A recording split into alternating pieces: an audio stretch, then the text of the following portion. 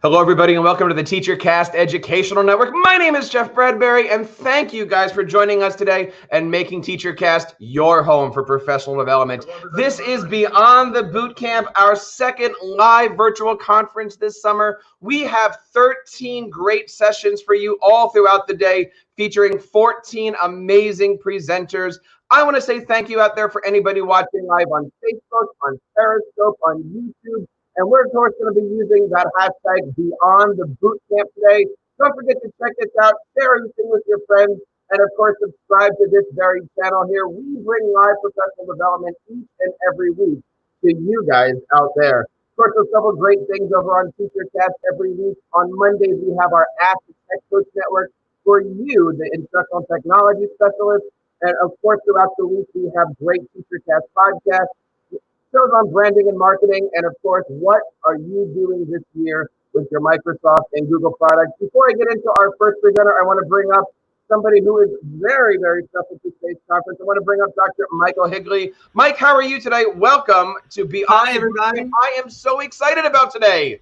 Me too. I am super excited to be here with you and all of your viewers. I can't wait to see how today goes and to learn so much from so many great presenters. We have some amazing things today. Coming up soon, we've got a great presentation about how you guys can become Google Level 1 and Level 2 educators. I know that's something that's going to be on every school district's mind as we go forward. At 9:30, we're going to be talking about how to use Google Slides to build apps. I am looking forward to that. And of course, at 10 o'clock, we're going to be using Google Sites to create e-portfolios. I want to bring on our first two guests today. Our first guest is no stranger to the TeacherCast Educational Network. I want to bring on Miss Melissa Summerford. Melissa, how are you today? Welcome to the show. I'm good. I'm up early. It's a Saturday. I'm here. And I want to bring on Miss Amber Trout. Amber, how are you today? Welcome to the show. Great. It's even earlier here, 7, but I'm here. Thank you guys for being here. We are doing a live conference. We are going to be here till 3:30 Eastern time today. Don't forget to tell your friends. And guys, you know, as we're starting this conference out, one of the important questions on everybody's mind is, how do we prepare our tech coaches for a rough year? How do we prepare our teachers for a rough year? What is the things that we can do to create a virtual classroom, a hybrid classroom, to really make sure that all of our students are having their needs met, both physically, virtually, and digitally?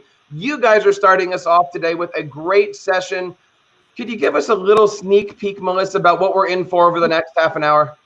Well, this is one way to prepare as a teacher, because becoming Google certified just gives you the tools to do that custom creation for your class, because you go through the process, you learn as you go through the training that Google has to offer. So this is a great way to get prepared for teaching online or hybrid, or even just every day. Like, every teacher needs to have this. I totally agree. Now, look, if you are out there listening, please take a moment and check us out. You can leave us a comment. We've got some great things going. We're going to be pulling up your comments. So if you have any questions, I love the fact that we've got people from Colorado, from Florida, oh my goodness, from Africa, from Washington, from Ohio. Guys, keep your comments coming. We're going to be pulling them up. And if you have questions, I will be back here in about 25 minutes to ask your questions to our presenters. That's the format today. Every 25 minutes, something special.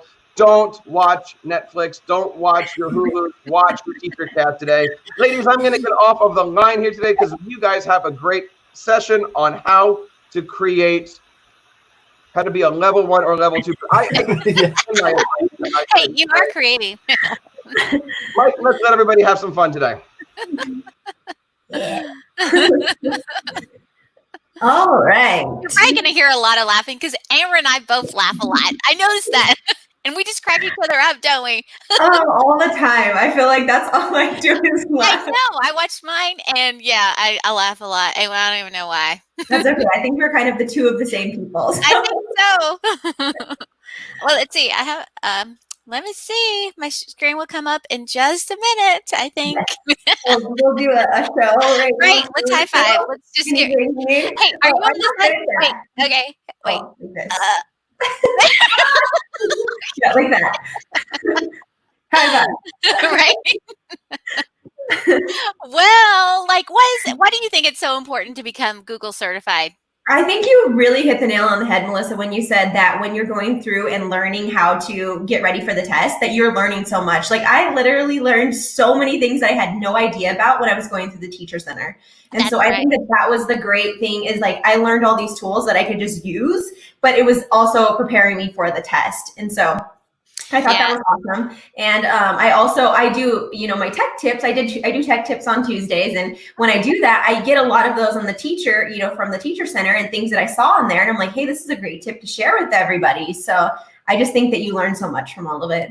Yeah, you do. And it's stuff that you can use in your classroom. And even as you're going through it, you're like, wow, I didn't know about that. So Yeah. you like learn things. Like I had one teacher who was going through it and she was like, wow, I didn't know that Google Sites did this. And like immediately when you learn about it, like you want to go take it. Well, I do. I want to go take it and then quickly apply it to my classroom. So I think that is Absolutely. what is the cool thing. And Google has like the training all there for you to go through step by step. And I was also, when I was going through it, I was like, oh my gosh, they have Google Trends and Google News and Your Planet, Your Plan. And I was just like, all these things. And I was like, I didn't even know Google had Yes, these. I know. And I was like, I thought I knew about Google. Little did I know. Right? That's so Hopefully true. those slides are coming up soon. I know, right?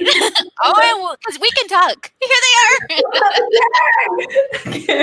Okay, so I'm Alyssa Summerford, and I am instructional technologist in Texas, and you can follow me at Summerford Stars. And wait, Yes. Here. Okay. So I'm Amber Trout, and I am an instructional coach in Colorado. And you can follow me at Amber_A_Trout yeah. on Twitter. Hey, and we forgot to say that we're both GEG leaders. That's how Amber and I got to meet each other. Oh, yes. So I'm GEG leader for Colorado, but then also I got involved in the GEG global team, and that's where I met Melissa. Yes, and it's been so awesome. Okay, so let's move on because we're probably gonna run out of time. Okay, so here's testimonies we were talking about. Like I have these two teachers that work at my school, and oh my gosh, like I told them, so that was one of my goals, like to spread this Googliness of becoming certified educators. So I talk with teachers, like I had 13 teachers do level 1. And so it's just by talking, because you don't get any extra money. You don't like, no one's telling them to do this, like they're doing it for themselves. So these two teachers right here, they not only did level 1, they did level 2, and they became certified trainers all within a year. Oh, It took me, yes, it took me, I did like one each year. Like I did my level 1, level 2, and then trainer. And then this year I got accepted into the innovator, which I never thought was possible, because this girl right, yeah, because this girl right here did not pass level 1. But you cannot give up. And I'm gonna always go back to it because I was so devastated when I did not pass. But move forward, push forward, and that's what we hope, that like don't get discouraged, basically.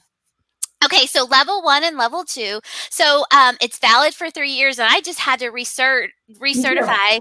Yes, and you know what, Amber? I was like, I had that fear again. I was like, oh my gosh, what if I fail level 1? Panic attacks. Yes, I was like, I'm a trainer. What if I fail it? But it's because of that first experience. Well, anyway, it's $10.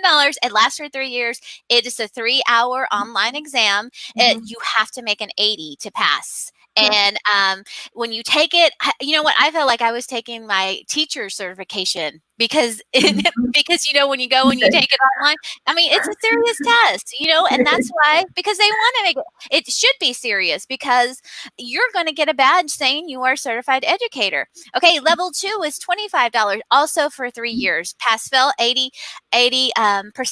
But when you pass these, you're going to get these badges, and like you become so proud of these badges, because you worked hard to do this. So, but also you can open up new doors. So then you can now become a Google certified trainer. You can now apply for innovator. So like, I mean, you can really push yourself. As soon as you get level 2, the possibilities are endless. Like really. They are. I know. I thought, I'll just get those. I used to see like things come up, innovator. I was like, wow, I'll never do that.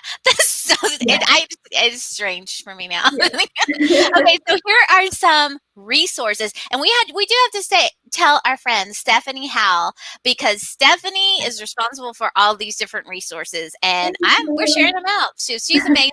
So there are some sample questions that you can go through. I believe we'll give you this link, so don't worry about it. We'll give you this link. So sample questions, Google has some sample questions on their training center. So you can get some there. There are some other, this matrix breaks down each skill and concept. So we're going to give you this presentation, so don't worry. All right.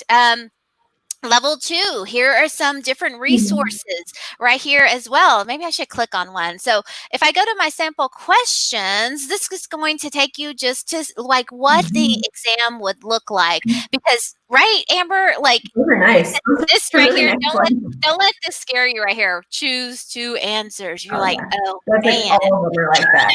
Yes, because it really wants you to think deeply, right? Don't you think this test is all about thinking deeply in the perfect, kind of like when you take your teacher exam, in the perfect world, what would your question be, right? Yeah.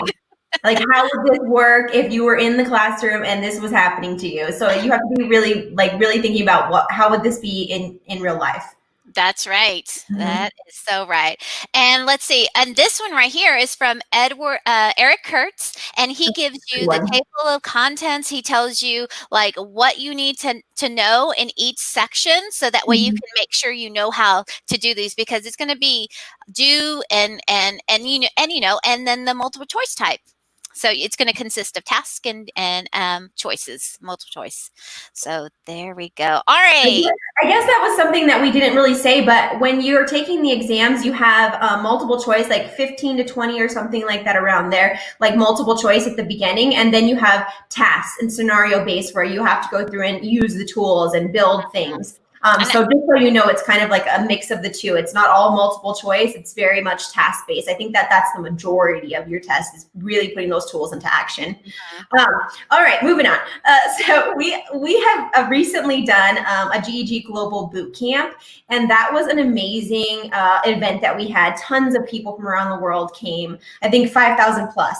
And so, but you have all the resources here on the website if you click on that, and it's all the 3 days of boot camp, and these are all the tools that you're going to see on the test, and we went through everything with you. So please take a look at that. That is a great resource for you. There is grad credit involved in a lot of this stuff too. So I mean, it's a win-win. You get your certification and you can get grad credit. So check out the Bootcamp website.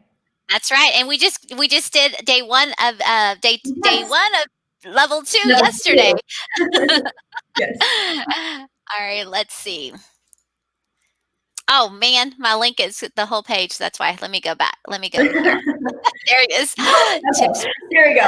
So these are just some quick tips for success, because we know that there's a lot of things that you're going to encounter, and we just want to make sure that you guys are as successful as possible. So be prepared to sit for a long time.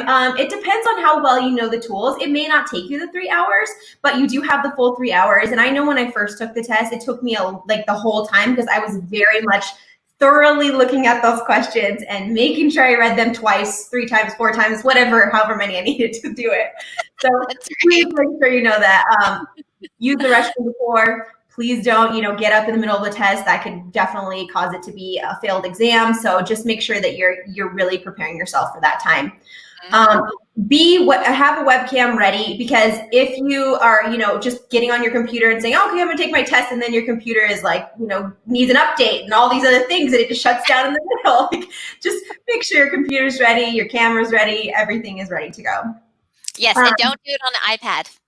Yes, don't do it on an iPad. Don't do it on a phone or any kind of touch tablet like that. Like, it won't work for you. You have to do a lot of, clicking, dragging, all sorts of different things. And so just be on a laptop that you can use. It's 7 days to take the test if you're going through the criterion system. So if you go through the criterion system, which there's 2 different systems right now, there's ProctorU and there's criterion. And so criterion is going to go away later on, but you still have a full year in there. So criterion sends you an email as soon as you sign up. They said you have 7 days to take the test, and you can log in anytime, any day in those 7 days. ProctorU, that's a little bit different. Sometimes you have to schedule it with a day or a time, and then, or sometimes you can take it on demand on certain days that they have it available. You can just click the button and then it would start for you. So just because I took it on ProctorU when I was recertifying, and then I took my level 2 on the criterion system, so I know both systems. So well, there you go. You're a great resource for that. Yes, I'm like, I did both, so I got it. And then have the latest version of Chrome, like I was just talking about with your webcam and your computer ready. If you don't have the latest one and it needs to do an update in the middle, or if tools don't work because it's not updated, that's going to cause you a problem. So just make sure you have everything updated, ready to go. And then know how to use your incognito window. I cannot stress this enough. It is because they ask you when you get in there to open up an incognito window so that all of your other accounts are logged out and they're not pulling things from. That is one thing that I've heard from tons of people on how they've failed the test, because they have pulled it from their drive or put whatever is a resource into their drive instead of the exam drive.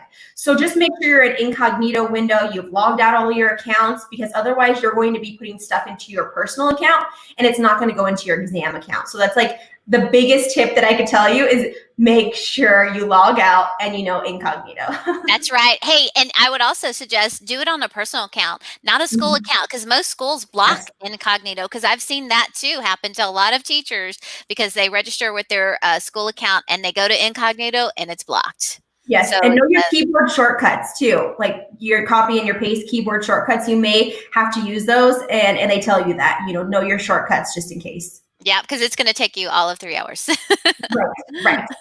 Then pin the exam, not literally, but pin the exam to prevent accidentally closing it. That was one thing I think that I made sure of, because sometimes when you're like clicking the windows out because you're like, I have so many tabs open, it's getting overwhelming. And when you're clicking them out, you're like, oh no. And so just make sure that you don't do that. You don't have that moment. I didn't, but I know people that have. And so there is, you can do, Control-Shift-T, that opens up the last tab. So if you wanted to do that, you can, but just make sure, because it tells you on the test, keep the tab open. That's right.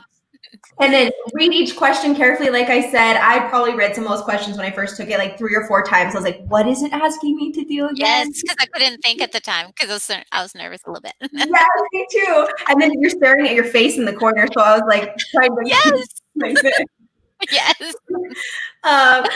Use the bookmarks from the pre-test session to get the content quickly. So the test is open note, open internet. And so that is really helpful for you to go through and find anything that you may not have, studied or, didn't know about. So if you have bookmarks and different stuff from like your pre-test session and things that you wanted to go back and look at, you can during the test. So just make sure you have them easily accessible to do that. Yes. Yes. And then mark for review any questions that you are unsure about. I did that like a ton of questions at the beginning. I was like, I could go either way. So I would mark them for review, but I would definitely answer them first. And then I would come back and I would just review and say, is this the answer that I think? Because if you leave it blank and you run out of time, then those questions are now not counted. So make sure you answer them, then mark them for review if you're not sure, and come back later. That's right. Yeah. So that leads into the last part of it, where it's like, don't skip questions, like give your best answer. And sometimes what they always tell you is like, your first instinct is the best one. So like, just kind of pick what you think and then come back later and kind of reevaluate, like, is that what I think would be the best, situation for that scenario? Or so don't skip, because if you run out of time, then that now hurts you. That's right. And these are our friends, Stephanie and Darren. I do want to give a shout out for them, because their gifts are amazing, aren't they? Stephanie was like, you can make yours. I was like, no, yours is great. I was going to say, she told us, make your own. And I was like, no, Stephanie, yours is great. All right. Okay, there will be a clock and it will be running with the time. So just make sure you're paying attention to that and you're cognizant of that. It's distracting sometimes watching it. So sometimes I would have to put a sticky note up on my screen just so that I'm not paying attention to it so much. But I also would make sure I knew how much time I had left. No human ever will score your test. It doesn't have to be pretty. I know we're teachers. I know we want to put these nice backgrounds up. We want to, make it so that it's centered. You don't have to. It's the computer that does it. It's all this like AI software, and they just kind of go through it and check for correctness. So don't worry about that. That's right. Your results will be available within 14 days, or if you're taking it through the criterion system, it may even be quicker. It might be 2 days, right after the test. And so depends what system you're going on. If you're going through ProctorU, it took probably about 7 to 8 days for me to get my results. But then on criterion system, I got it in like a day and a half. So depends, but just be prepared if it's 14 days. Don't overthink it. Just take the test. I don't know how many times I'd sit there and look at it and be like, is this really what they're asking? Is that? But when I really just sat back and I was like, okay, stop overthinking. What would I do? And then I was like, oh, okay, that's an easier answer. And there's a lot of them when you look at those answers that you just have. There's very wrong answers that you just are like, why? No, who would ever do that? Right. Process of elimination is easily. And then be sure to follow the directions exactly as stated. Yes. I know that that's sometimes difficult because you're like, well, I would do it this way, or just do it they say exactly as they say it. Even like in emails, if they say email to someone, just email it. You don't need to put like a title and all these things. Just email it. That's right. I know. It's so hard. I think that's what I did my first time. I try to make it pretty, and I try to like, ooh, that doesn't look right. Yeah, don't do that. Doesn't matter. And then the last thing is absolutely when you pass that test, celebrate. I mean, tag us, tell us about it, put it on social media. We love to celebrate those people that are passing these exams. We know how stressful they are. So doing it is a big accomplishment. So That's right. Absolutely want to hear about it, because I know that when I passed those tests, I was like sharing it with the world. Oh, me too. And probably people are like, unfollow Melissa. Enough of her shenanigans. Right.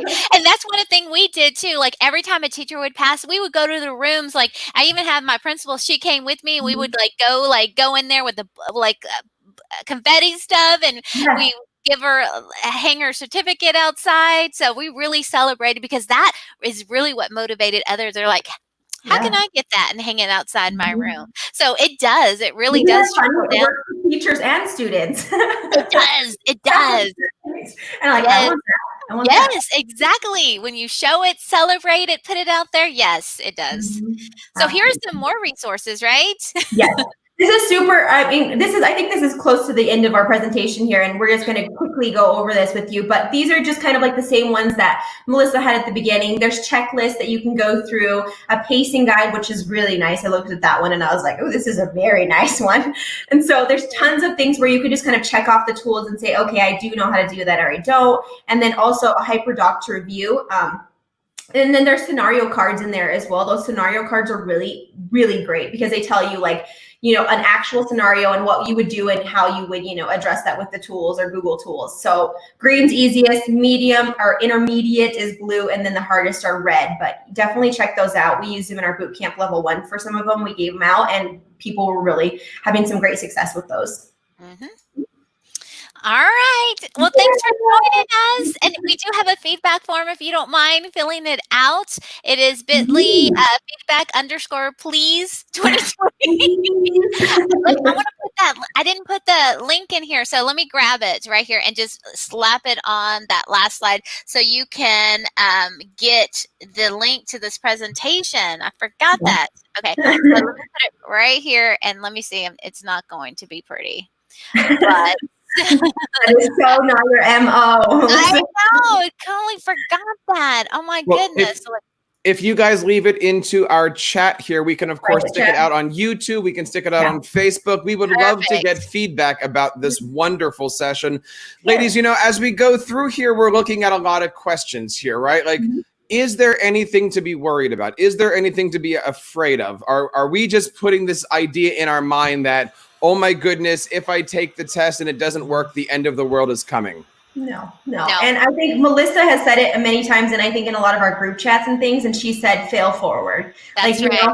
You fail forward because you're taking a leap of faith in something that maybe you don't really know that well, but you're like, I want this. So you're going to work hard at it. Whether or not you fail the first time, you're going to get back up and do it again. Like, I am going to put myself out there right now and tell you guys that I applied for VIA 20. I didn't get in, but I'm going to apply again. So that's just this is my third time. And now I'm glad I failed. Yes, now I'm glad I failed level 1. So I can tell people, like, I failed it, but look, and I keep moving forward. So if first it was devastating, but now I guess it was meant to be.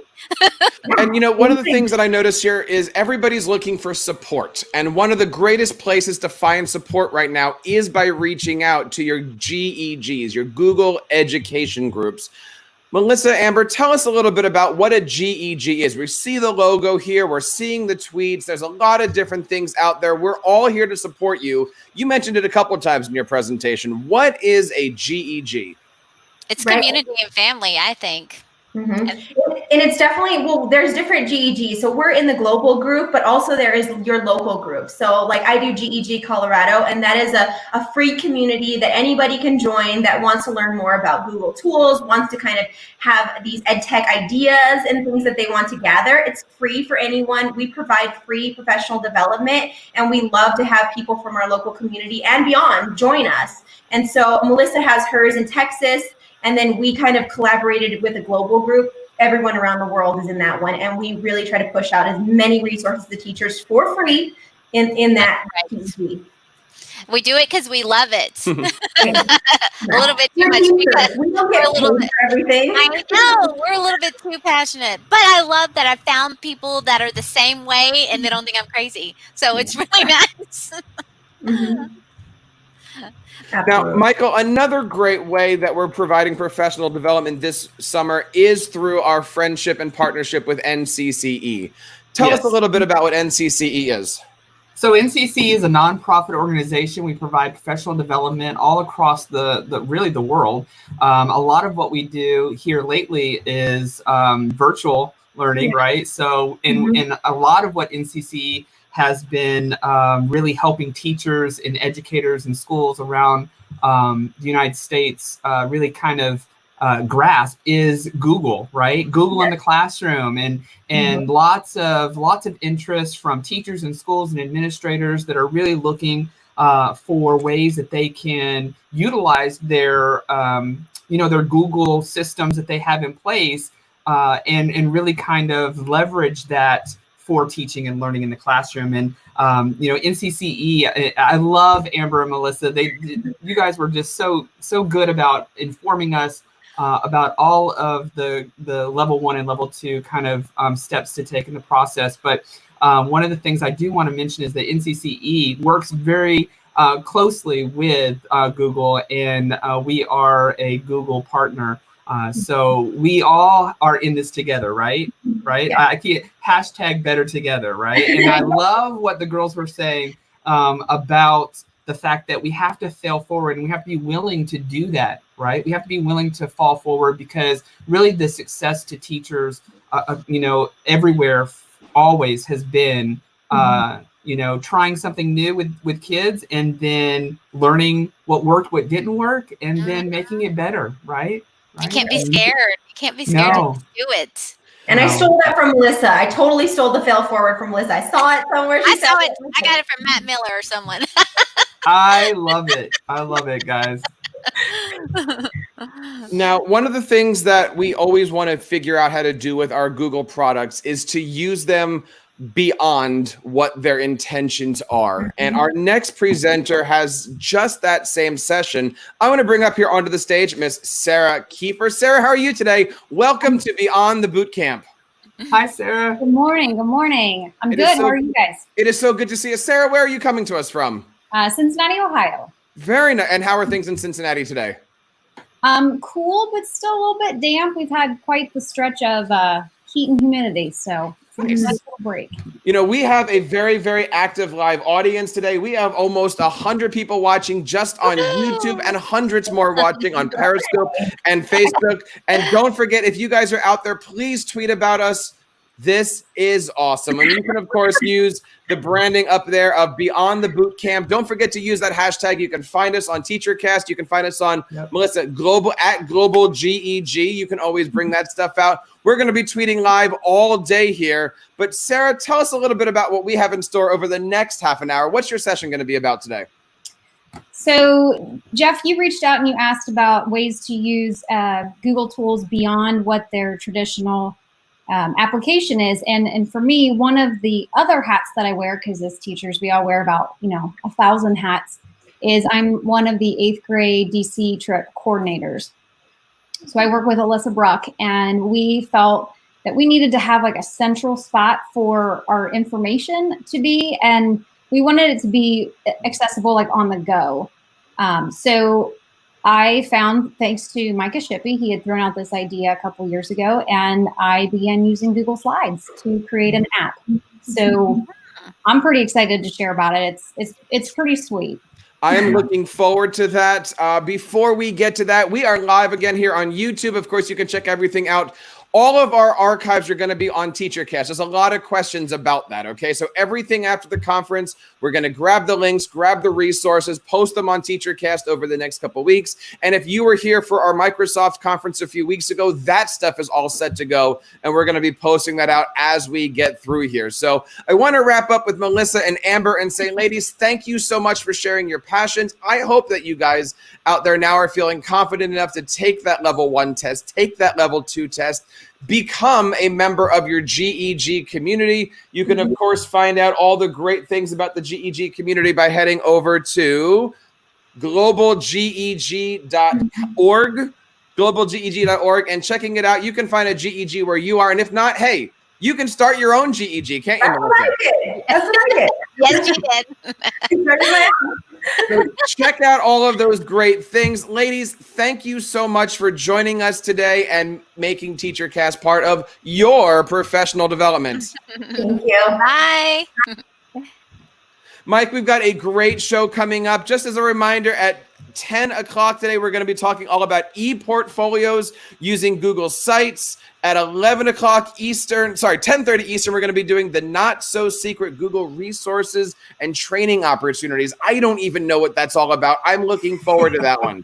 But I want to bring up here again Sarah, who is going to do an amazing job. Sarah, I'm going to let you take it away. Now, you're going to do some audience participation here, right? You've got some things here to show us. Is there any instructions that you'd like to have me do or have our audience do? I would suggest, if you are capable of right now, get your phone out or a tablet or some sort of mobile device. You can totally do this on your computer. And that's kind of one of the cool things about using slides is you can pull it up on a computer, but you can also pull it up on your phone. You can pull it up on a tablet.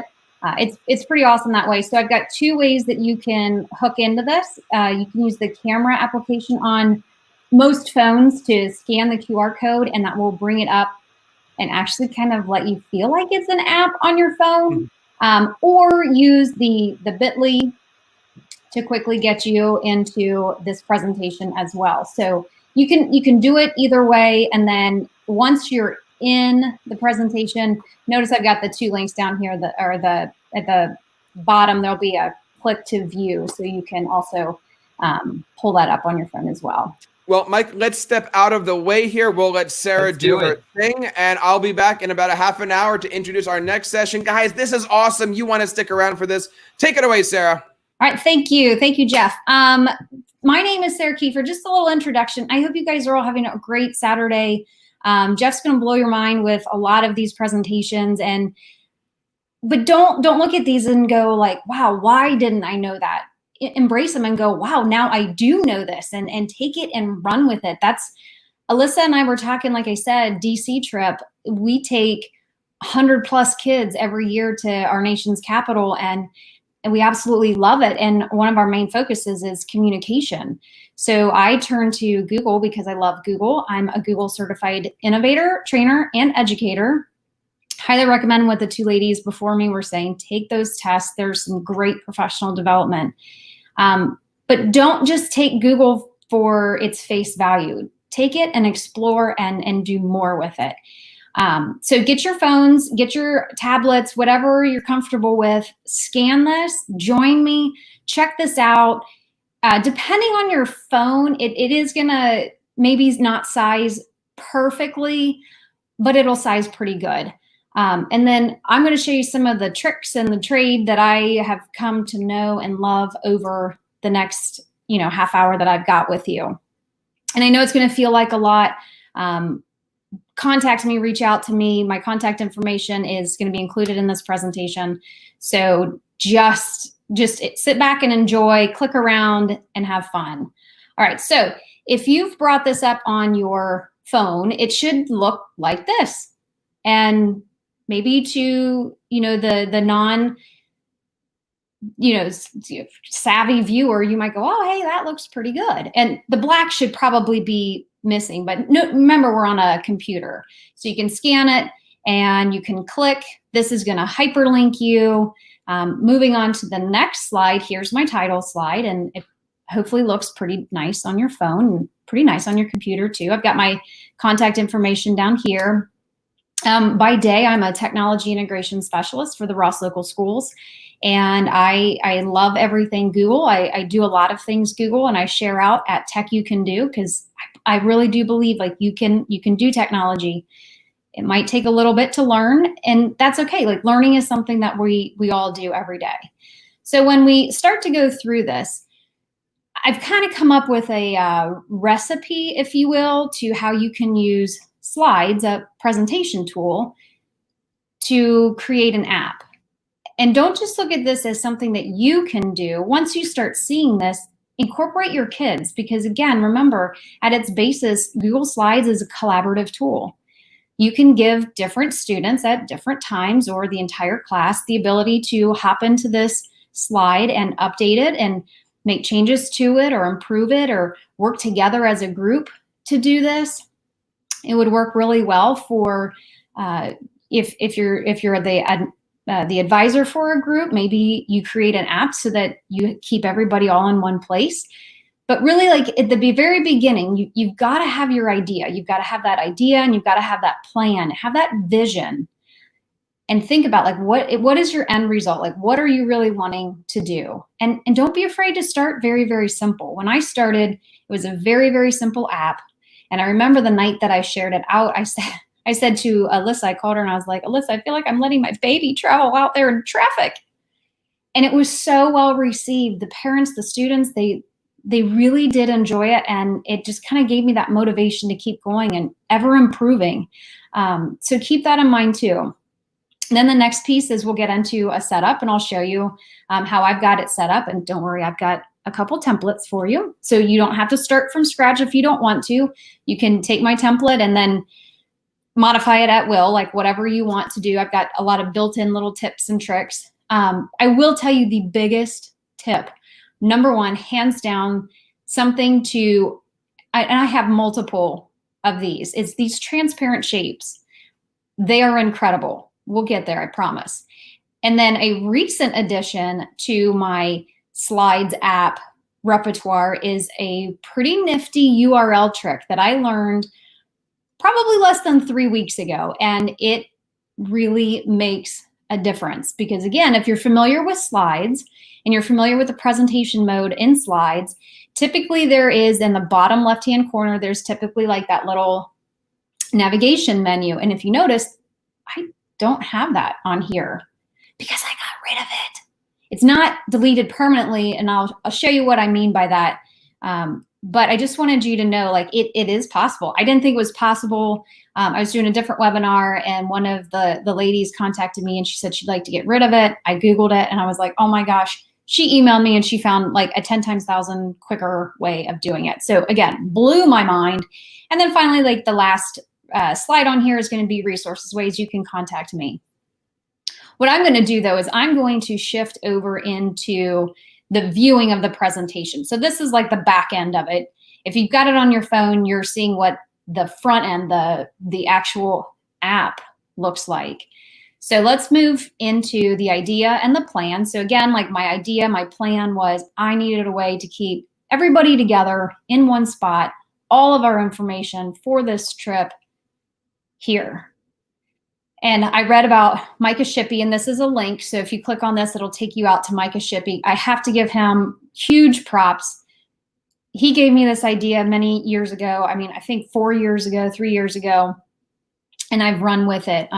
But I hadn't thought about using slides in this way until I learned it from him.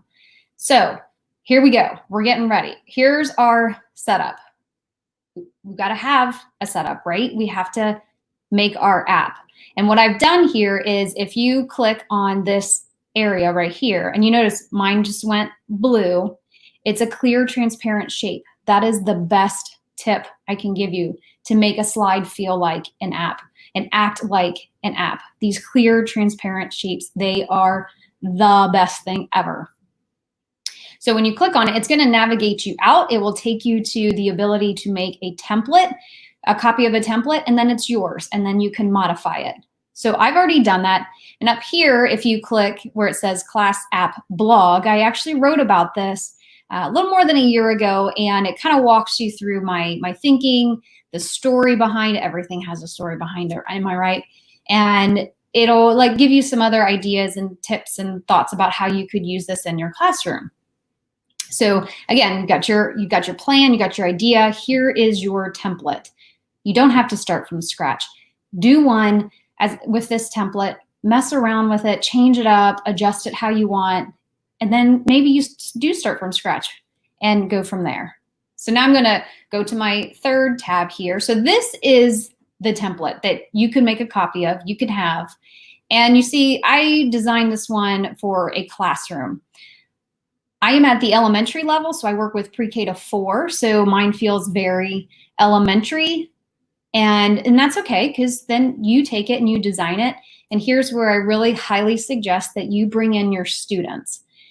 Have them help you design the theme. I know a lot of teachers, especially at the elementary level, have some sort of a theme. But as you get older, I was a former 7th and 8th grade social studies teacher.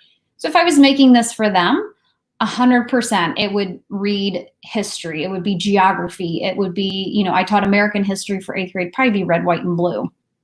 So you can theme it to your content as well. And just, you know, something graphic. This is the intro screen.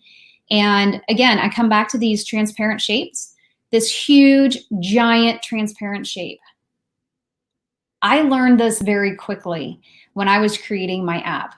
I have an entire shape cover the slide, and then I link it to itself. Until I had no idea that I could do this. I was just like, oh, but if they tap somewhere, you know, on a slide presentation, if you tap somewhere, it automatically takes you to the next slide, unless you're clicking on a hyperlink within that slide. Well, I was like, but I want them to stay here. I don't want them navigating. So I 100% force the navigation in my slides app by putting one giant transparent shape over the entire slide. And then I'll put smaller transparent shapes over things that I want to force the navigation to. So in present mode, if you were to click anywhere on Mrs. Kiefer or this cute little monster or any of these little monsters down here at the bottom, you're gonna stay right here. My mind was blown when I figured that out. So I had somebody, Alyssa, I think said to me, she said, well, Sarah, it's not going anywhere. I said, I know, right? Like that's the best part. You only are gonna go to the places that I have purposely linked you to. So that is a huge tip. These transparent shapes, love it. Typically what I do for the giant one, if you notice, I leave the border to be gray to remind myself that it's there if I'm editing, because you're gonna have to move that because you need it to sit right on top of everything else, except for the ones that you put on top of that to force your navigation. So then the second slide that I recommend that you have, and if you see these little gray speech bubbles out to the side, what those are, and this is another great tip, regardless if you're making a slides app or not, if you just use slides with your students or you use slides for professional learning, use these speech bubbles. And if I'm working with students, I'll make these bright neon colors so that the students can't miss it. But what I do is I tuck in information in these little speech bubbles. So when you make a copy of my template, you're gonna notice that it's got some information, it's pointing to something, and then at the very bottom, I do give you that reminder, delete these when you're done.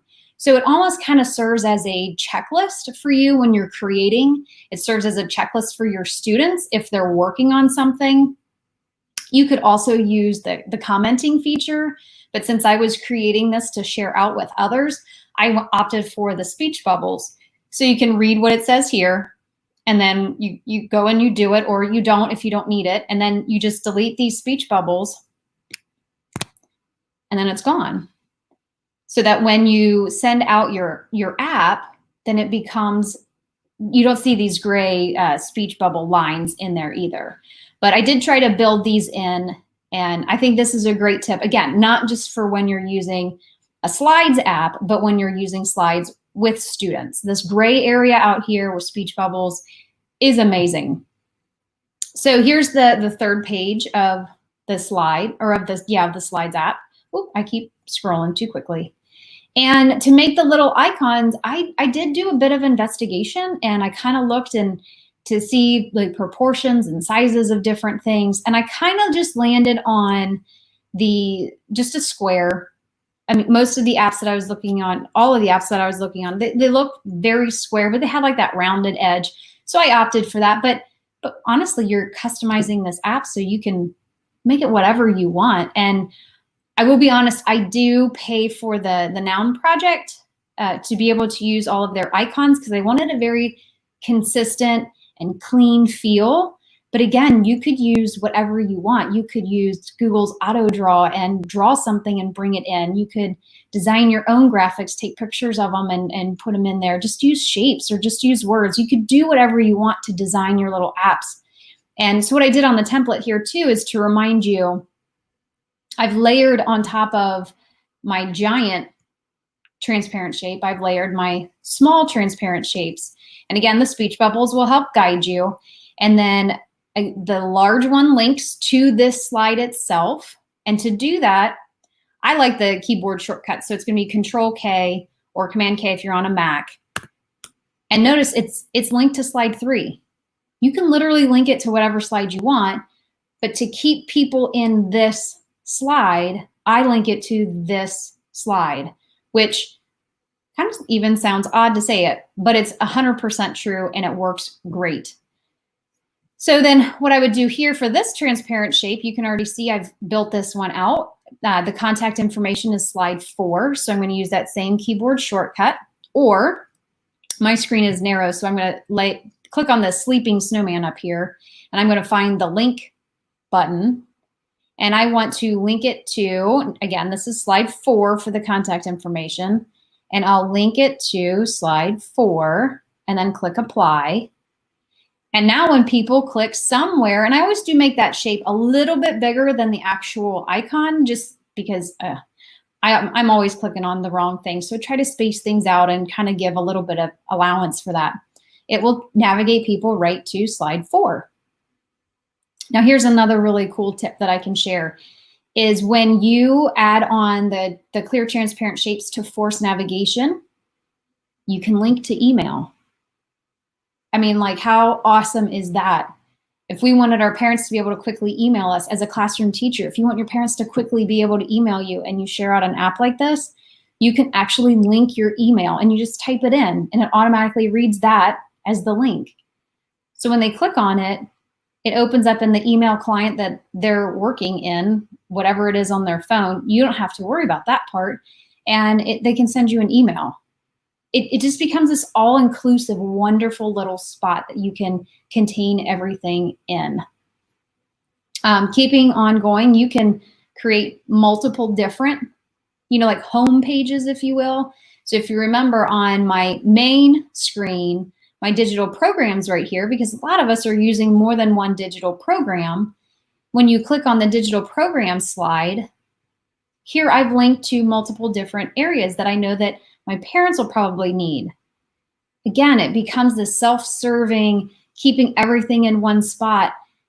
And I'll tell you, if you need to adjust something, it's pretty incredible because with slides, each time it's opened, it's automatically refreshed. If they already have it open, they just click on the little refresh button in their browser, and it's the most up-to-date version of this that it can be. I used this when I was on my trip. The last year we were sitting in the Capitol building. I needed to make some adjustments to the numbers on our buses and our groups. I pulled up the Slides app. I opened up my Slides app for that particular trip. I adjusted the numbers. Everybody's was updated. Next time they opened it up, boom, it was done. Wonderful. You don't have to wait for it to drop from the App Store. You don't have to tell people to go to the App Store, get the update. Slides bypasses all of that because it is this live, living document. It's wonderful. I can't sing its praises enough. You can even insert, giant images. Here's a lunch menu. You could type things in. Again, this is where I say have students. You know, we all have classroom jobs for our students. If you have a class app, have students come in and help you maintain this and create things for homework. You could have it be a student's job to come in and type the homework every day. It just, the possibilities become limitless with that collaborative piece, all thanks to Google Slides, which we use as a presentation tool. But it's not just a presentation tool. It's so much more than that. I could go on, and I've got some blank sheets right here. You know, change the color of the background, put some little graphics on here, really kind of make it feel like your own, make it read like it's yours. And then the last tip that I put on every slide, and you notice it doesn't change, it's all right there, is I do create some sort of like home navigation button. So again, a clear, transparent shape sits on top of that. It links back to what you have deemed as your home screen, and it just constantly links them back. It gives them easy navigation in and out and all around your slide app. Now, the one caution I will say is for these, like links out to textbooks, links out to grade books, links out to websites and all that, it does take you out of the app, which is probably the biggest drawback, but you keep everybody in one spot. Everybody has one home to come to.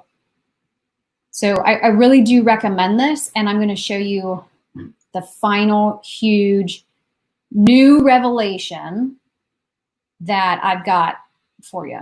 And I just learned this literally like 3 weeks ago, thanks to Mary. She taught me. I'm always learning. I love learning. I never want to stop learning. So she wanted to get rid of that navigation bar that we always see in a slides presentation. And I responded very nicely. I was like, no, Mary, I don't know that that's possible. I've never seen a setting or a tool or something like that. And she was like, oh, okay. And I said, you know, feel free to Google it. Like, other people might know something that I don't. And then like a couple days went by, and I was like, you know, I'm really kind of curious about that. So I Googled it. Just literally typed in, how do I get rid of the navigation in slides? And I was just kind of like, there were answers, more than one. And I found a YouTube video. The guy was talking about how you jump into the code and you do this and you do that. And it was like a 5-step process. And I was like, oh, I could totally do this. Like, you know, maybe not everybody wants to do all of this, but if I get rid of that navigation, oh, absolutely, I would love to. So I responded to Mary and I said, hey, I found a way. Here's a YouTube video. She responded back. She was like, oh, well, I mean, that's nice, but I also found it from Mrs. Talk Techie. And she's like, this is all you have to do. And that's what I've got here for you. So I'm going to zoom in just a little bit. So the first thing you do is you just come up and you select your whole URL. Grab that whole thing, just one click. And notice I'm still in like the editing version of my slide. It's the only place I have to go. Click on that. Go to the very end of that URL. So I just hit my right arrow and I go all the way to the end. And then what I'm going to do is I'm going to delete everything back to that slash, the final slash. You probably will see the word edit, E-D-I-T. You want to delete all of that. And then you're going to replace what you just deleted with this. And I'll give you a tip. It is case sensitive. I did make the mistake of, I think I capitalized the P, and it doesn't work. Case sensitive. Everything is lowercase. You're going to put in preview, and I'm just typing it right now. Preview $RM equals minimal. Hit enter. And there you go. It automatically changes and puts you into the presentation mode. No navigation bar down here at the bottom. And I'm telling you, people, I sat there and my mind was blown. I was like, I don't have that navigation bar getting in the middle of all of this stuff down here. People have to use the navigation. I was like, this takes it really to the next level. And I emailed Mary back so cool. You guys like, oh my gosh, thank you so much. Like, this is like 10 times easier than what I thought I was going to have to do. Thank you. It was amazing. Amazing.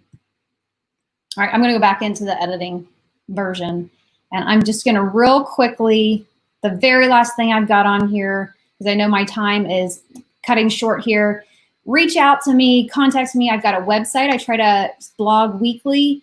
I'm on Facebook. I'm on Twitter. I use Wakelet. I curate a ton of stuff in Wakelet. And I mean, I do have a YouTube channel, but I still feel weird saying it, especially sitting here like Jeff's got 13,000 people. I don't put a whole lot out on YouTube, but you can contact me in any of those areas. And if you have questions, if you want help building an app, I would absolutely love helping you. I just see the possibilities being endless. Like, this is just such a cool way to use a product that we're all comfortable with, that we all really love, that has so many amazing, cool things about it, and take it to the next level. Well, Sarah, there's been such a great response from everybody here on YouTube, on Facebook. There is one question here. We do have time if you've got a second here. Alyssa says, how do you make the icons linkable? Can you show us how to do links from icons? I'm guessing we're talking about, let me go into here, or like an icon like this. So if you want to, let's go to Google Classroom, because that's, and I'm just going to real quick copy that link. Okay, so you want to link to this icon to go to Google Classroom. So all you have to do is you make your clear transparent shape, click on it one time. I like that keyboard shortcut, Control-K or Command-K if you're on a Mac, and it brings up that little link box. So here's where you type in what you want your link to be, whether it's, sarah.kiefer@rossrams.com, like whatever your email is, or if you know the website, you type it in there. Now remember, I just copied and pasted, so it might be easier if you open up a new tab, grab that link, copy it, and then you hit apply. And then I'll just go into, well, I don't want to go into present mode quickly right now, but let's pretend like we're on the app version, like on your phone, and you click on it. It's going to pop you out to that particular website. It's as easy as that. Any other way that you insert a link, doing the shortcut, coming up on your sleeping snowman up here, clicking on that link, insert link, 2-finger tap on there, type in whatever it is that you want to link to, email, web address, another slide. It all works the same. It's pretty awesome. That does seem easy, doesn't it, Michael? Yeah, oh yeah. I love this. I didn't know this was possible, and I use Google all the time. So I think this is just amazing, and I think this is a game changer for teachers in the classroom. Absolutely. Yeah, if I can jump in, I've shown this I've done a couple different webinars about this, and because I absolutely adore this. I really do love this. And I've had a lot of teachers, especially in the older grades, where they're really getting into more of the teaching of technology and how kids can create on their own. And I've had several teachers reach out and they say, this would be a great way just to like fake out an app before we go into any of those like real app creators, like let's just mock one up. And absolutely, like it's free. You can start over. You can do the version history. You just continue to let the kids play and learn and devise these different things. And it's all within Google. Like it's everything within Google. So it's pretty awesome. Yeah. What are some of the other ways that you've been using Google Slides? I know apps is certainly out of the box. Everybody out there on YouTube is going, boom, mind blown, right? How else have you seen Google Slides be thought about as not just your boring presentation? I see a lot of teachers, and I work with a lot of teachers on creating interactive. So like where I talk about using those speech bubbles to guide students, they would put maybe like, again, go back to elementary where that's my job daily, is dragging and dropping activities. Sorting, word sorts, shape sorts, color sorts. Eric Kurtz has a lot of amazing resources out there. I could give out a nice little shout out to Beth Kingsley. She and I created a website, templatesforteachers.com. And this class app is actually on there, along with a travel app that I created. If you're a tour teacher, coordinator person, I do have one that's definitely more tour related. But if you go to templates for teachers, we've got roughly 40 on there, and these are all made in the Google Suite. You can make your own copy of them. You can modify them at will. We do have a bunch more that we needed to do like a shift with our website. We had to convert it. So we're still in the process of getting more and more up on there. Short little newsletters. I worked with several teachers where they focus on presidents, and we create like what appears to be like a Time magazine or a Scholastic magazine, because that's what the kids read at school. And a lot of it has those directional pieces. So your students that can read, that can go further, they read those directions, they can kind of be independent. And then that allows you to walk around the classroom and support those that need a little bit of support. But there's about 40 on there, I think, maybe 50 at this point. Gives you a little story. We also added in like how we could see you going further with it, or maybe if you need to drop it back because you're working with younger students. And because they're all in Google, drop them in Google Classroom, make a copy. We've been inspired by a lot of other people. And I will say the vast majority of these do use slides, but there are some teacher-specific resources. There are some that are ready to go for students. There are some that like professional learning maybe, but we just love sharing stuff out. Find us on Twitter, Templates for Tees. So that's awesome. And I love. And by the way, what platform have you built this on? Actually, that's on Blogger. It's really Blogger. Yeah, I found a website and I loved how the cards are. They look like little postcards almost, or like little snapshots. And I just found that like so visually appealing. And I texted Beth. I was like, "Oh my gosh, Beth, we have to use this." That was when we were converting, and she was like, "I love it." So yeah, they're like cute little cards, and they pop up when you click on them. So over on the far right, this is the only thing that I kind of find goofy, is over on the far right, there's like that dark gray bar towards the top. Mm-hmm. That's where you can find and search by labels. We've tried labeling them by product, by the, is this a teacher resource? Is this a student-ready resource? I think we have grade levels on there, targeted grade levels. But I mean, we love making these things and just want to share them out for people. Very, very cool.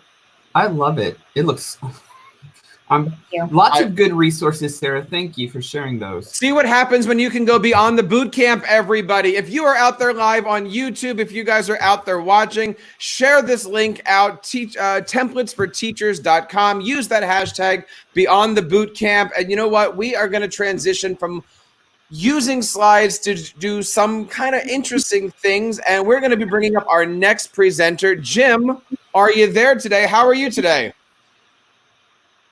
Jim, let's get you off of mute today, my friend. As Jim is getting ready, Sarah, thank you so much for sharing. Guys, we are live. If you're watching us on Facebook, don't forget to give us a like. If you're watching us on YouTube, don't forget to subscribe to this very channel. Don't forget to smash that like button. Do all that great stuff. Leave a comment. We are here all day until 3:30. Sarah, thank you so much. I'm going to make sure that all of the links that you're sharing with us are going to be put out on TeacherCast and beyond. Thank you. Sarah, I'm going to let you go, but thank you so much today. Thank you. Thanks, Sarah. Now, Jim, today we're going to be talking all about Google Sites, Google's free, amazing, and dynamic website creator. Tell us a little bit about yourself, Jim. Well, I'm from Texas originally. I've kind of lived my life on or off I-35. Mm-hmm. Grew up in San Antonio, went to school in Waco and Fort Worth. Spent about a quarter century as a full-time church musician, then went to the elementary music classroom. And from there into math and science, third grade, and from there to educational technology for my last 6 years. Nice. So I'm looking forward to hearing, because you're going to be talking about e-portfolios. Jim, if you can pull up your application window, not your desktop right now, but pull up your application window. Let's see. Okay. There we are. And I'm going to let you go here. Let's see. Let's get you over on the right tab. Let's see how to do that. All right, Mike, let's let Jim have the floor. And if you guys have any questions, don't forget, leave a chat below. We're going to be pulling those up. Hit that subscribe button, share with us. We'll be back in a little bit. Jim, I'll give you the floor here. Thanks, Jeff. I love Google Sites. And like Sarah was talking about, slides has been a great tool for use over the years. And one of the issues with sites originally in the classic sites was that you couldn't put a slide carousel in, which is available now.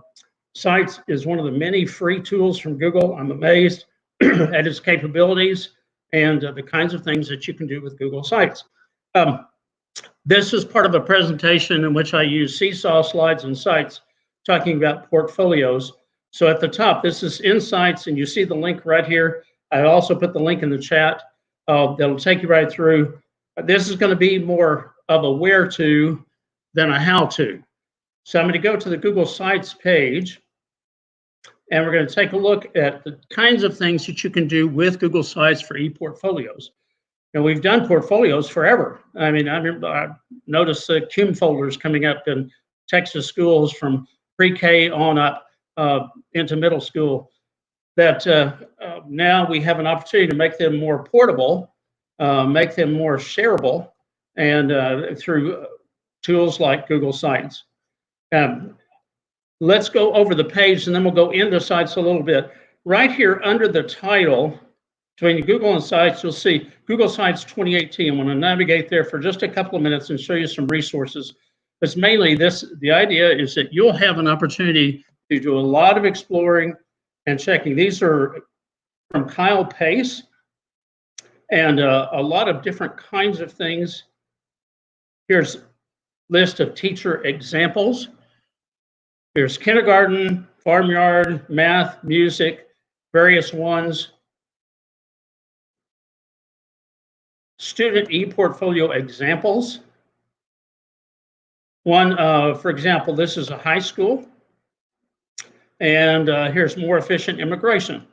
The young lady, and notice these are 12, 13. So some of the documents are not still on this site because they've been removed, but you can kind of see how she set up her e-portfolio.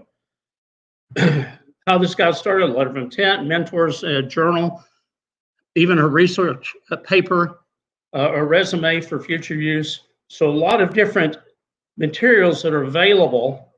And in this case, this school, she had some internship experience, as some of the other students, if you look at this particular site. If you go to a model student portfolio example, here are some of the elements that you may want to consider including students. Here's the various high school years, a great failure. Although a lot of character development is shown through the things we fail, as opposed to all of our successes, recognitions, activities, community service, which is another things for that is particularly sought after by universities as part of their acceptance process, not just test scores. Assessment rubrics for the portfolio. So here it tells, kind of gives you some opportunities to formulate a template or some exemplars for your students as they go through. And then Googlio's e-portfolios with Google Sites, way to take Google Sites and use sites to meet your needs for Google portfolio for your e-portfolios. Now, a couple of things under this. Site support. This is takes you directly to Google, the things that you can do and the things that Google can help you do with sites. And since we're, especially with Google Sites, we're frequently talking a little bit more about secondary, parting gifts from school to personal, how you can transfer files, how you can transfer your personal account or student's personal account as he or she progresses to university, or you move to another district. And then a sample rubric. This one actually came from University of Wisconsin. So this is a higher ed rubric, but here are some of the ratings. Here are some of the criteria that the university used. And also there's a link to other rubrics. And you would, of course, scale this to the grade levels of which you're working.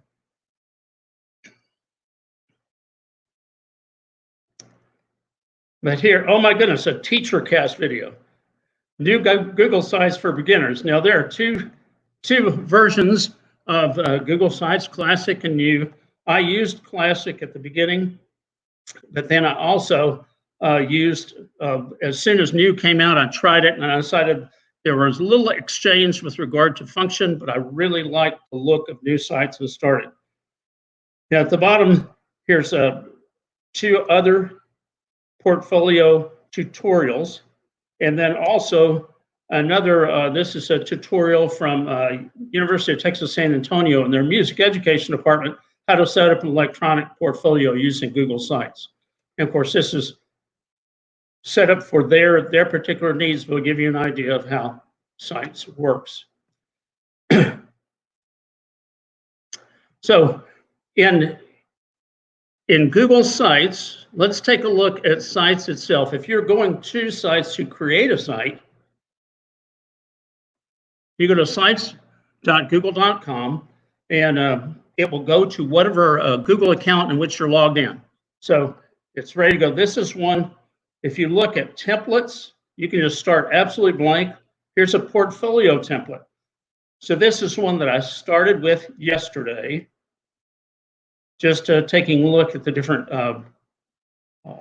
possibilities that they have. And here is the beginning of a portfolio site.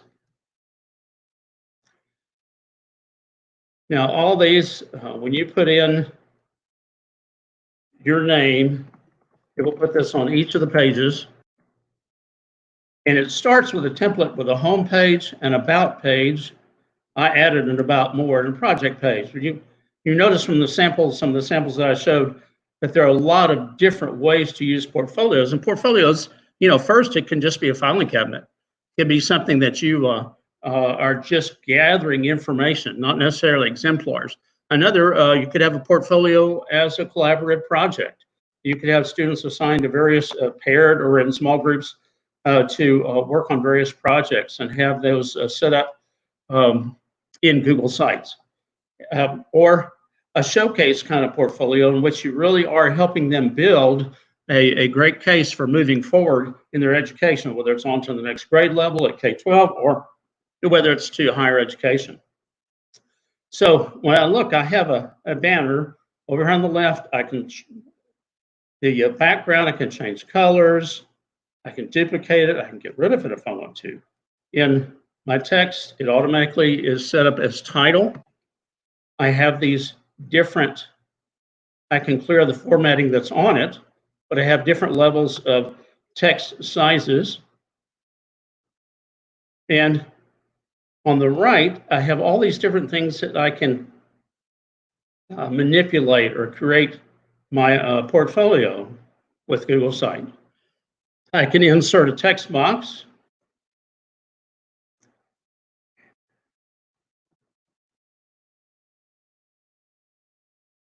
I can change its formatting. I can change the type of text. Again, I can put an embed.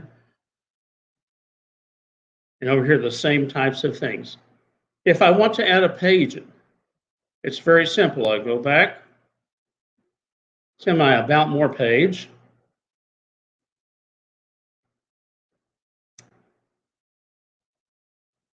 I can make that my home page if I want to. I can duplicate it.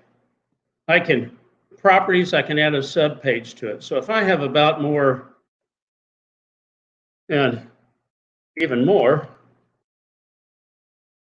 very simple to go ahead and add that page and get it in. You notice there's a more subs. In Sites, you have the opportunity to hide from navigation or show a navigation. So the default is show, but if there's, for example, in my creating a site for students, if there's some things I don't want them to see, maybe some resources, maybe some instructions, maybe some background, something for the future, I can simply hide that from navigation. And as they go through, they don't see that. But if I put it back in navigation, then it will come up more subs and even more. So we have these pages available, and Google, again, this is a free tool, and it's really amazing at the different kinds of things you can do, but it's not a professional, paid, premium type of platform. But it does have some options. Here are themes that you can use in Google Sites. So right now it's set up as a simple theme. I could set it up as a vision theme, which changes text and font. I can change the font colors. I can change the font style. I can move through and try it. So I can try a lot of different things as I'm going through my project. I go back to my simple. Now, back to home. I'm going to insert. And the theme does carry through the site. Perhaps not quite so flexible as you would have with a premium professional version of really customizing everything, but it does have a lot of options. If I want to insert an image, it'll ask whether I want to upload from my device or whether I want to select something that's already in. So here I have a Beyond the Bootcamp book. So here I can insert an image on this page, and I can crop it if I choose to, or remove cropping. I can link it to a site, get rid of, or, for example, I could add a caption.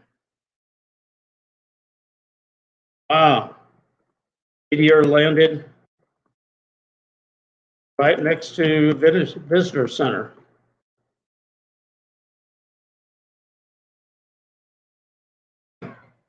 What are the odds of that?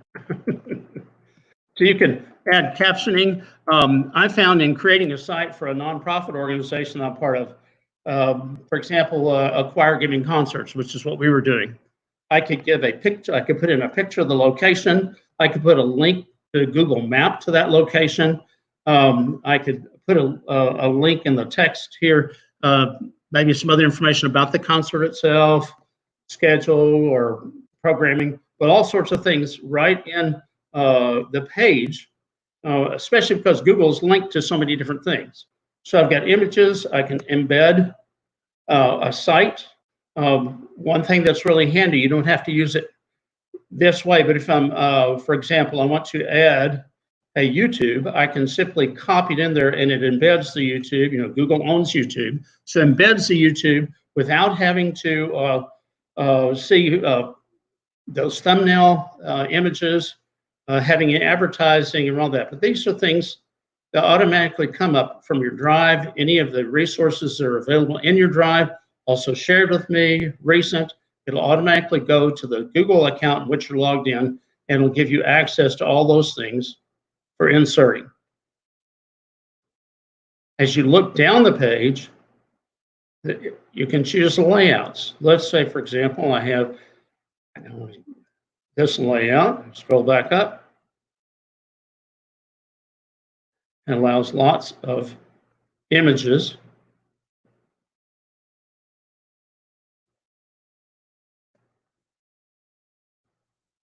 But all these things I can insert.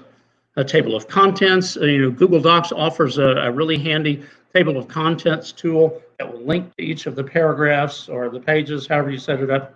Image carousel. This is one thing that was missing earlier in from Google Slides, but now you can load a series of images. You can set it up whether it's click to change or the time period for changing. You can add buttons, which can be links or just navigate to another page. Dividers, placeholders. Again, because Google is connected to YouTube, it's immediate your calendar, if you're working with your class or your campus, and all these different documents you have available. Now, one thing that's nice, as you're creating your site, you have the opportunity to look at a preview for different devices. This is a laptop preview. Here's a tablet preview. And here's a phone preview. So you can design yours, you can see how it's going to look, and then adjust your design for the particular devices you're targeting. You may want to handle all. It may primarily be phones, or it may primarily be like, it could be iPads, of course, laptop for Chromebooks. So all those are very handy. And again, you've got your undo review. Now, this is for sharing like you would share other Google kinds of things. And that's the one caveat I'd like to make about Google Slides is it defaults to, Google Sites, it defaults to public. So unless you determine otherwise, when you get over here to publish,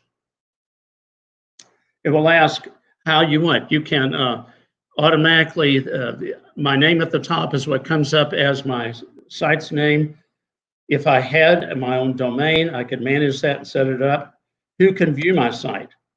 Well, you can determine who is able to view your site if, now again, if you use the sharing rather than your publishing and you don't publish it publicly.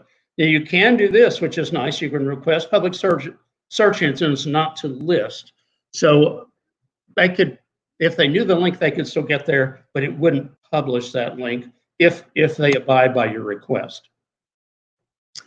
Now, so that again, it's primarily the issue of publishing. Google has restrictions with regard to age level and accounts, but also with regard to the national standards for protecting children. I believe that's COPPA. We need to be careful about what information is available outside the school. And you may have policies already in place that would limit that. But again, once they are moving out of your organization, if they're graduating or applying for university, whatever, they can transfer those into a personal account. They can move this site over into their personal Gmail or Google account and then share it however they need to share it for applications, resumes, and so forth. So again, a lot of opportunities for Google Sites and ePortfolio solutions, just kind of an idea to get you started on the kinds of things you might want to do. Let me just suggest on the slides page at the very bottom, there's a Google Slides presentation that has a number of sample portfolios as a part of its collection. Portfolio ideas and samples along with the bibliography. So a lot of resources for you to be able to use in that regard. Jeff, do we have some questions along the way? Anything we can help with? Of questions here, and everybody's asking questions about how do you do this, how do you do that, and many of them come up with the whole concept of how do I embed things, right? A lot of people are saying certain things embed, certain things don't embed, and I'm happy to share that we have a guest on today, our good friends from Flipped Classroom Tutorials, another great YouTube channel out there showing off what you can do with G Suite. But Jim, do you have any suggestions on what we can do if we wanted to embed anything really on the website?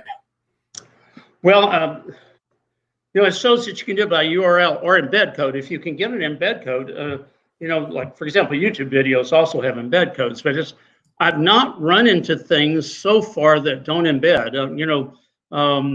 I used to use Symbaloo a whole lot for active links through my school day, and I could embed the Symbaloo screen and it would be active so students could get to that and access whatever resources I need to get them. So I'm not sure about the things that don't embed. And I can do some research on that and I'd be glad to post that later. Other questions that we have here, and I'll bring Mike in because I know he's also helping out man the chat room today. Using this with students, obviously two things are happening. There are no templates that we can create for 100 students.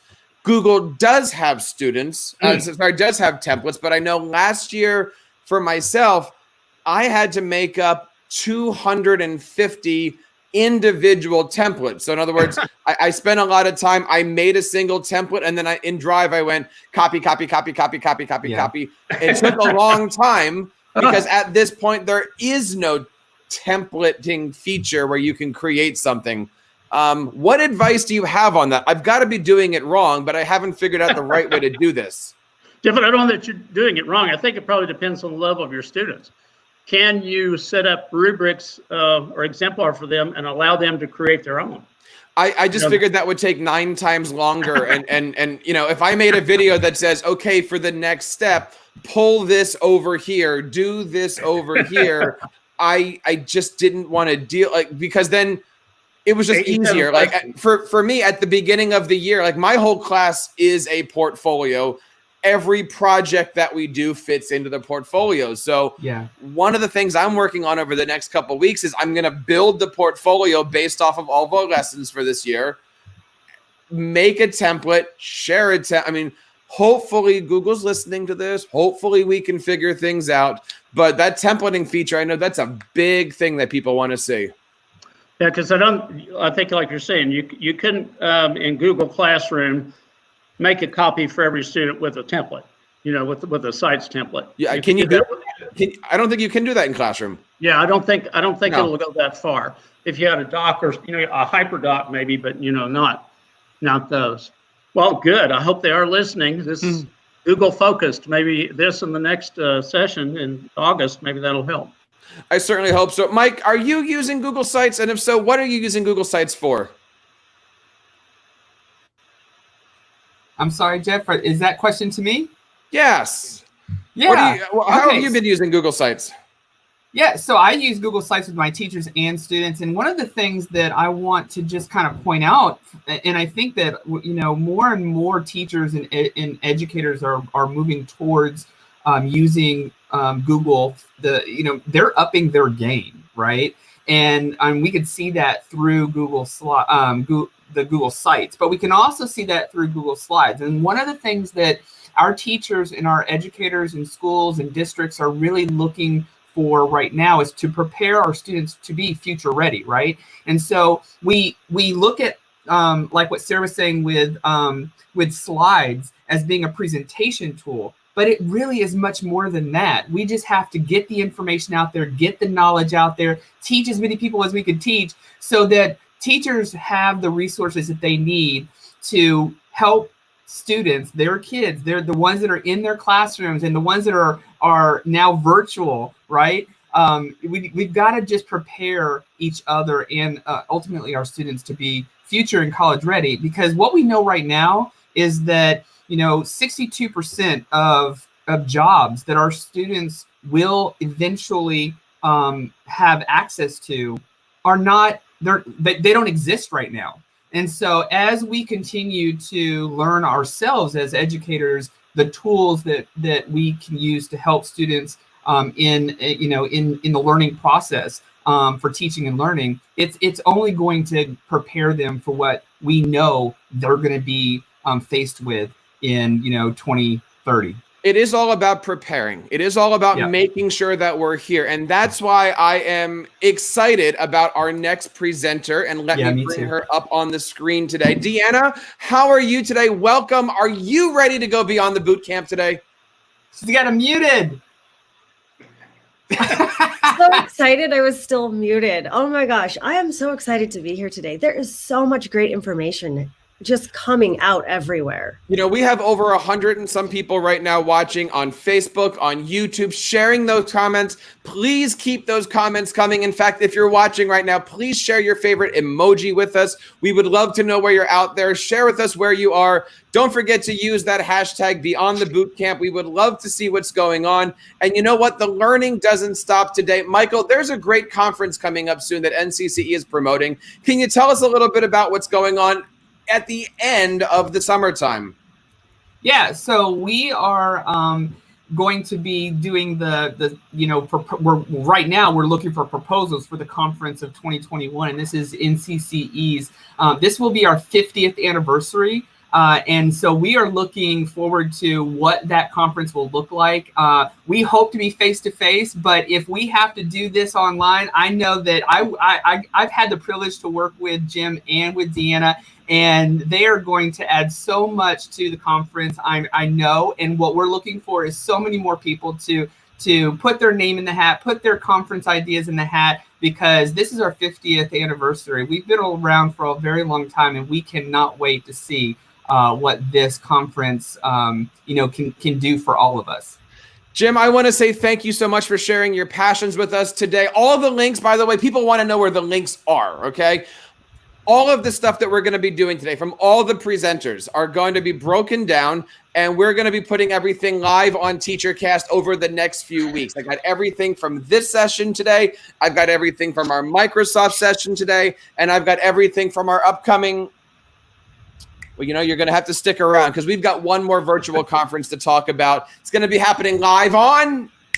I'm going to let you hang on that one too, okay? So stick around. We're here all day until 3:30 today. But what I'd like to do right now is I'd like to bring on Deanna up to the stage. And Deanna, today we're going to talk all about those Google resources and training opportunities. You know, everybody out there online watching right now is saying, how do I learn this stuff? Where do I go? What's in it for us? How can we make that happen? Now, at 9 o'clock this morning, we did a great session all about getting level 1, level 2 education status.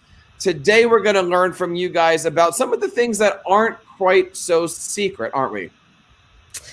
Yeah, they're not very secret. Google has put them out there for all of us. It's just that most of us don't know it's there. And if you do want to get certified, you can do it all on your own, and Google is right there behind you. So I'm going to share with you all of the resources that you have at the click of your mouse to go ahead and get yourself certified if you want to, or just find some great resources for in your classroom.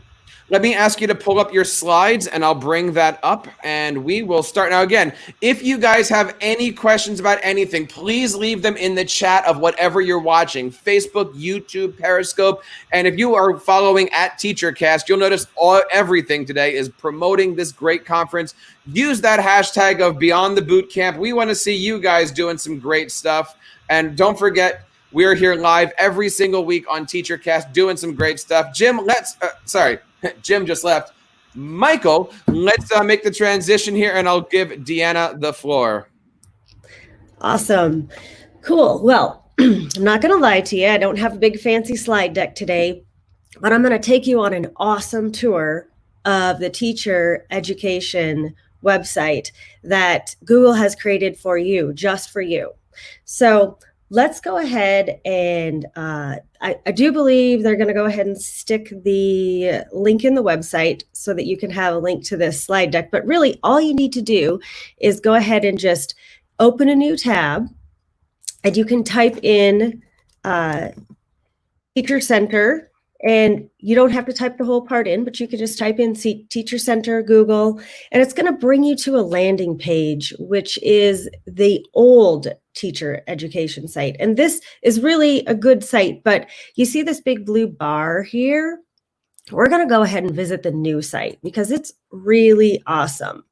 So once you get here to the new site, you'll notice that we can navigate with across the top. We've got training courses, we've got product guides, certifications, programs, resources, communities.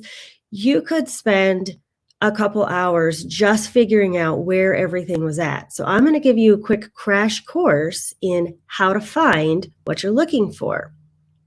First of all, before we dive into this, if you ever need to talk to Google, you can contact them. They actually listen. They actually want to hear your feedback and they want to help you with your questions. So if you're ever notice also, this is a little side note, but if you're in Google Classroom, Google Slides, Docs, there's like a little question mark in the corner. Usually it's in the bottom corner. And if you click on that, you can send your feedback to Google if you want to see something changed or if you want a feature added. By all means, contact Google. They want to hear from you. All right, so with that, we're going to go ahead and look at some of these parts of the website. So first of all, if you would like to get some training, some of you are looking to be Educator 1, Educator 2, maybe you're looking to go even further with that. Google offers you everything that you need to go ahead and get this training. So right here, the basics of G Suite, there's 13 units. It's about, 13 hours long to take these, well, they're little online classes and they have videos, and I can show you kind of what it looks like if you just click into it. They give you all of the, I'm not actually logged in as myself, but you create an account. And you can just kind of look through all of the trainings. Now, you might already be proficient in some of these. So let's say you've got a pretty good handle on student learning and creativity. Well, you don't actually have to take all of these. You can kind of peruse over them, and then you can take the unit review and just see how many you get correct. And if you did really well, then maybe you don't need to spend too much time here. But if you need a little practice, maybe you got a few wrong, you can go back and take those lessons. It's really tailored to what your needs are. You don't have to go through the entire course. You don't have to start and finish. You don't have to take any of the reviews, but this will give you a really good idea of what's going to be on those exams. So that would be for Educator 1, and then this would be for Educator 2. So all of this is free. You can just hop on here and use it as you have the time to, and go ahead and start getting yourself trained, which is awesome. You don't have to pay to take a class if you don't have the means and you don't have the time. Some of us are very fortunate and we're able to do that. But if you are not one of those people, then jump on here. This is here for you. Google's helping you out. They have another little course here for distance learning. And they also have one if you are a Chromebook classroom and you really want to leverage the use of the Chromebook in your classroom. So this is all just under the first tab. If you have any other needs in your classroom for digital citizenship, maybe some accessibility tools for your students, or you have any ELL that you're providing in your classroom. So all of this is right here. Super cool, very easy. They've got everything laid out for you, and another course right there. So that's just the tip of the iceberg. So we're going to go ahead back up to the top here. Sorry, I'm probably jumping all over and you're like, wait, where are you going? So those are just the training courses that they provide for you. If you want to get training just on one specific product, okay, I'm going to click on overview so we can see everything here. We have all of the products that Google offers within their education suite. So here we have classroom, forms, docs. Maybe you're really great in forms, but you haven't spent a lot of time in slides. Well, if you click on slides here, they're going to offer you a video and find tips and tricks. There's all kinds of information for you here that you can learn about slides. YouTube is an awesome resource as well, but if you want to hear it right from Google, this would be the place to come. So all of the products that you have access to right here. And CS First, I'm going to talk about in a minute, so I'm not going to go ahead and move into CS First, but that is another amazing program that Google offers to educators free of charge. So check this out, take some time to get in here and find something that will work for you and just kind of beef up that toolkit that you have for your classroom. All right, let's move on. We're looking at some certifications. So Google offers a couple different certifications, and then they have a couple different programs. So most everybody has heard or knows about Educator 1 and Educator 2. If you would like to take the exam, this is where you come to sign up to take your exam, unless you have a voucher from a class maybe that you took or a program that you were enrolled in. So here's where you would come to take this. And notice Educator 1's only $10 if you want to have that certification, and Educator 2 is only $25. Both certifications are valid for 3 years, and you get the same amount of time to take either test. All you do when you come here is you would click on Get Started. And just on a side note, you don't take the test the day that you sign up. So just make sure that you leave yourself a window. They need a little bit of time to set up your account and to get everything ready for you. And so when you come in and register, just know that you're probably not going to be taking the test right then, but give yourself a week window. So if I want to take the test on Wednesday, I might pop in on Monday and sign up to take the test. And then if something happens and I can't do it Wednesday, I've still got a few more days that I can jump on and do that. So this is where you would come to sign up to take that exam. And they've got all of the instructions right here for you. It's laid out, it's simple, easy to follow. Google's really great at giving you all of the information you need if you know where to find it. Let's see, the other certification we've got, that would be Educator 2. And then there's actually a brand new one that has just come out. Let me see. I don't remember if it's on this page. I know I saw it when we opened up right away. I was just in here earlier this morning. Let me pop back over here to the Teacher Center. And this blue banner right here, there is a new certification called Coach.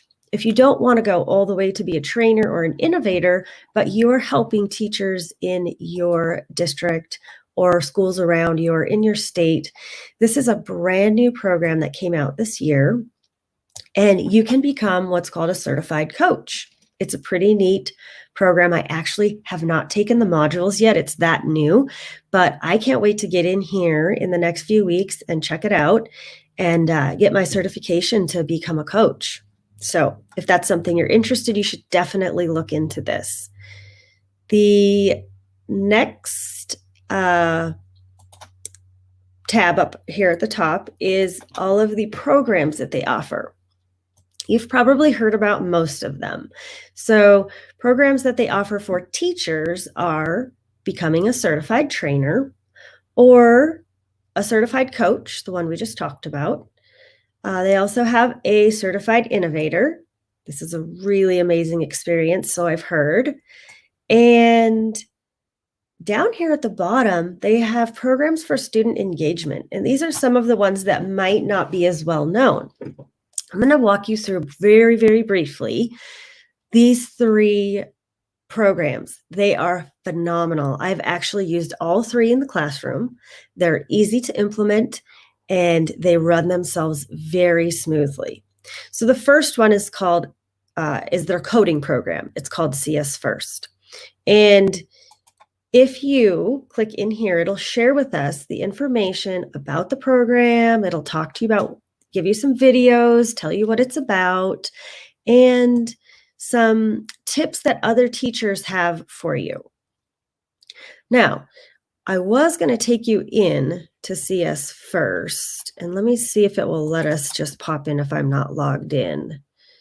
I don't really want to play a video for you, but I will take you into the next one. Basically, it sets up all the videos for the students. They're going to use Scratch, and it's going to walk them through a video. They're going to answer some questions. They're going to practice using Scratch. Then they're going to go back to CS First for some more videos. And it literally takes them all the way through the program. So all that you have to do as the instructor is walk around the room and help the students. They even give you a manual that gives you the answers in case you're not really a good coder or it's not your passion, but you want your students to learn. You can actually help them out without having a whole lot of classes and experience yourself. You can go through it with your students. So it's really awesome in that respect, because not all of us have this background, but we want to offer this to our students. So this is definitely the way to go. One of the other programs that is one of my favorites, and I absolutely love, I'm actually going to jump over into another account and show you how this works, is the Applied Digital Skills. This is geared toward middle school and high school students. And again, Google has created everything for you. They've given you the tutorials that you need as a teacher to help your students out.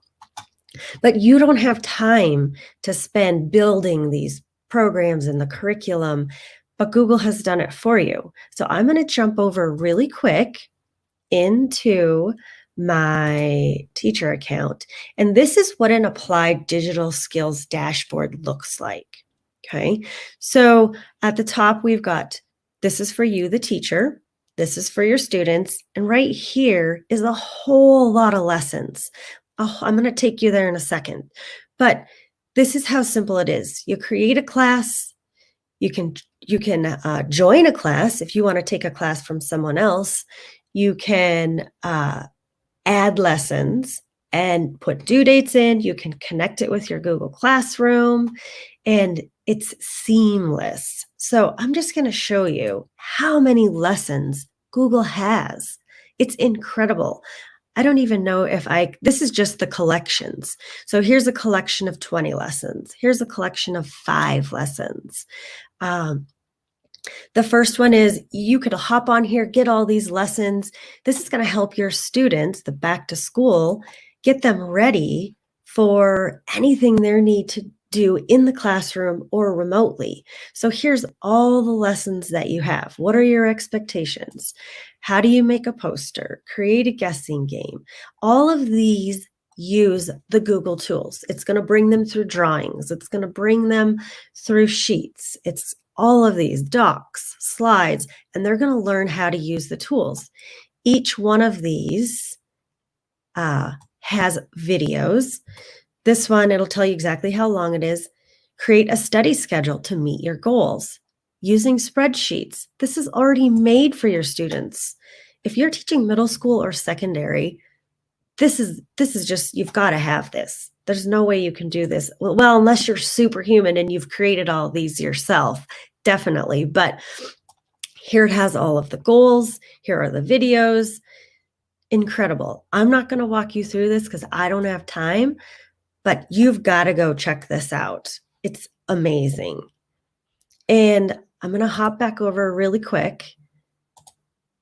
The last thing I want to show you here on the programs, oops, sorry, I'm scrolling like crazy again, is the citizenship, digital citizenship, Be Internet Awesome. This is the most fun game and lessons on the planet for your students.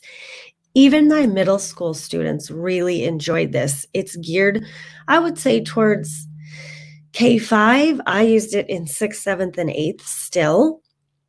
And I'm going to go ahead and just take you right to Interland so you can see really quick how engaging this is.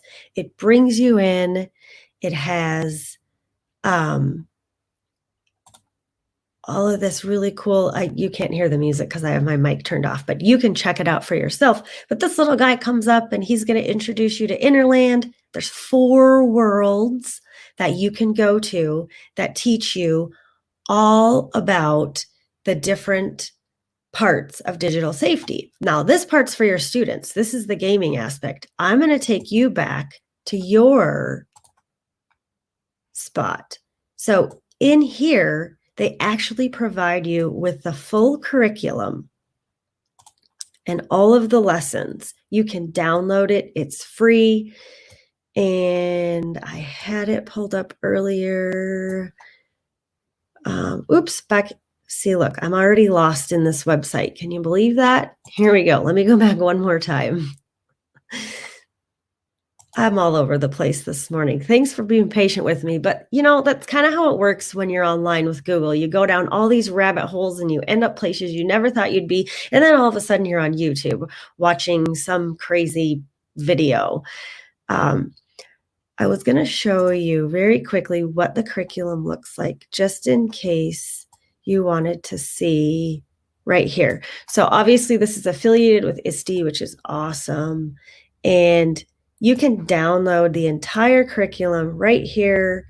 And it has crazy, I mean, there's 98 pages of lessons that you can do with your students about sharing your information, not being a bully. So cool. But I have to hurry because I'm running out of time and I've got to get back to, that was programs, resources. I'm just going to show you really fast because I'm running out of time. I only have about 5 minutes left. And These are all of the resources for you as a teacher. This is just a view of everything, but you've got distance learning, you've got resources from Google, lessons, ideas, materials, training, professional development. All of these things are right here. All you need to do is click on them. There are so many, I can't even begin to go over them with you, but I just want you to know where they are, where you can find them. This is what you have been looking for. This is the toolbox Google has created just for you, this entire website. And not only do you have all these resources, but you've got some communities that you can join. You've got GEG groups, which we've been talking about all morning. I've been listening to them talk about these groups. They're everywhere.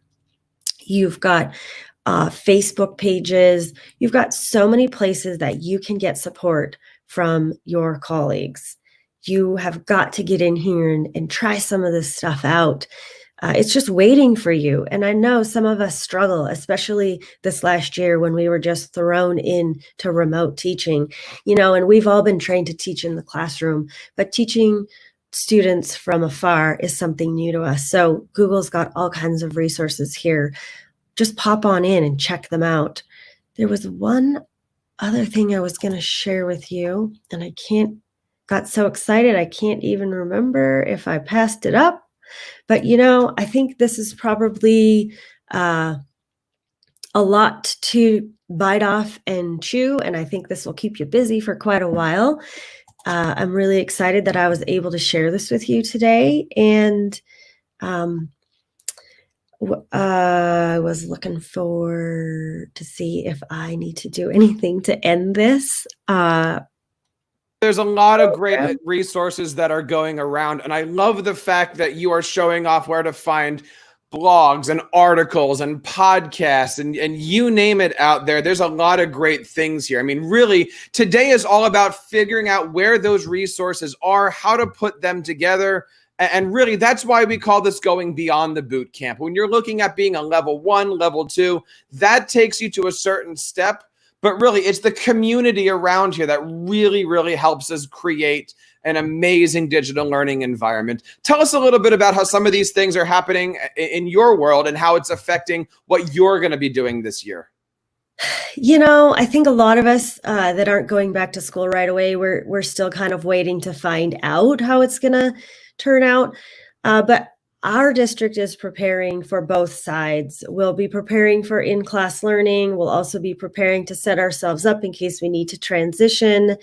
There's so many different models that districts are looking at right now that we've got to be ready, and we've got to be ready for our students. So this training site is amazing. Google's teacher site has everything right there in one spot. You can find stuff on YouTube. You can find it everywhere. And there's great resources. But if all of that is overwhelming, you don't know where to start, this is a great spot to start. One of the other great places to start is by just being present on social media. Now, that's hard to do. Sometimes we've all got families or, triplets and stuff like that. But using these hashtags of hashtag G Suite, hashtag global GEG, hashtag Google Slides, Google Sites, whatever that application is, this is where you have access to amazing educators who are putting stuff out there, sharing it. And I got to tell you, for my tech education classes, I'm a middle school teacher, I'm getting so much stuff just by diving into the archives of these various hashtags and learning from other educators, both synchronously and asynchronously. Yep. I used to be, years ago, I was so nervous to try out Twitter. And now, to be honest with you, I have no idea what I would do without it. I get so many resources and so much support from people doing the same thing that you do. The cool thing about Twitter and other places is that you can just decide who you want to follow. Only follow the people that do what you do and the people that will have resources similar to yours, because you don't want to get caught up in all that other stuff.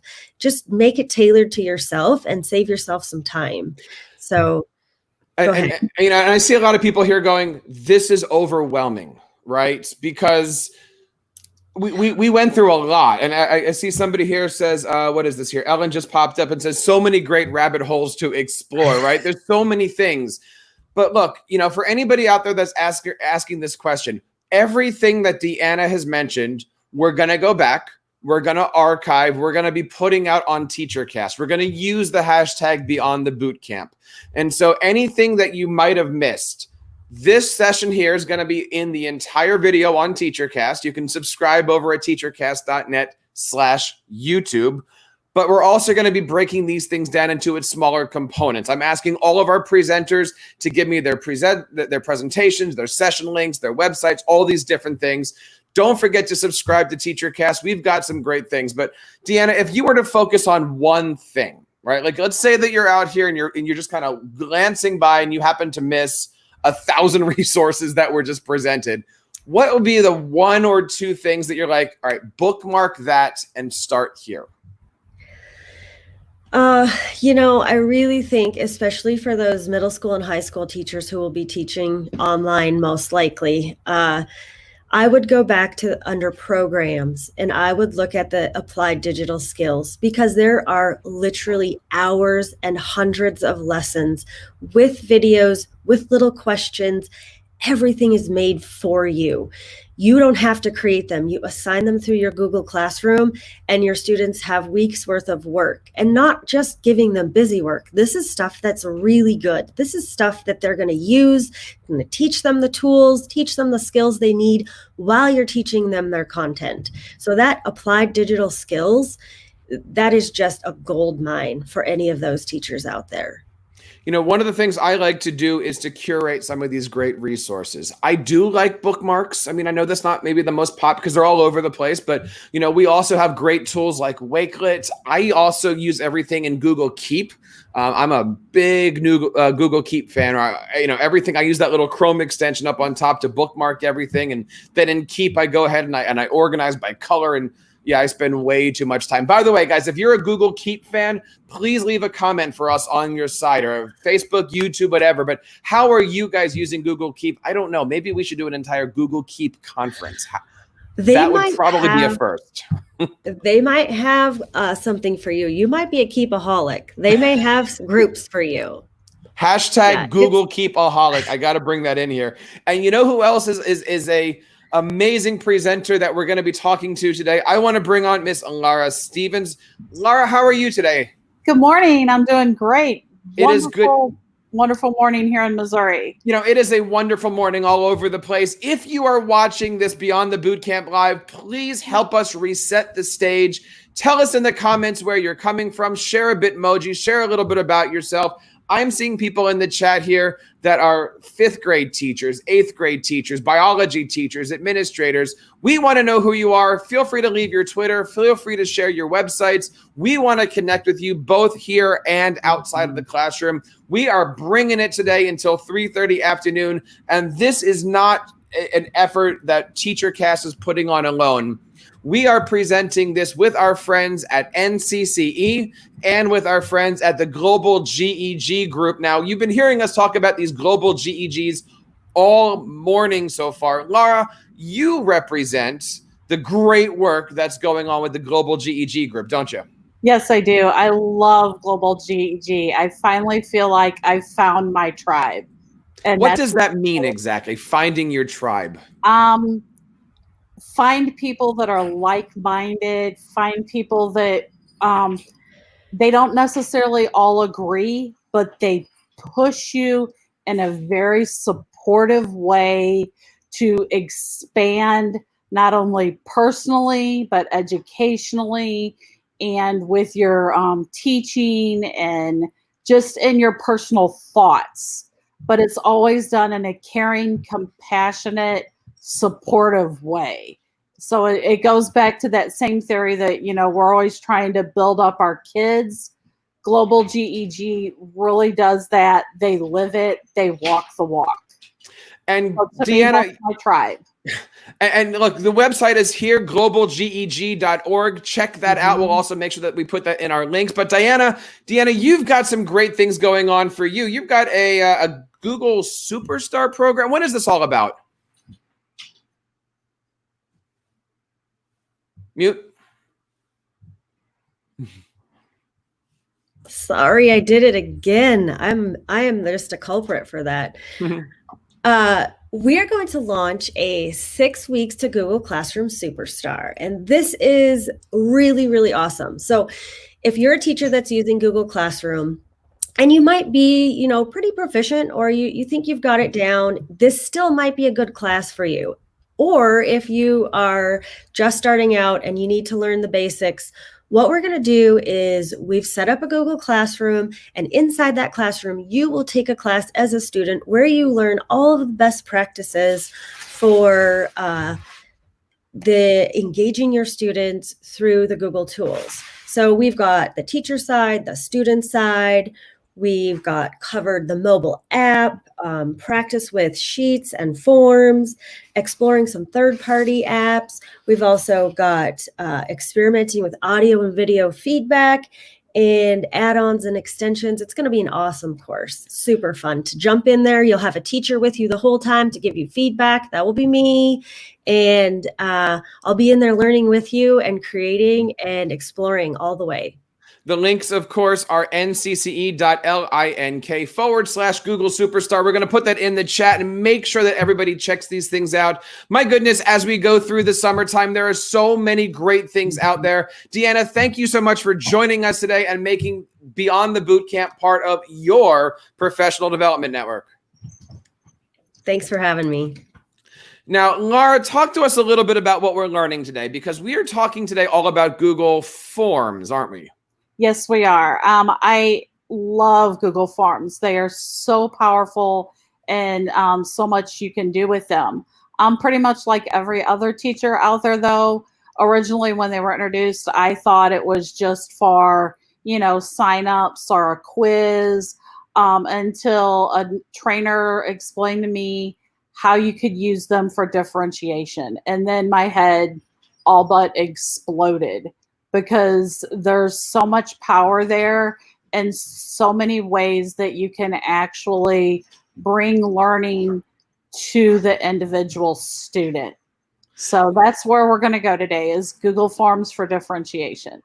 I'm looking forward to this. I will give you the floor here and tell us all about what we can do here with Google Forms. Okay, I'm going to share my screen and get going.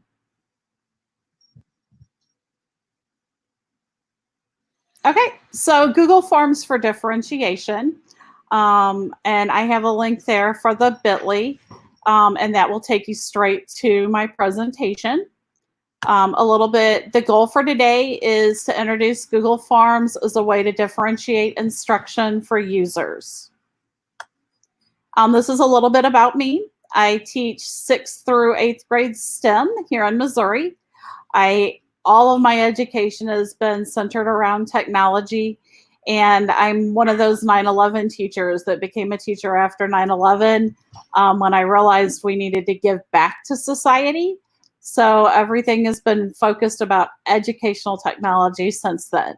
I am Google Certified Educator, Apple Educator, Adobe Creative. I am working on my National Board certification and my ISTE certification.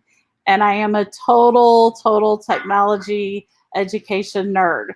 And if you're anywhere around St. Louis, you'll know the expression, I wear red and I bleed blue.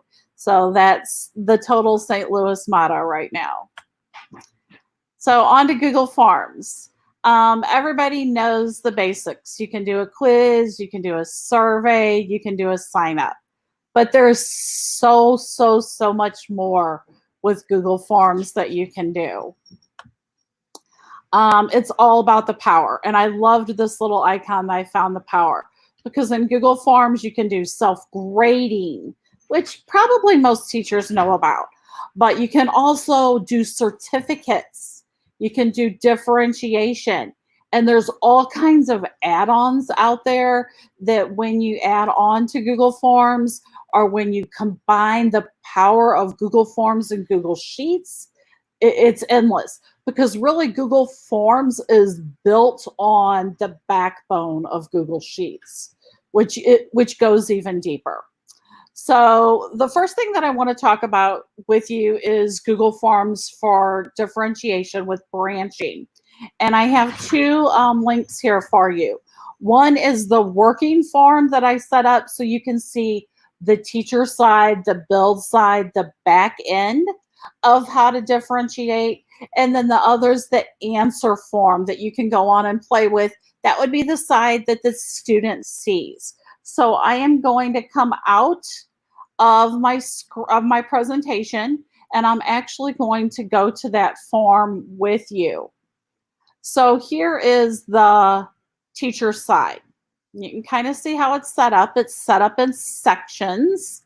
And the way I set it up and the way I love doing it is because then depending upon how a student answers a question, you can push them to the information that they need. If they don't answer the question correctly, you can scaffold them. If they do answer the question correctly, you can push them further. So I'm going to switch over to a blank form so I can actually show you how that works. So we are going to come in here, and I just got a pop-up. I thought I had those set up as everybody could access with the link. If you're having problems with one of those links, please drop it in the chat and I will make sure that that is fixed. So on this, we're just going to say something. I always start every form with asking the kids what is their first and last name. Because in my district, if we just pick up the emails, the emails are set with a number, and then I'm set with going and looking up every number, and that's just more time than I want to take. So I always start with, what is your name? And I always have to say, what is your first name and last name? And I do explain to my kids, and I teach middle schoolers, that if you put things like King Bubba, I won't grade your work, because I don't have a King Bubba on my roster. You have to use your given first name and your given last name. And another hit with Google Forms is always make sure everything is required. Okay.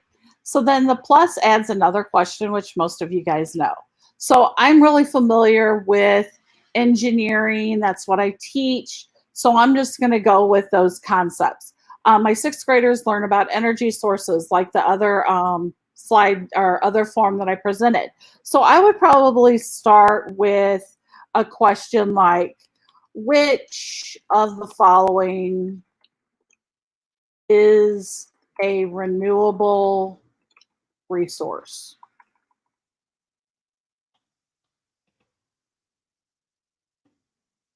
And I'd leave it as multiple choice, very level 1 question, very basic question.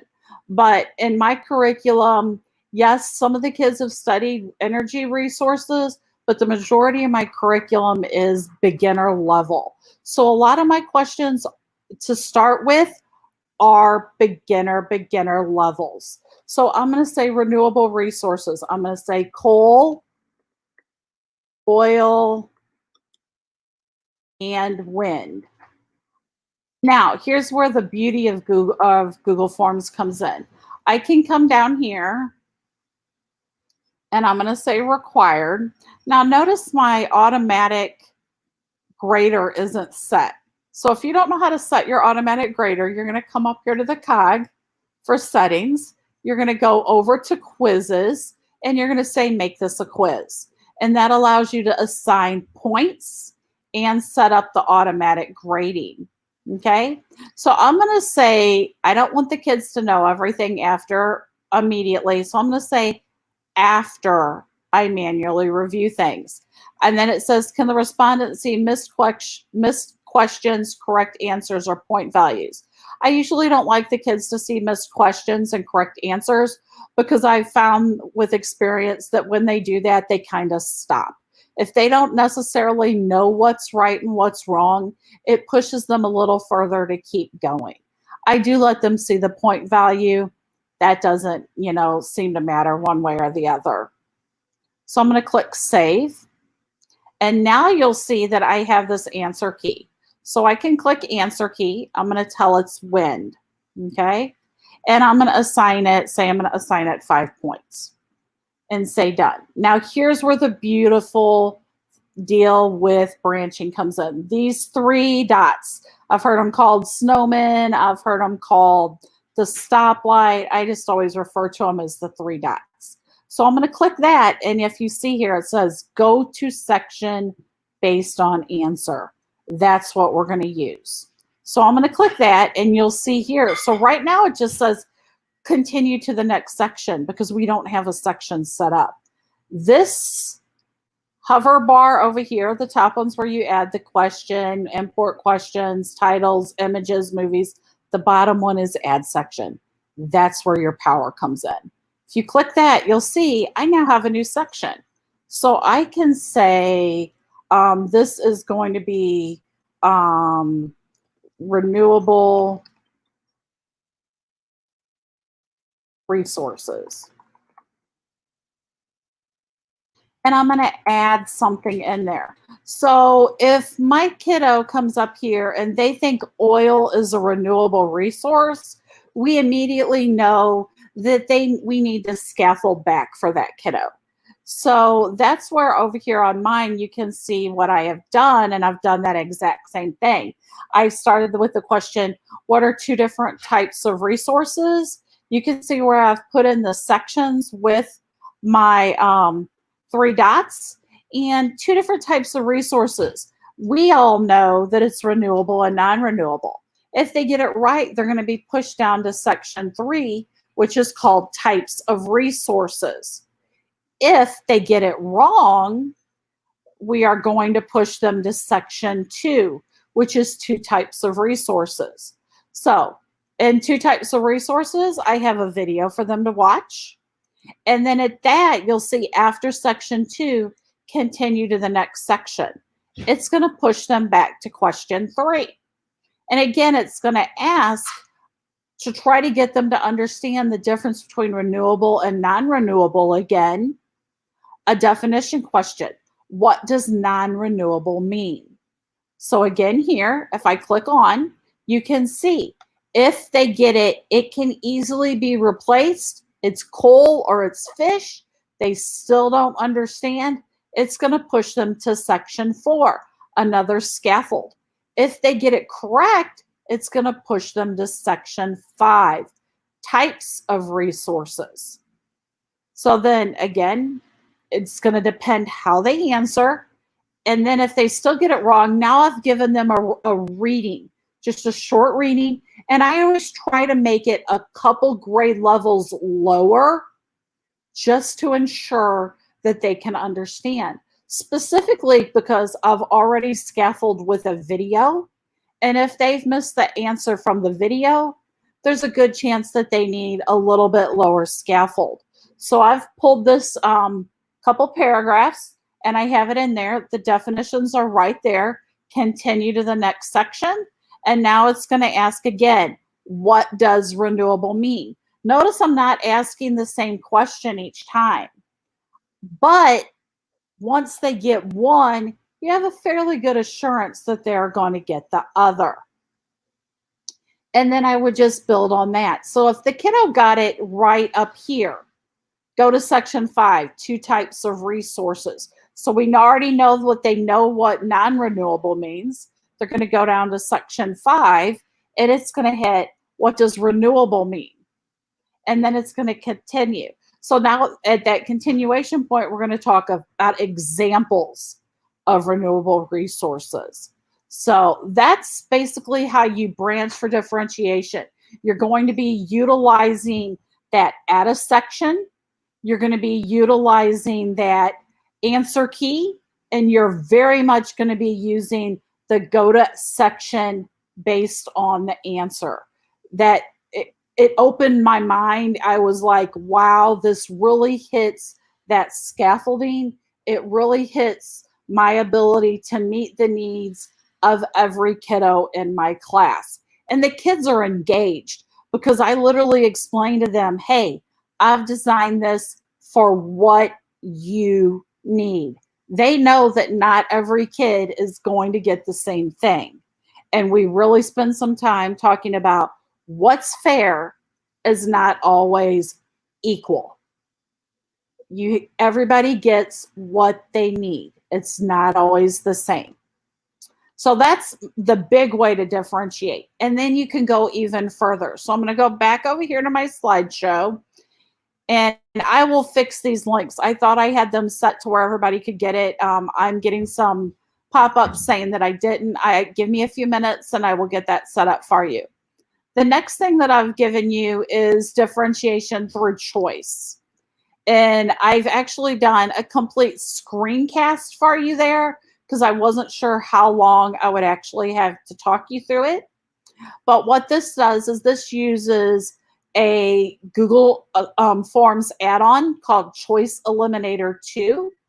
And what the beauty of this is that I'm going to come back over here to the form. When you actually click your add-on and you go to Choice Eliminator 2 and you configure it.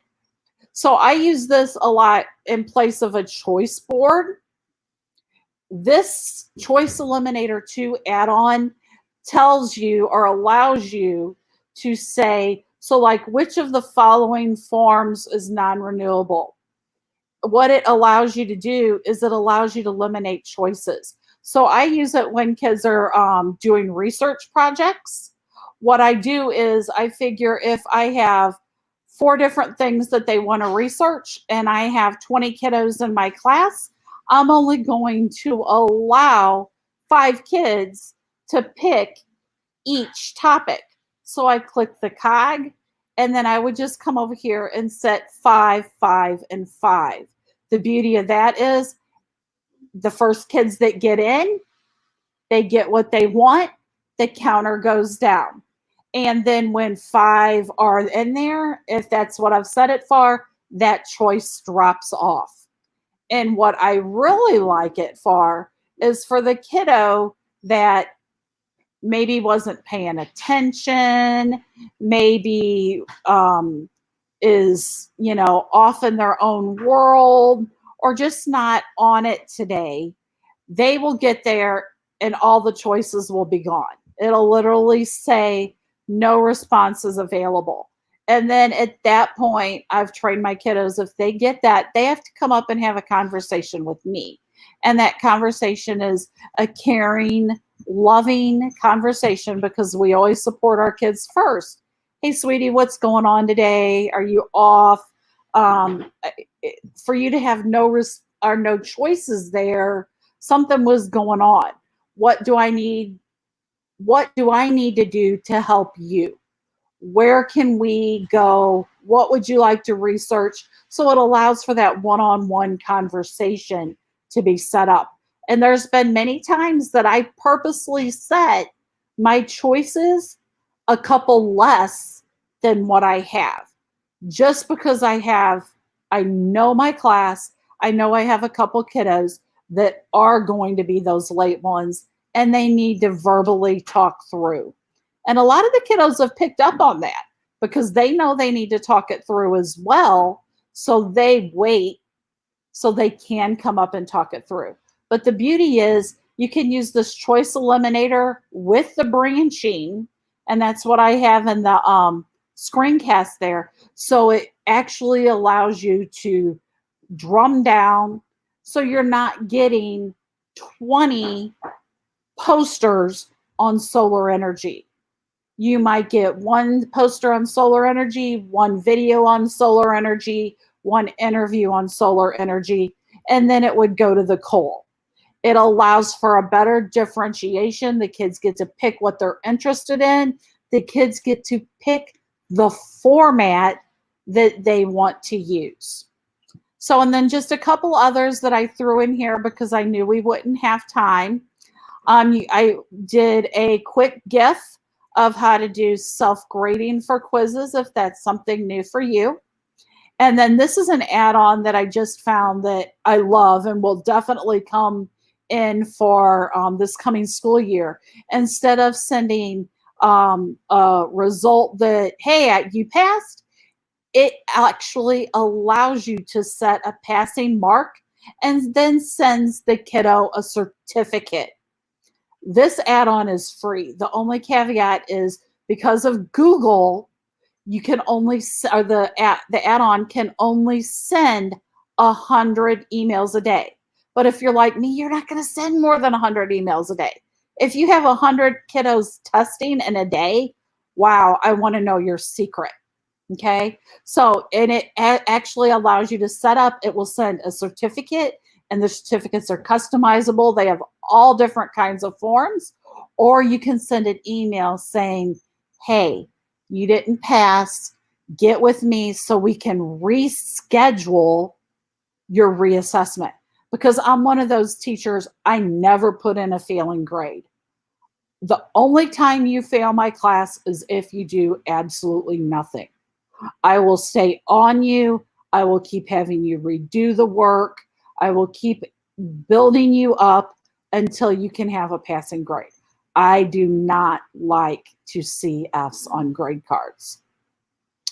And then the final thing I have for you is some add-ons. So I've put in Choice Eliminator in there. I've put in Certify Me. The other add-on I have on there is a QR code generator, which if you're like me, again, it's so much easier for my kids to snap a QR code than to even type in a bit.ly. The QR code works great, goes them straight to what they need.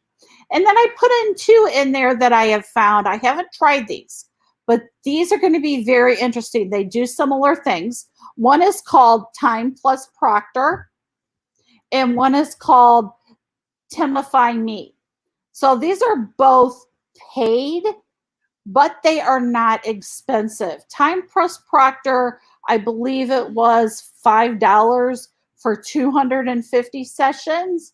And Timify Me is, I think, $6 a month.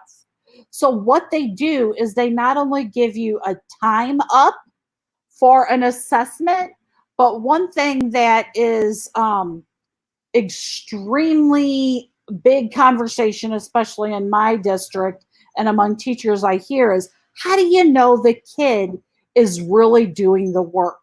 What's going on with both of these is very similar to like when you take your Google assessments for Google educators and Google trainers. You know how it takes that quick video of you? That's what's going on here. It is taking a video of the student every so often, and it will send you to you as the educator to ensure that they are the one that is actually taking the test. And it also monitors if they have opened up another tab, or if they're looking off to the side and talking to somebody else. You'll be able to see all that. So I haven't used them yet. Please, please, please connect with me on Twitter. If you do use one of them, I would love to know. It is definitely something I'm thinking about, especially something that I am going to forward on to my co-teachers, because I think it would be very, very, very powerful. So I'm going to ask Jeff to pop back on and see if we had any questions that I can answer. Many great ways of using Google Forms beyond that traditional survey. And I think everybody out there right now is finding out how versatile and valuable this tool can be. I mean, you can create anything by going to forms.new. You can also create one quickly from inside of Google Classroom. And Forms, I find doesn't have to just be forms, right? Like the whole idea of questioning. I love that little questionnaire. I forget exactly what the word is, but in Google Classroom, you can just do a quick survey of either multiple choice or short answer. I mean, for me, that's like Google Forms Lite. And these are great ways to start off the school, the class period and the class period. There's so many different ways, especially now, right? I mean, we've got kids in front of us. We've got kids next to us. We got kids outside of here. We need to be able to connect with our students and get that instant feedback in a variety of ways. And that's the one thing that I did forget to mention, and I think I have it in my slides. If you do the automatic grading inside the form, it allows you to set up immediate feedback. Mm-hmm. So if they do it and they got the correct answer, wow, great, you're a rock star. But if they didn't, wow, let's look back at that question again and see what you're thinking there. So you can do that immediate feedback, and you can word it so it is meaningful and one-on-one with the kiddo. I love them. And the other thing I like is that they're mobile friendly, right? Like all these forms, when you put them up, are mobile friendly. Now, I want to bring on our next presenter because, we've been talking about Google Forms, but last time we had our virtual conference, Tammy was talking all about what we can do as Microsoft Innovative Educators. And Tammy, correct me if I'm wrong, what you can do on Google Forms, oh my goodness, she's got the spotlights going. It's just as easy to do these things. I'm going to ignore her. These are just as easy to do this stuff on Microsoft Forms as well. Isn't that right, my friend? Uh-oh. She's on mute. We're going to get bingo. Guys, if you're watching, just check that off the bingo board, right? A presentation that doesn't have a sound on here. Tammy, let's get your microphone working here, my friend. Nope, not yet.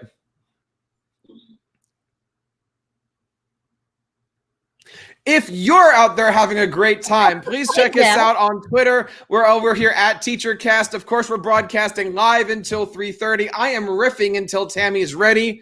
I'm just saying, I'm in California, all right? It's early. I'm still. Are you saying your microphone is 3 hours behind mine? Is that the idea here? That is exactly correct. Laura, thank you so much for sharing everything today. All of the links we're going to be putting together, and over the next couple days, TeacherCast is going to be putting it out. So check out all the great stuff on TeacherCast. You can find everything over on teachercast.net. And of course, there's several other great things that are going on here that we can do. Please don't forget to check that out as we go here. Laura, thank you so much for your time today. I really appreciate you sharing your passions with our students today over on Beyond the Bootcamp. Thank you so much for having me. Everybody have a great afternoon. I look forward to hearing from each of you. See you, Laura. And now, Tim, you've been here since 9 o'clock this morning. We have hundreds of thousands of millions of people watching this live. We want to know where you guys are. Don't forget to leave us a comment. We've been pulling them up. And you know what, Tammy? People were asking over the last 2 weeks, did Tammy Dunbar officially submit her application to becoming a Microsoft Innovative Educator? Yes, I officially did. Actually, I had done mine about a month and a half ahead of time because I am an overachiever. Oh my goodness. And today we're looking all about how we can bring those great Microsoft technologies into our, and I'm pun intended, into our Google Classrooms. This is something that you and I have had the conversations about for the last couple of years, right? In my district, we use Google Classroom, but I want to use Sway. I want to use the great features in PowerPoint. I want to use all of these great Microsoft tools. And I've been having a problem, and I'm hoping you can help me fix this. I've been having some Flipgrid fever. Excellent. And I don't know what to do with it. I have this great video tool that I can communicate in real time, both with my students in front of me and with my students not in front of me. And you know what? I can even communicate with the parents in real time as we go through here. I don't know what to do, Tammy. I've got this fever that I just can't shake. Tammy Dunbar, can you help me today? I can absolutely help you with Flipgrid Fever because it integrates so beautifully with Google Classroom. It's ridiculously easy. I want to introduce you to Flipgrid first, and then I'm going to show you with the touch of a button how easy it is to integrate into your Google Classroom or to turn it into a QR code or URL to send out to your families. If you can change your screen to go onto your website, I will pull that up. Now, look, guys, if you are on Flipgrid, we want to hear from you guys. We have a Tech Coaches Flipgrid. I'll be putting the link to that in our YouTube channel and sharing that around. I would love to get as much of stuff going on with Tech Coaches. As you can see at the bottom of this, we've got a brand new TeacherCast Tech Coaches Network that's happening right now. It's going to be launching on August 1st. You can go over to teachercast.net/TCN for Tech Coach Network form. That's teachercast.net/TCN form. I'm already looking at my inbox going, we had about 30 people sign up for this already. Beta test this thing this week. It is going live. Tammy, are you ready to go? Because I'm looking at this going, what is this? This is awesome.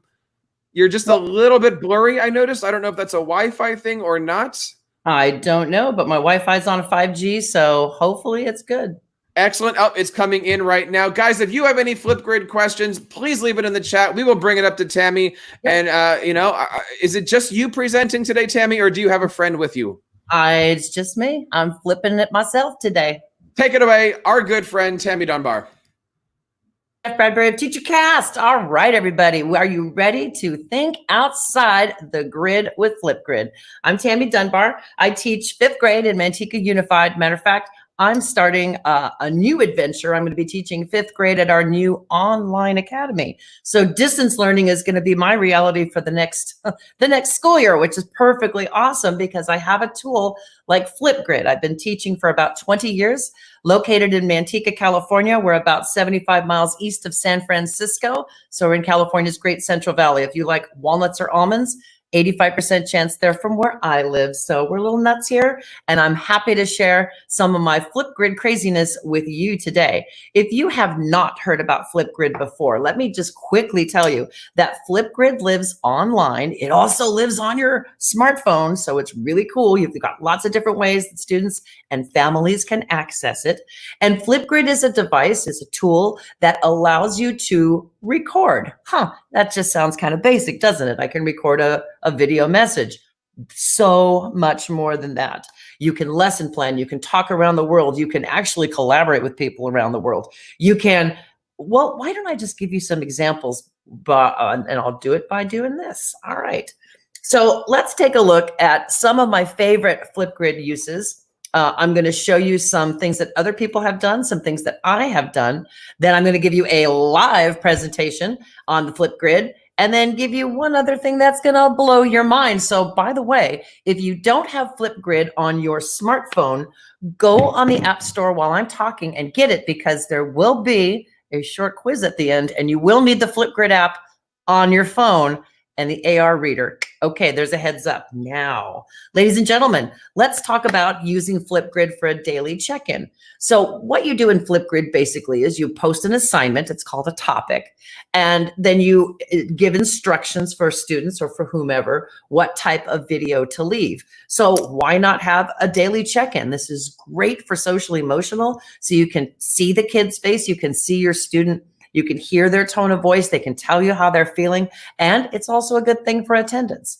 And then the other thing that I really loved is hear what Mackenzie wrote. And Mackenzie was talking about how Flipgrid helps hit those listening and speaking skills. Can I tie this to a standard? Oh, yes, I can.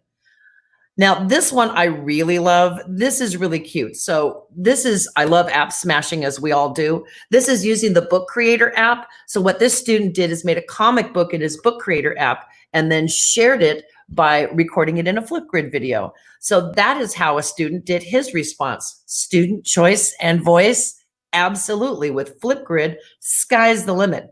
I don't know how many of you are my age, but when I was young, cassette players were a big deal. And we used to record our voices, and we did like old radio shows, and we'd smash, different sound effects, and we'd record songs from the radio, and it was super cool. Well, that's kind of what Flipgrid gives you. It gives you even more tools to do a video like that. So it's really cool. My friend Ann Cosma, who is awesome, just posted this. And this is really exciting because there's a new sticker pack in Flipgrid with math stuff. And look at all the math stickers. I love especially this one because sometimes it's difficult in distance learning for us to reach our littles.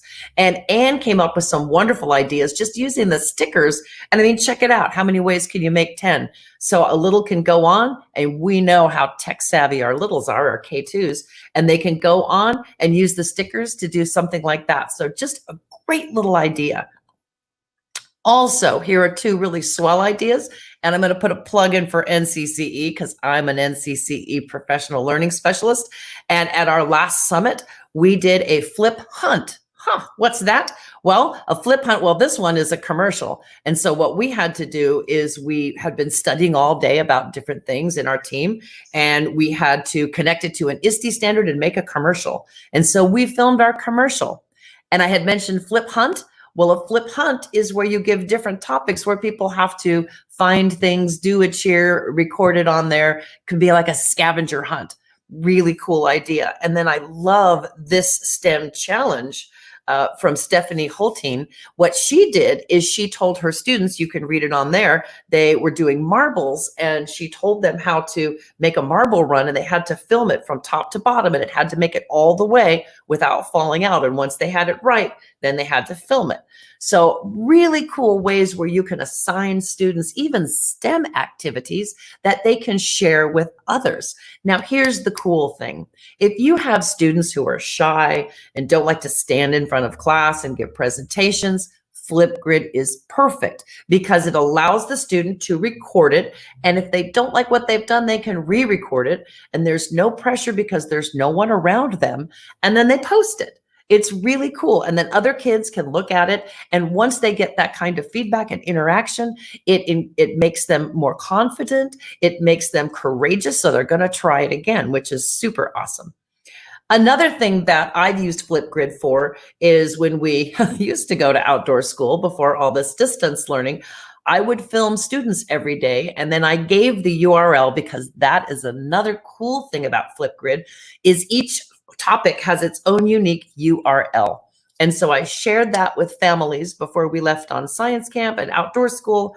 And families just had to go onto that website, and every day there were new videos, and they could watch their little ones on campus and make sure that they were eating right and getting enough sleep and having fun and were healthy. And as I mentioned, Flipgrid is on your smartphone. Don't forget, it's up on Apple and on Android. So be sure you're downloading that app. Looks like this, and on the left-hand side, you're going to be using later that red one that says scan QR code. So be ready for that. But the other thing is, look how easy it is on the right-hand side. When you get into a topic, there is the picture. There's the prompt, and then the green plus sign in the circle is telling you that's where you go to record. Super, super easy. So one of the things, my master's is in STEM, and I was thinking, well, gosh, Flipgrid allows you to post a little picture to go along with your topic. Why couldn't I post a math problem or two? So you can see on this Flipgrid, I actually posted for my students 2 math problems. And then notice I get very, very exact on my instructions. And so on here, you can see that I gave them some options. I had a video there to explain how to solve a similar problem. And then I asked them to go ahead and use the whiteboard feature, which I'll showcase in a little bit on Flipgrid. Use the whiteboard feature and talk through how you would solve it. Now notice, if you don't have a stylus, I even gave them an option that they can solve it on paper.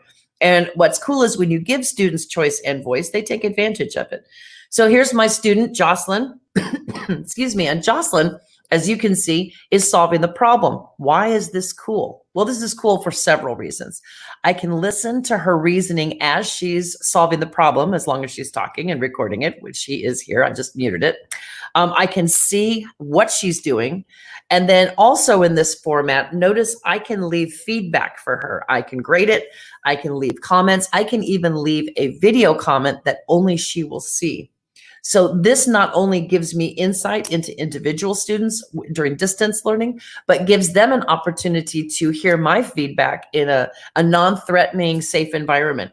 So really cool. And then I was very happy to see that my student, Karina, decided, well, I'm going to take Mrs. Dunbar up on the other option. So she solved it all on paper and just talked about it that way. So that's another great thing about Flipgrid, is being able to give students choice and voice. Now, I had also mentioned that Flipgrid is global. And at the beginning, Jeff and I were talking about, well, when my microphone began to work, when I clicked unmute, he mentioned that my microphone was 3 hours behind. Well, we know about time zones, and we know that it's difficult sometimes to collaborate with people around the world. Flipgrid breaks all time zones. So this is a collaboration between our class and a class of our friend Leah Olbach in Canada, which isn't horribly different time zone, but we have collaborated with classrooms in India, classrooms in Sweden, Brazil. So what's nice is, this was just when we were getting to know each other, we just had the students leave messages saying, hi, my name is so-and-so, and you can see the introductions there. Introduce yourself and share something that makes you smile. So it was a way for her class to get to know my class. And we do like doing Skype or Google Hangouts to be able to talk to each other, but this is a very easy way that we can record a video, post it up, and then it's very easy for each class to go on and look at the messages from the other classes. So Flipgrid crosses all time zones. Really cool. All right. Are you ready to go online and see it in action? I am. So I'm going to shrink this and I'm going to go up here to my Flipgrid, and there it is. So when you log into Flipgrid, you can use your Google account, your Gmail account, which is super easy.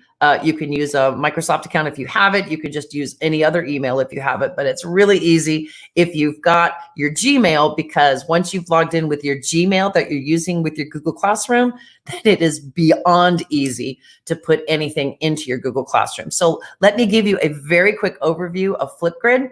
When you first go in, you see my grids. If you've never been in before, you won't have as many as I do, but you will have that red button to add a new grid. Now think of a grid like a folder, and think of anything inside the grid as topics, as paper. So I've got 3 different things inside of my grid, 3 different assignments.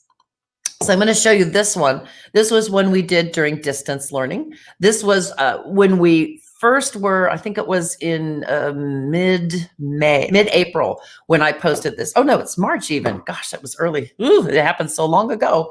And so what I did was I thought, well, you know, how often do we get to share things at home? So what I did here, now notice it's not a math problem or a picture. I actually inserted a video, and I asked students to, and notice in the instructions, very clear, you always have to think, especially in distance learning, when you're giving instructions, because you're not there to clarify for them. So you want to reread it and reread it before you post it to make sure it's clear. So this one is to play my video first and then tap the green button below, which they see when they're in their view, to record a short video, to say hello and show us the favorite thing where you live. So of course, I'm showing off my piano playing, but I was very excited. You can see students were very happy to show the things that they were excited about. This is my friend Gabriel. And Gabriel loves his electric scooter. And I like to ride my electric scooter. So how cool is this for kids to be able to share things? I feel for social emotional, especially, this was a great assignment because we were stuck at home and it gave kids a chance to interact with each other. And we had great conversations in our Hangouts talking about, oh, Gabriel, tell us about this. And oh, hey, tell us about that, Alan. So this was really an exciting thing for remote learning, I felt. You can see there's my mixed number one. And so Flipgrid is a really nice way to reach students and allow them to interact with each other at different times. Let's call it asynchronous, since that seems to be the big word of the day. Very briefly, I want to go in and I want to show you shorts. And what I'm going to do, Jeff, is I'm going to turn my video off for a moment, so don't freak out. You should still be able to hear me though. So what I'm going to do is I'm going to go into my Flipgrid and I'm going to show you, because I'm going to record a short. So if a student or an adult clicks on that green circle with the white plus sign, hi everybody, there I am. I took off my headset. So here's what the platform looks like when you're recording on Flipgrid. Now notice when you're doing a short, you have 10 minutes. When you assign to students, you can go anywhere from like a minute all the way up to 10 minutes. So you can put the time in that you want. But some wonderful features down here. If you look over on this side, you've got some great filters. So for instance, I was reading Holes to students, and when it got warm out, I would flip the filter on and oh man, the hot sun was terrible. But then they were in the shade and it was so much cooler. And oh, hey, Mrs. Dunbar looks so much better this way. So filters are really cool. Now it's not that you set them up and then record. You can actually use all this while you're recording. So that red button, if I hit that red button, 3, 2, 1.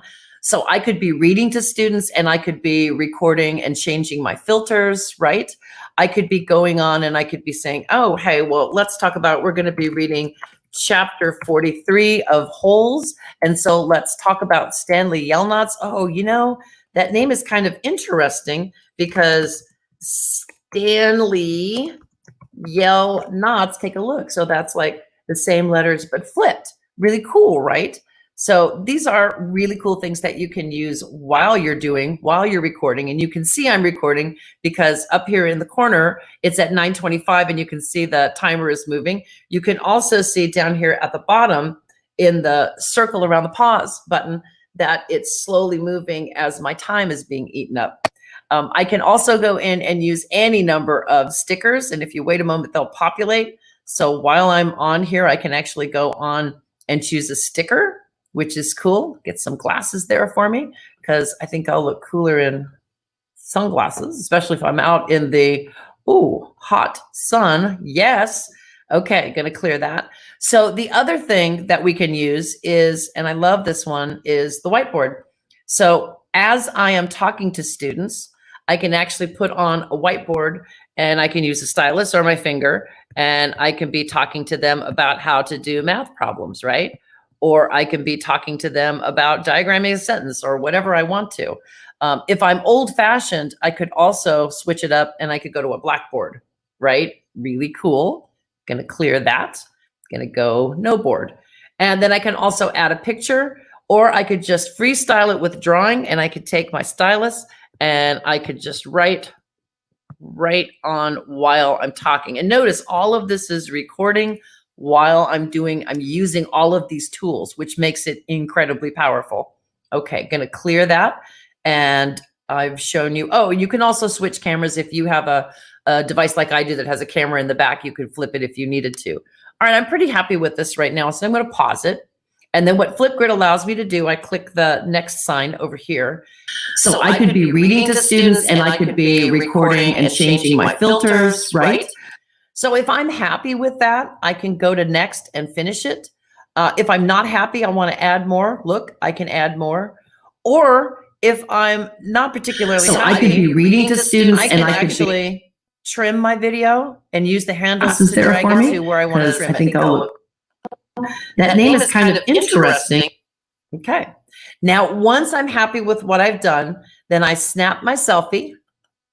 Boom, there it is. Because there's always a selfie that's up there. And then I click next. And then what's going to happen is it's going to render the film. You can tell I'm old. It renders the video and it pops it right here. Now check it. If I click on it, I can see it's preparing the video. Okay, you're still preparing it. That's fine. But notice what we get in here. I've got a distinct and unique URL right here. I have a QR code.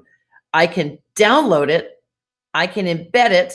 I can share it to Google Classroom.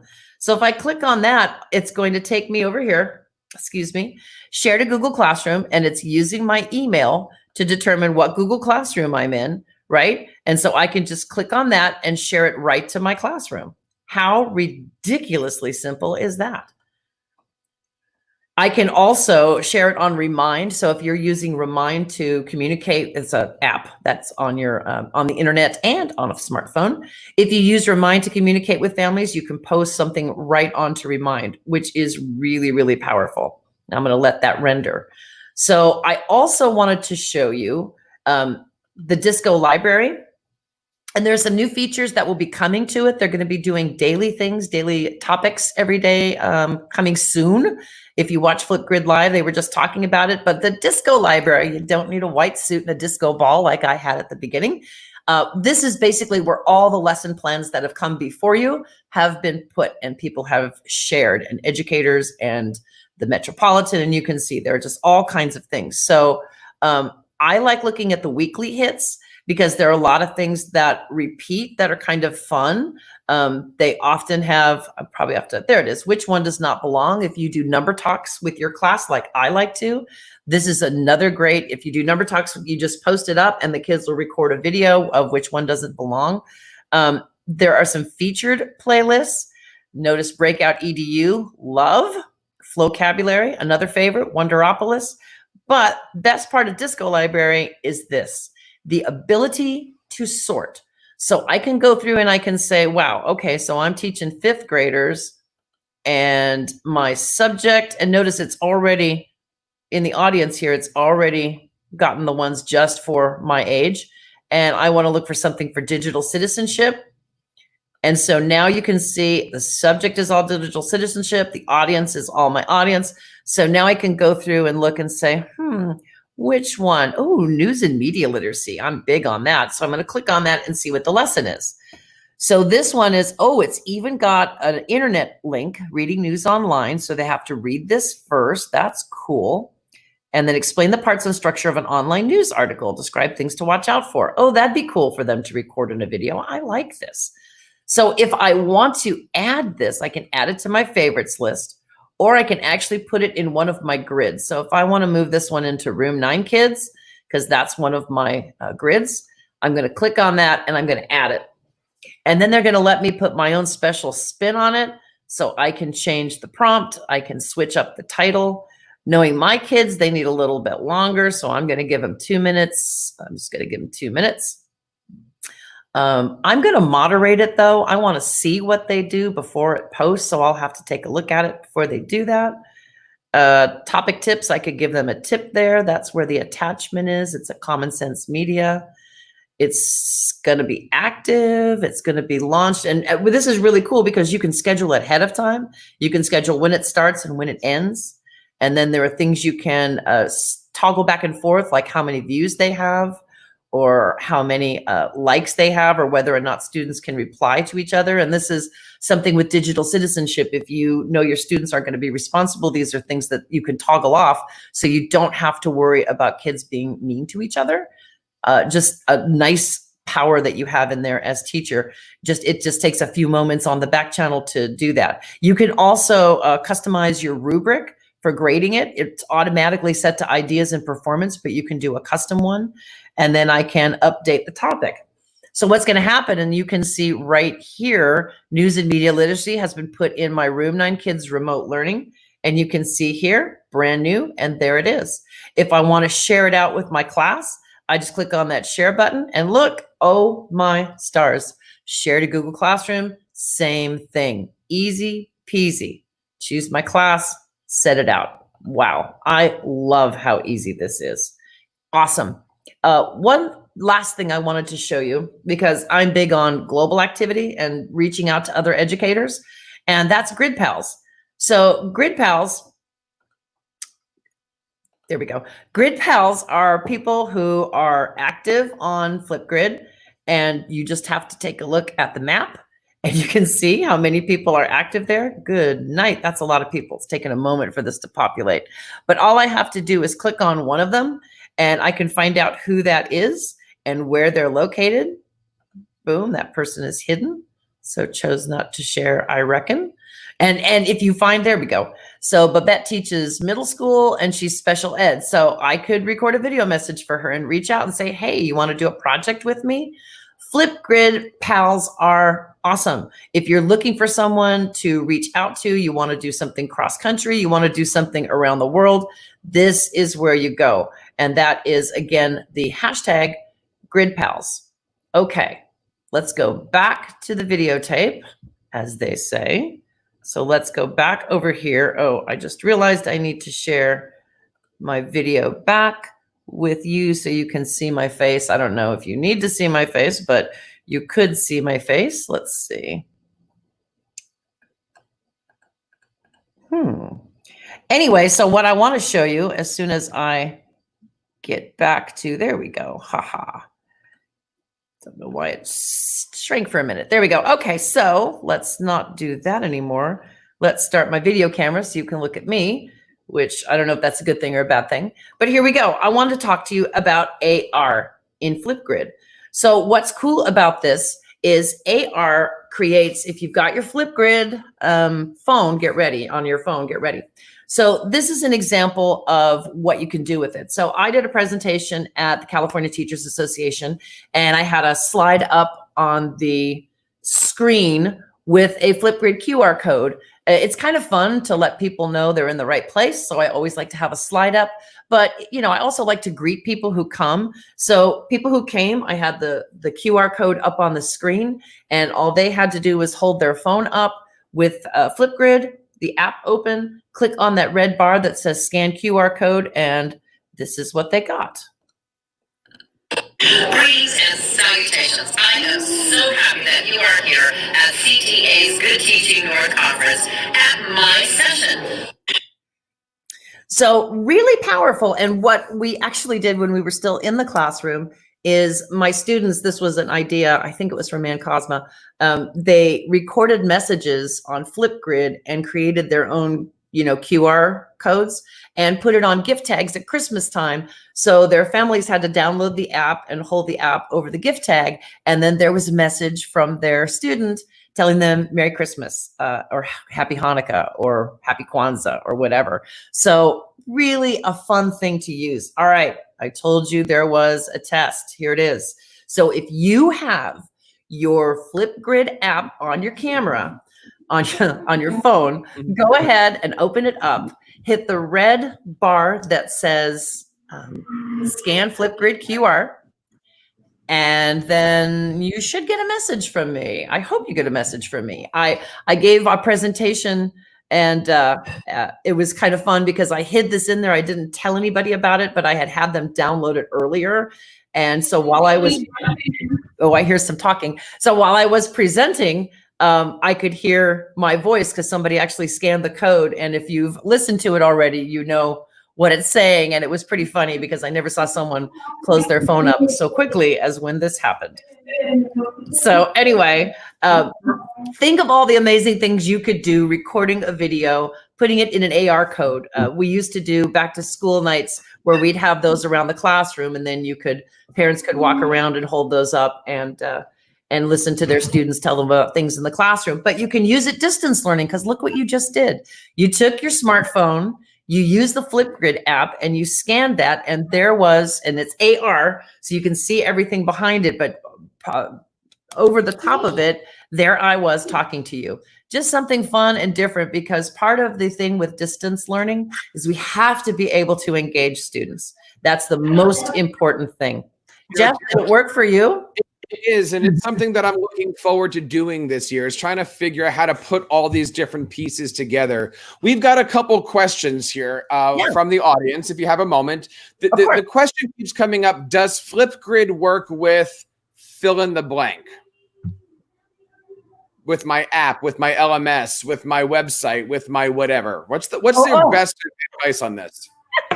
Yes, Flipgrid works with pretty much everything. I mean, when you think Flipgrid creates unique URLs, you can share a link in virtually any platform. I've shared out Flipgrid links in Remind and in Sways and in emails. So yes, Flipgrid works everywhere. The nice thing with Google Classroom is that Flipgrid opens up within the classroom once you've brought it in. Same thing with Teams, so that a student doesn't have to leave the Google Classroom. They can actually access Flipgrid from within the Google Classroom. They don't have to go out to do it. It gets brought in, if that makes sense. Now, we also have some people that probably didn't arrive at the beginning of your presentation. Could you talk to us just a couple seconds briefly about the QR codes and joining? Do you need a Microsoft account? Can you do this on your own? Just give us the joining, because we got a lot of people who might not have been here at the first couple seconds. Oh yeah, no problem. So Flipgrid is multilingual. You don't need, it's not, I know that people think of Microsoft with it, but Flipgrid is universal. So you can log in with a Google Classroom, a Gmail account. You can log in with a Microsoft account. You can log in with, any other kind of email. So it's open to everyone. And you can, as I said, you can share it with everyone, and you can even not share it with everyone. Like the science camp one that I showed you, I did share it with parents, but I made it so they couldn't record anything. So all they could do was watch the videos, not record the videos. So there are a lot of controls on the back end. If I had a full hour, I would show you those. But there are a lot of controls on the back end that teachers can have more control of how it presents when it's out in public. We are going into our 5th hour here. It seems like we've had a great conference. I know we've had a great conference, and we still have 3.5 more hours of this going on. I am having such a good time going beyond the boot camp. If you guys are out there having a good time, please leave a message in our live comments on Facebook, on Periscope, on YouTube. Don't forget to hit that subscribe button. There's a lot of great things going on today, Tammy. Now, another question people had is, where can we get the links to this? And again, everything that we're doing today on our Beyond the Bootcamp website is going to be broken down onto TeacherCast. So everything here is going to be in smaller chunks. Subscribe to TeacherCast, follow our YouTube channel, make sure that you guys are getting this stuff. And of course, if you want to subscribe to our newsletter, you can do that as well. There's a lot of great things going on. And I want to bring up here our next presenter, Jason Neiffer. Jason, how are you today? Welcome. I see you're out in the middle of the woods. How are things for you? I am joining you from the woods of Western Montana, otherwise known as my socially distanced home office, and I'm doing wonderfully this morning, although looking at the clock, it is no longer morning, or it's almost no longer morning in the Eastern time zone. You know, we are here looking to figure out how to create these blended learning classrooms, these hybrid classrooms. Tammy just gave a great presentation all about one of my favorite applications, Flipgrid.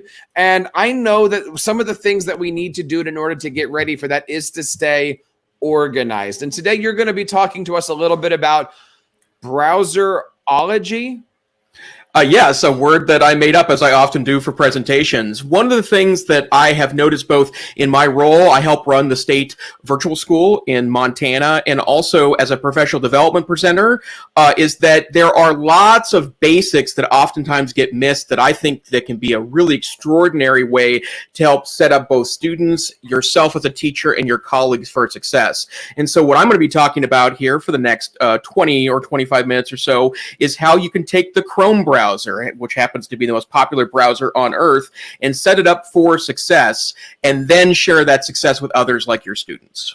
There's a lot of great things that we are doing today. One of the things I want to mention is the people who are helping to make this possible. We've been talking today all about two amazing groups, our global Google educator group that's spanning the world and helping bring Googliness into your life. Don't forget to check out all of their websites over at globalgeg.org. You can find out all that great stuff, but also you guys are very active with NCCE. Tell us, Tammy, a little bit about what you're doing for NCCE and what kind of an organization is it?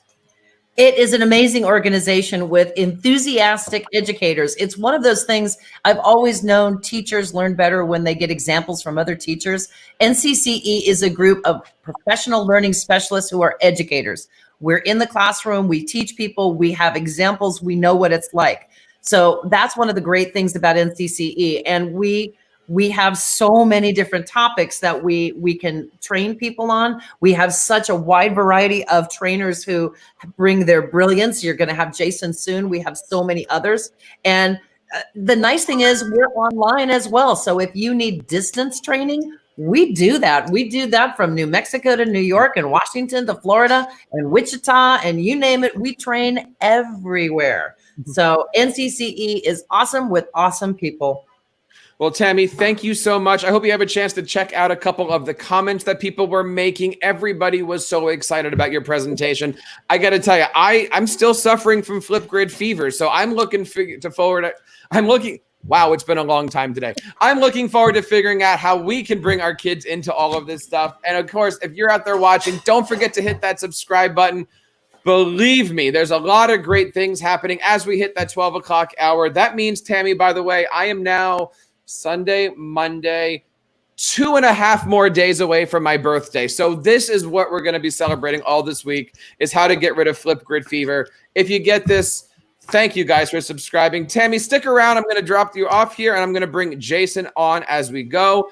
Jason, Chrome browsers, not the most sexy thing here, is it? Here. And I think that because oftentimes people see the browser as just a window onto the internet where the internet's exciting, I like to think of the browser as an extraordinary toolbox for providing a good, stable foundation to access the internet, whether you're learning for yourself or you're engaging learners or you are a student trying to engage in class content. And I think browser setup is something we under-focus on, even though it can be an extremely powerful means of learning.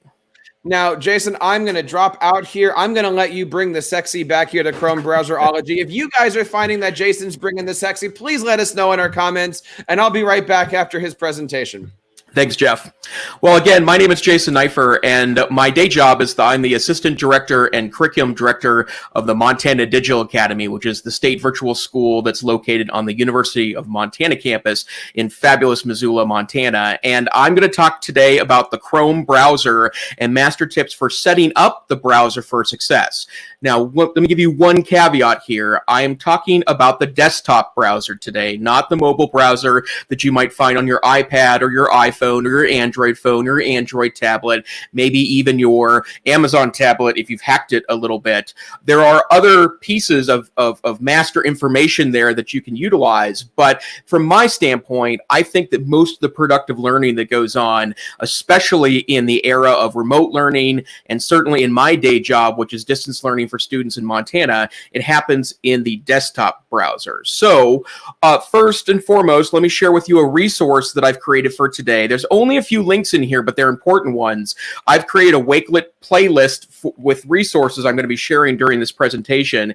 It is at techsavvy.link/2020 browser. Again, techsavvy.link/2020 browser. And I will post things here. And if there's any questions in the audience about particular pieces, or if there's an extra resource I can share there, there's where I will put it. And I also put a copy of these slides as well. Before we get started on this, and again, we just have a short few minutes to share today, I want to talk a little bit about me from the standpoint of where I'm coming from and why this is so important to me. First, again, I'm joining you from Missoula, Montana, a beautiful city in western Montana. I am so lucky to be on the University of Montana campus, and that's what this picture is, a beautiful campus that is really white and beautiful in the summertime, I'm sorry, in the wintertime, and then green in the summertime. It's a really wonderful place. Obviously, I am socially distanced right now. I'm joining you from my home today where I've been working since approximately March 11th, but I'm looking forward to getting back to the University of Montana campus very, very soon. Unfortunately, my office is not on this beautiful photo. It's off screen. We have a beautiful set of offices in the College of Education there. But before we jump into why I think browsers are so important and a bit under-focused on, I want to note one other thing. I am using a Windows home desktop computer today to present this presentation, in part because I know that most people are accessing Chrome using a desktop computer, and I wanted to acknowledge that. But otherwise, I am nearly 100% Chromebook all the time, personally and professionally. I carry a Pixelbook with me as my daily carry. I have a Chrome OS desktop at work that I utilize. I also utilize one at home as well. And partly in deference to the fact that so many students in the K-12 environment utilize Chromebooks, I wanted to become an expert in that environment. And so I love the simplicity of Chrome OS. I consider myself a power user and oftentimes have to do pretty extraordinary things that you would usually require a full desktop operating system on Chrome. And I felt over time that with clever strategies and thoughtful implementation of the Chrome operating system, there is absolutely nothing that you can't do on a Chromebook. So before we get started in my specific tips, I want to note to you that the focus on browsers is really important to me because I think oftentimes we underestimate how important they are to productivity and learning. In particular, obviously, I believe that we all have a browser on our machine. There are some statistics to say that most people are spending well over 90% of their time on a browser because most of our work, most of our productivity, most of our teaching and learning has moved online in some way, shape, or form, especially if you're in a Google Suite for Education district or utilizing the Google Suite for Business or whatever it happens to be, that likely you are spending so much time in your browser. And I think that over time, we have tended to see the browser as maybe something less than we should, as a window, right? A flat window out into the world. And that's true, right? That your browser does open up the internet, the largest database of productivity and archives and video in the history of human beings. But the reality is that while it's true that the browser brings us all this functionality, it can also be an absolute absolutely extraordinary toolbox to provide you a better access conduit to the productive internet. And so I oftentimes work with students and teachers to look at the browser as an opportunity to build your toolbox, as opposed to, seeing it as something that's just a window out to something more productive. So I'm going to give you several hints and tips today. Some of these are basic. Some of them are more advanced. To be frank, I've taught this as a 3-hour workshop before, and a well-rated workshop, I might add. There's a lot that you can do to tweak the Chrome browser to make it a more effective and productivity-minded tool for you and your students. But I'm going to cover the big picture basics today, the stuff that I think is most important. So here's my first tip today. Draw lifelines and use Chrome profiles. And one of the things that I can tell you from my vantage point of helping run the Montana State Virtual School is that very few of our teachers and even fewer of our students are utilizing the extremely powerful browser profile functionality that's built directly into Chrome. It is a market differentiator. Firefox doesn't have this. Safari does not have this. The new Microsoft Edge does, but only because it is a browser built over the open source Chromium browser, which is also what sources Chrome. And this is an amazing way to divide up your life into different parts. So I'm going to actually move off of the presentation for a moment. This is my home desktop machine. And you may have not noticed in the upper right-hand corner of Chrome that you can click on your photo or whatever is associated with your account, and you can see that you can build up browser profiles for other people. And you'll notice that I have a Chrome profile for about almost 10 different accounts that I have. And I know that might seem a bit overwhelming having 10 accounts, but I really want my personal life and my work life to not intermix with one another. And as much as possible, I want to keep work at work and home at home. And since my workplace is actual multiple workplaces, I work with a few different organizations and also run a small business, I want to make sure that those things don't intertwine with one another and only be signed into really that one account at a time. So as an example of this, I'm currently on my personal profile. If I click on this profile, this is my work profile, and all of my extensions and plugins and individual icons are all set up for my work browser. And if I don't want to engage at work after 5 p.m. at night, or what has been more like 8 p.m. at night in the last couple of months as my organization ramps up for this fall, then I don't have to do that, because once I close the browser profile for my work browser, at the end of the day, it's gone. So that's something that's really important to me. And I think the whole notion of building work-life balance is going to come even in higher priority as many teachers have to work at home. Many parents might be at home supporting their students as part of homework. And if you're in something work-wise that's not education, you might want to also adopt this as a strategy if you're utilizing a work laptop and utilize Chrome as your primary browser. I am always shocked by the number of teachers that don't know this functionality. I am less surprised about the number of students that don't know about this, because in a lot of cases, unless they stumbled into it themselves, probably don't know that this is something they can do. But I think dividing up your various conduits of life, right, whatever silos you have to keep mind of, is really important. So absolutely draw lifelines and use Chrome profiles whenever possible. My next tip is that you should strategically utilize bookmarks. And I know what you're saying. In fact, Jeff mentioned earlier that he utilizes bookmarks, and that's kind of an old school strategy. I'm probably sure you're thinking to yourself that bookmarks are so 1990s, right? That it's an old school strategy. But I have to say that Chrome in particular, this is true of Firefox and also Microsoft Edge, and I believe Safari as well, the fact that these bookmarks are now cloud synced, which I'll talk about in a moment, is pretty important. I'm always reminded of really old school internet, right? This is an old Netscape browser screenshot. Remember the Netscape browser from 20 years ago? That I would talk to people that had set up these extraordinary bookmark regimes on their computers to be able to go back to things they found on the internet. And if they lost their browser or the computer crashed, oh my, it was a real loss, because you had these extraordinary resources that you've identified over time, especially in the early internet when search engines were terrible, kind of the pre-Google search engine days. And I was actually hearkening back to this when I was working on this presentation earlier this week. I actually had a website. It was my personal website, knifer.com, that I clicked on, and I actually hand-coded up this page that I would put my bookmarks onto so I wouldn't lose them, and I could get back to them very easily when I worked on other internet browsers. Definitely an old school strategy.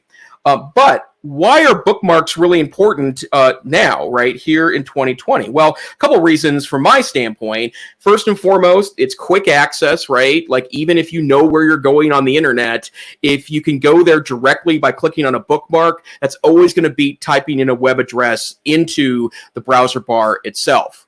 Next, they're cloud synced, and so it doesn't take me long. For example, if today my computer died and I had to buy a new one, and this has actually happened to me before when I was traveling and giving a presentation, that I had a computer that was unfriendly treated during an airline flight. I went to a local Staples, purchased a cheap consumer Chromebook, and was able to log in within 5 minutes and get back not only my personal account, but my work account. And all that is cloud synced, so you can recreate your desktop environment pretty quickly.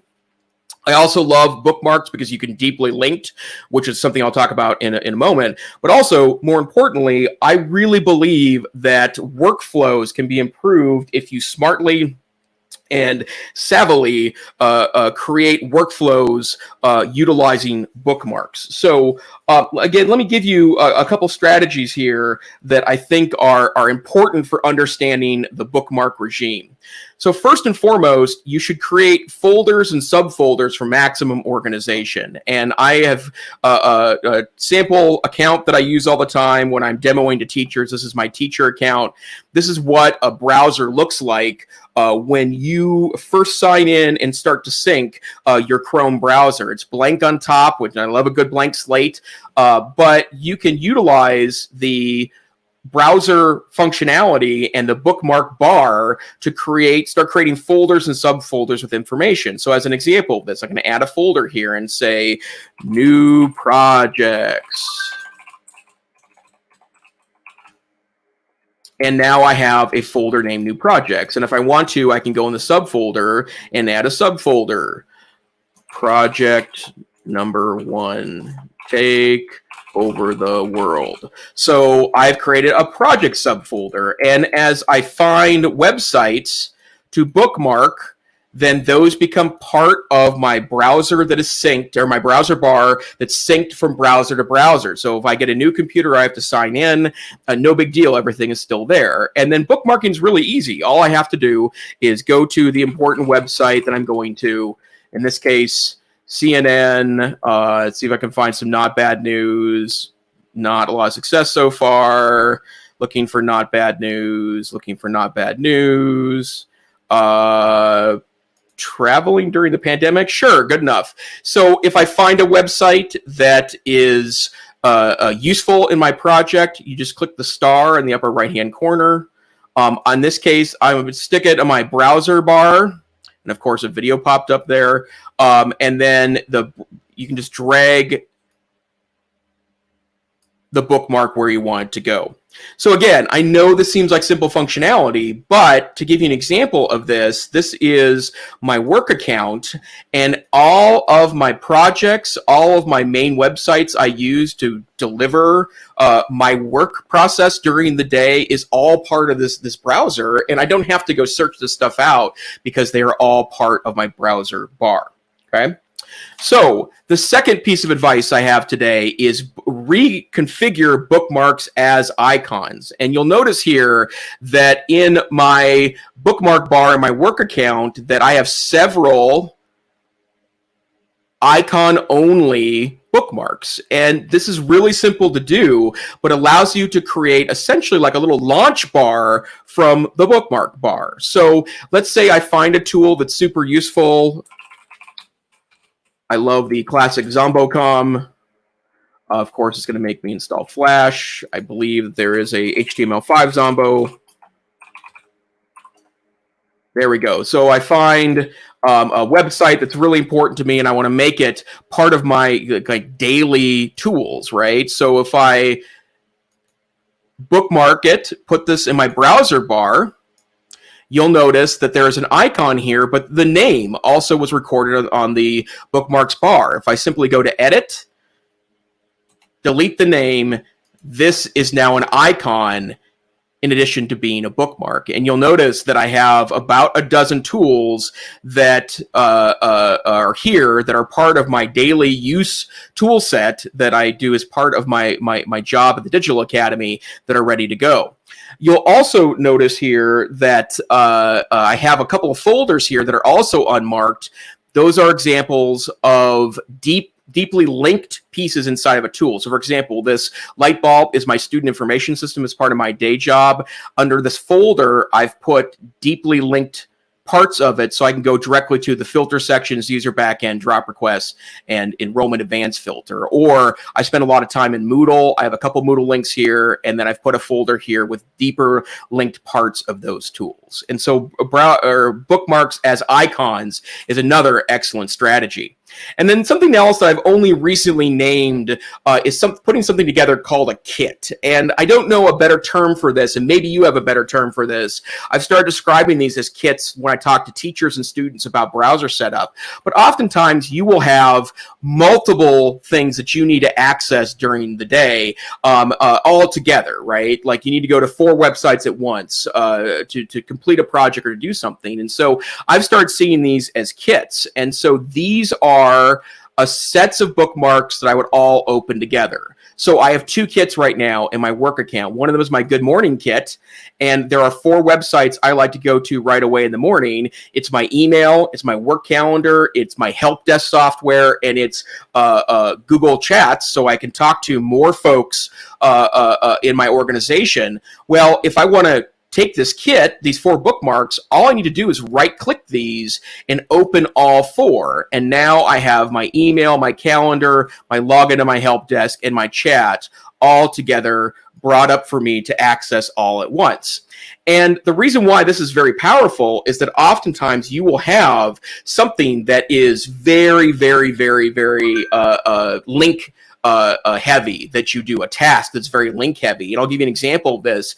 That is new teacher setup in my organization. There's 1, 2, 3, 4, 5, 6, 7, 8, 9 links that I have to click on to complete creating a new teacher in my organization. Well, I no longer go search those links out individually, even click on them from a document. I open them all together. So I open a new tab, go to my new teacher setup kit, right click, open all 9, and now these are all the tools I need to be able to do that. Now you'll note that I'm not logged into like my student information system. I logged out very specifically because I did not want student information to pop up here. But throughout my tool set, I've put together a kit for creating new teachers. And if you're teaching a course, for example, in an online environment, absolutely set up things like the grade book, the main class, the communication discussion group as a kit. Go to that when you're starting to work in a class, and that's a way to go back and forth. So kits, I think, are a really good strategy there, okay? So other strategies that are important to talk about.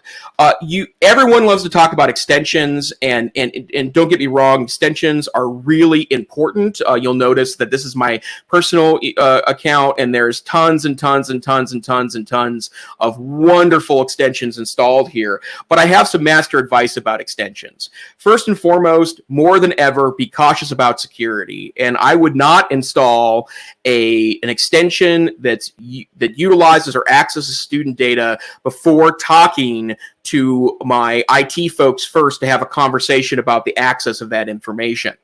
The second piece of advice I would give is you should uninstall unused extensions. And if you go into your browser to the I'm sorry, I need to bring bookmarks up here to be able to look at various, there we go, it's settings you're going to.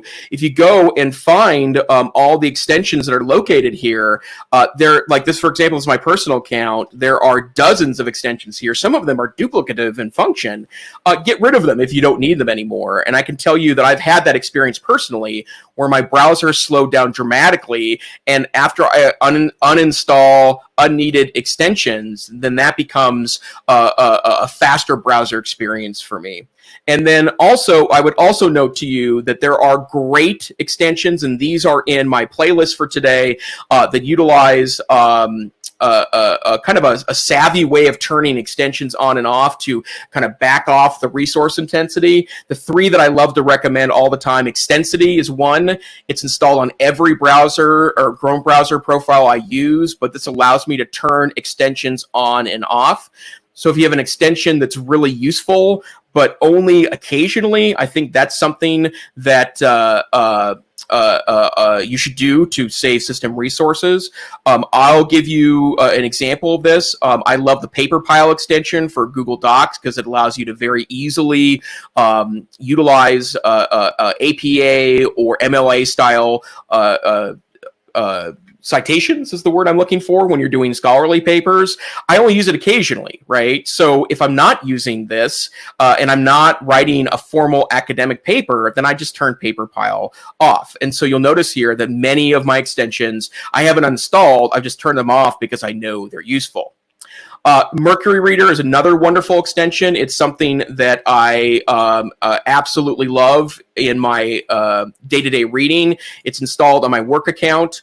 The Mercury Reader allows you to go to a web page and get rid of all the cruft on there that's probably distracting. Again, back to badnews.com. But if I click on this article about hurricanes, and you'll notice it's bringing up all sorts of other stuff that I don't care about, like this ad. You click on the Mercury Reader, it refashions the page to make it simple without ads and all the other cruft that's distracting. That also saves on system resources while you're reading.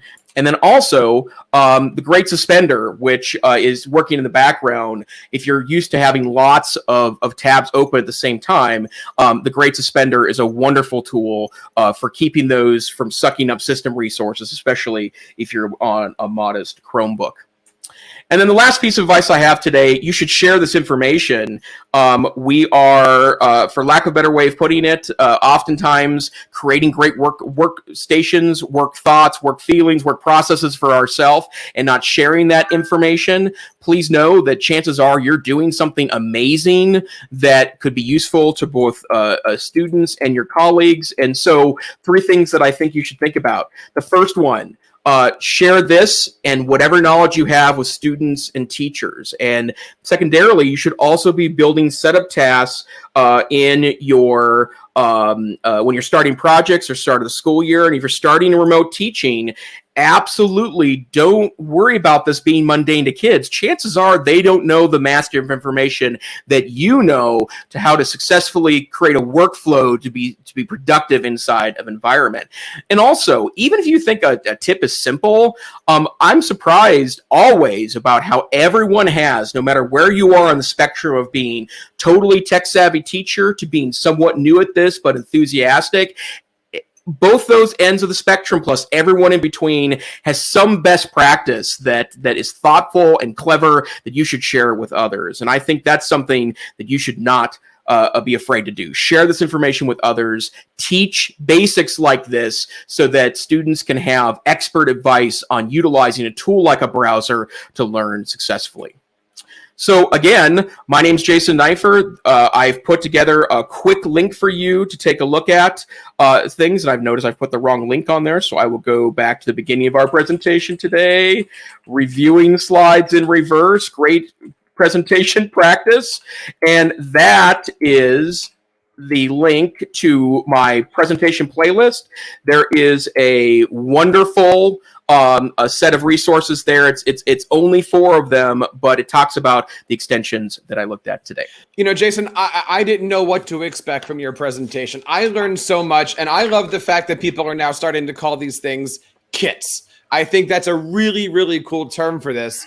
And, you know, it just shows the importance. These little things will save us time, especially when we're in environments now where most of us are used to being in one spot and having students revolve around us.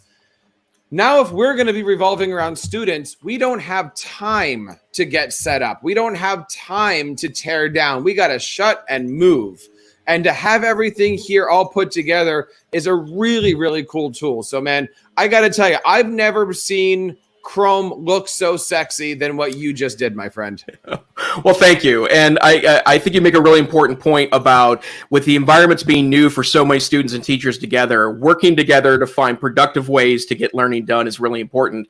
And by the way, don't be afraid to go to your most struggling students, ask them to do a screen share with you, and watch them get logged into your systems or watch them go to lessons.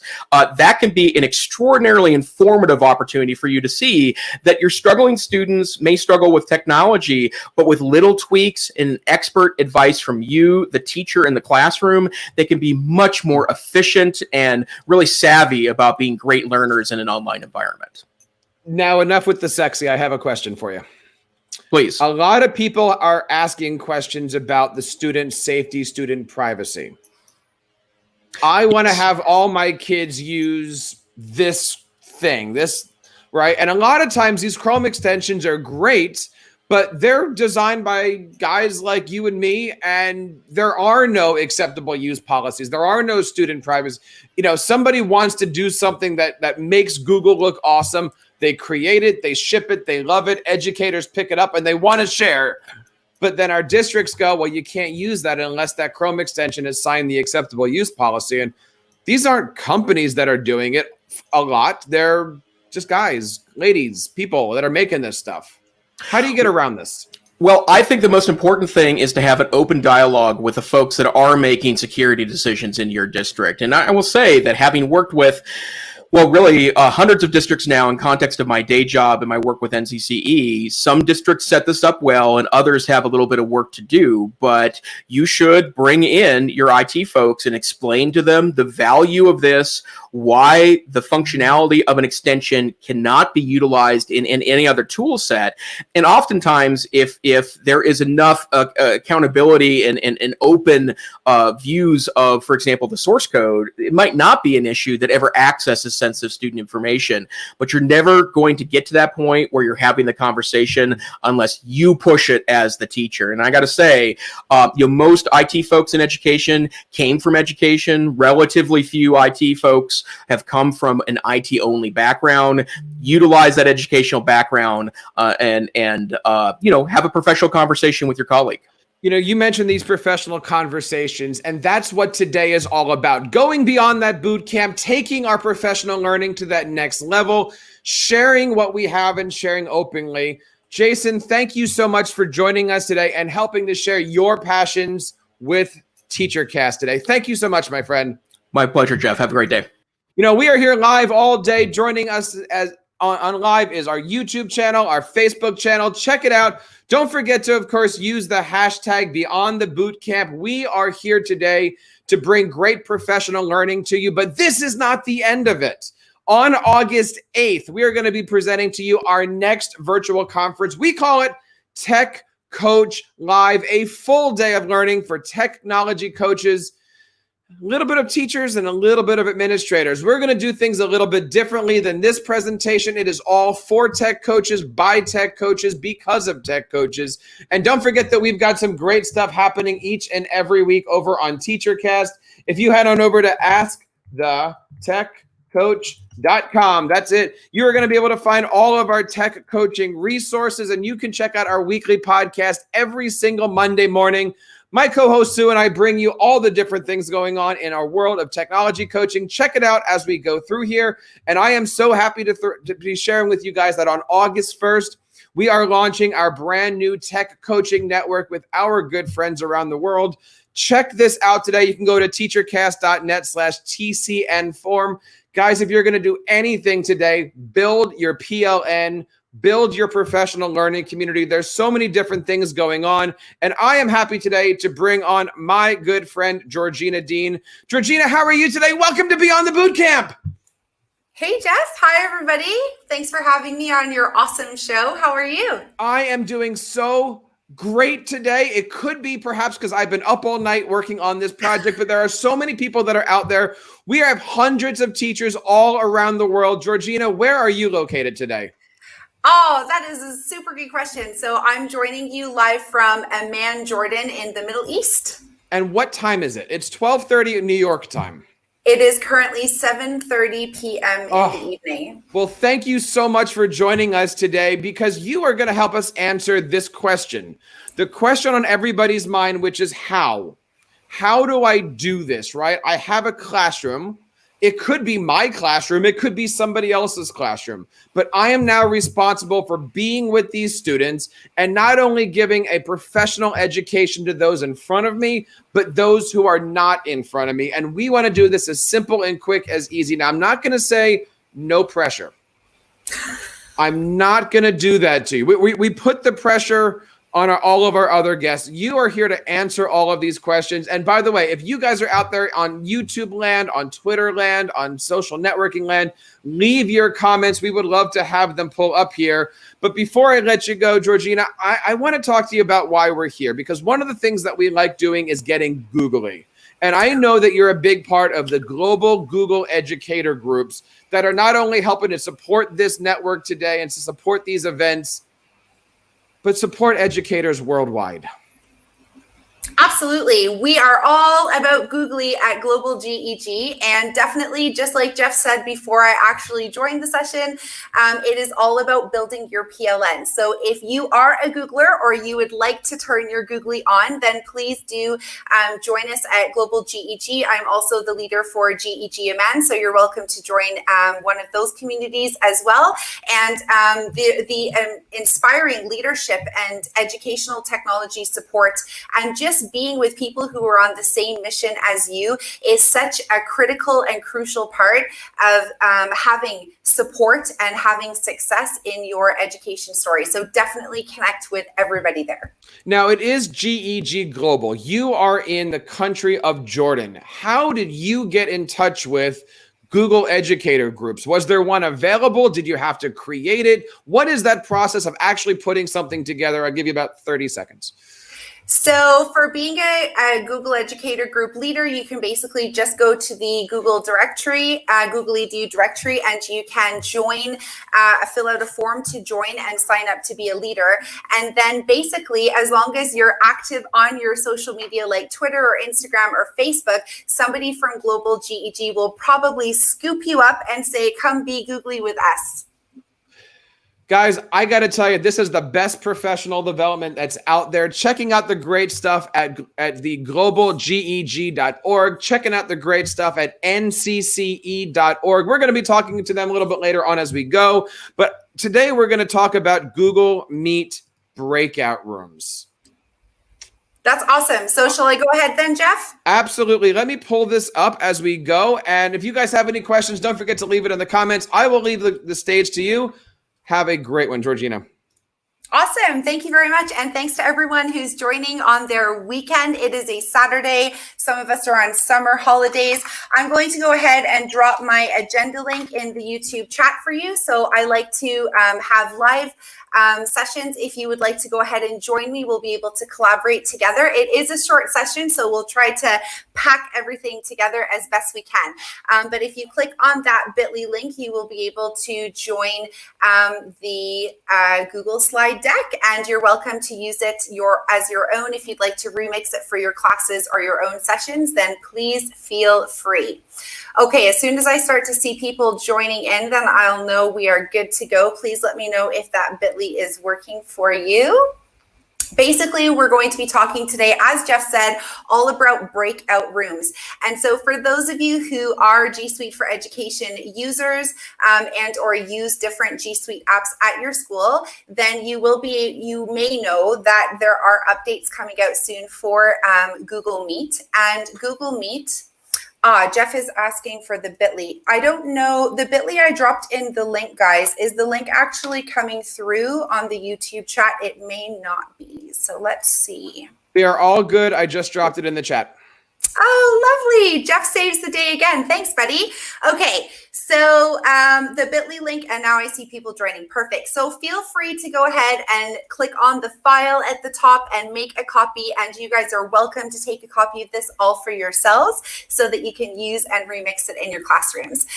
So just briefly, Jeff already gave me a super duper introduction, but on slide 2, I'm basically a Google for Education certified trainer and group leader.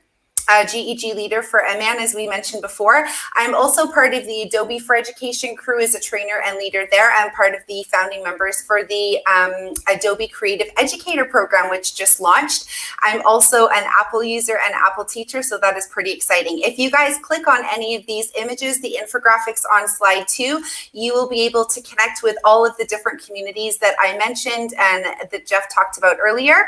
And there is a new course that released as well there for the Educator program underneath my name, so feel free to connect with me there. Would love to keep the conversation going later after the session as well. All right, so without further ado, guys, because we're on a time limit, let's jam. So the first thing we want to do before we take a look at breakout rooms in Google Meet is we need to understand why would we need to use a breakout room, and we need to think about how are we collaborating with our learners inside the classroom when we're actually in the physical space. So please go ahead and click on the Jamboard link, and it will open you this slide here, and it will take you to the Jamboard here. So if everybody could please grab a Jam slide. You're welcome to do this anonymously, or you're welcome to share your name. I encourage you to share your Twitter handle and or any other social media links on your own Jam slide. So just click this arrow at the top right if you're new to Jamboard. Grab your own slide. You can use sticky notes on the left-hand side to add text, or if you're on a mobile device, you can use your pen or stylus or your finger. You can add images here through the Google search image, which is royalty-free images. You can also add the word GIF at the end if you'd like your images to move. And of course, the pen tool on the left will allow you to write on the slide. So please go ahead and feel free. Please share all of your ideas of how you collaborate with your students by differentiating inside your classroom. I'm willing to take all ideas because we will be able to look at how we can digitize that through Google breakout rooms. Google Meet breakout rooms, sorry, a little bit of tongue tied there. Okay, so while you guys are working on that, I'm going to go, we'll loop back for your ideas. I'm going to go ahead and share this next piece with you, which is how I run all of the Google Meet breakout rooms for my students as well as for my staff. So Jeff mentioned that his Tech Coach Live is all about helping instructional tech coaches or directors of learning technology. There's many different terminologies globally for that. So my learners include adults, which are educators and also administration leaders, as well as students. I teach 6 hours of creative media, and all of the leadership team at my school, including the whole school principal, we all teach. We all believe that being in the classroom is really, really important in being able to drive the teaching and learning strategies and development plans forward. So yeah, this is really awesome. This was just used in the last couple of months. So here's an example of an image. I have put the link on the digital whiteboard. So if you click on the link, it will take you to a separate Google slide deck. And the Google slide deck is really cool. Again, you're welcome to make a copy of it if you like. It's view access only. So if you would like to edit these or remix these, please just click on file and make a copy. And let's walk you through it. So Bitmojis are obviously not new for anybody out there. This is a simple Bitmoji class where we have taken images, Bitmoji people, and we have embedded links for different spaces where people can go and collaborate and learn together. So this is an example of a classroom, and each of the images on the slide deck take you to different spaces. There's a really inspiring TED Talk on the bottom right. on student well-being. Again, this Bitmoji classroom is for teachers, so this may be a great place to start if you're an instructional tech coach. There was the Kahoot conference, which just finished, but you'll still be able to grab remixes from that. And of course, we had the Global GEG Bootcamp that's in there. You'll find the GEG Aman link in there as well, and you'll find some great YouTube resources. There's also in the bookshelf a really awesome article from Edutopia on what is successful technology integration. So I do encourage everybody to read there.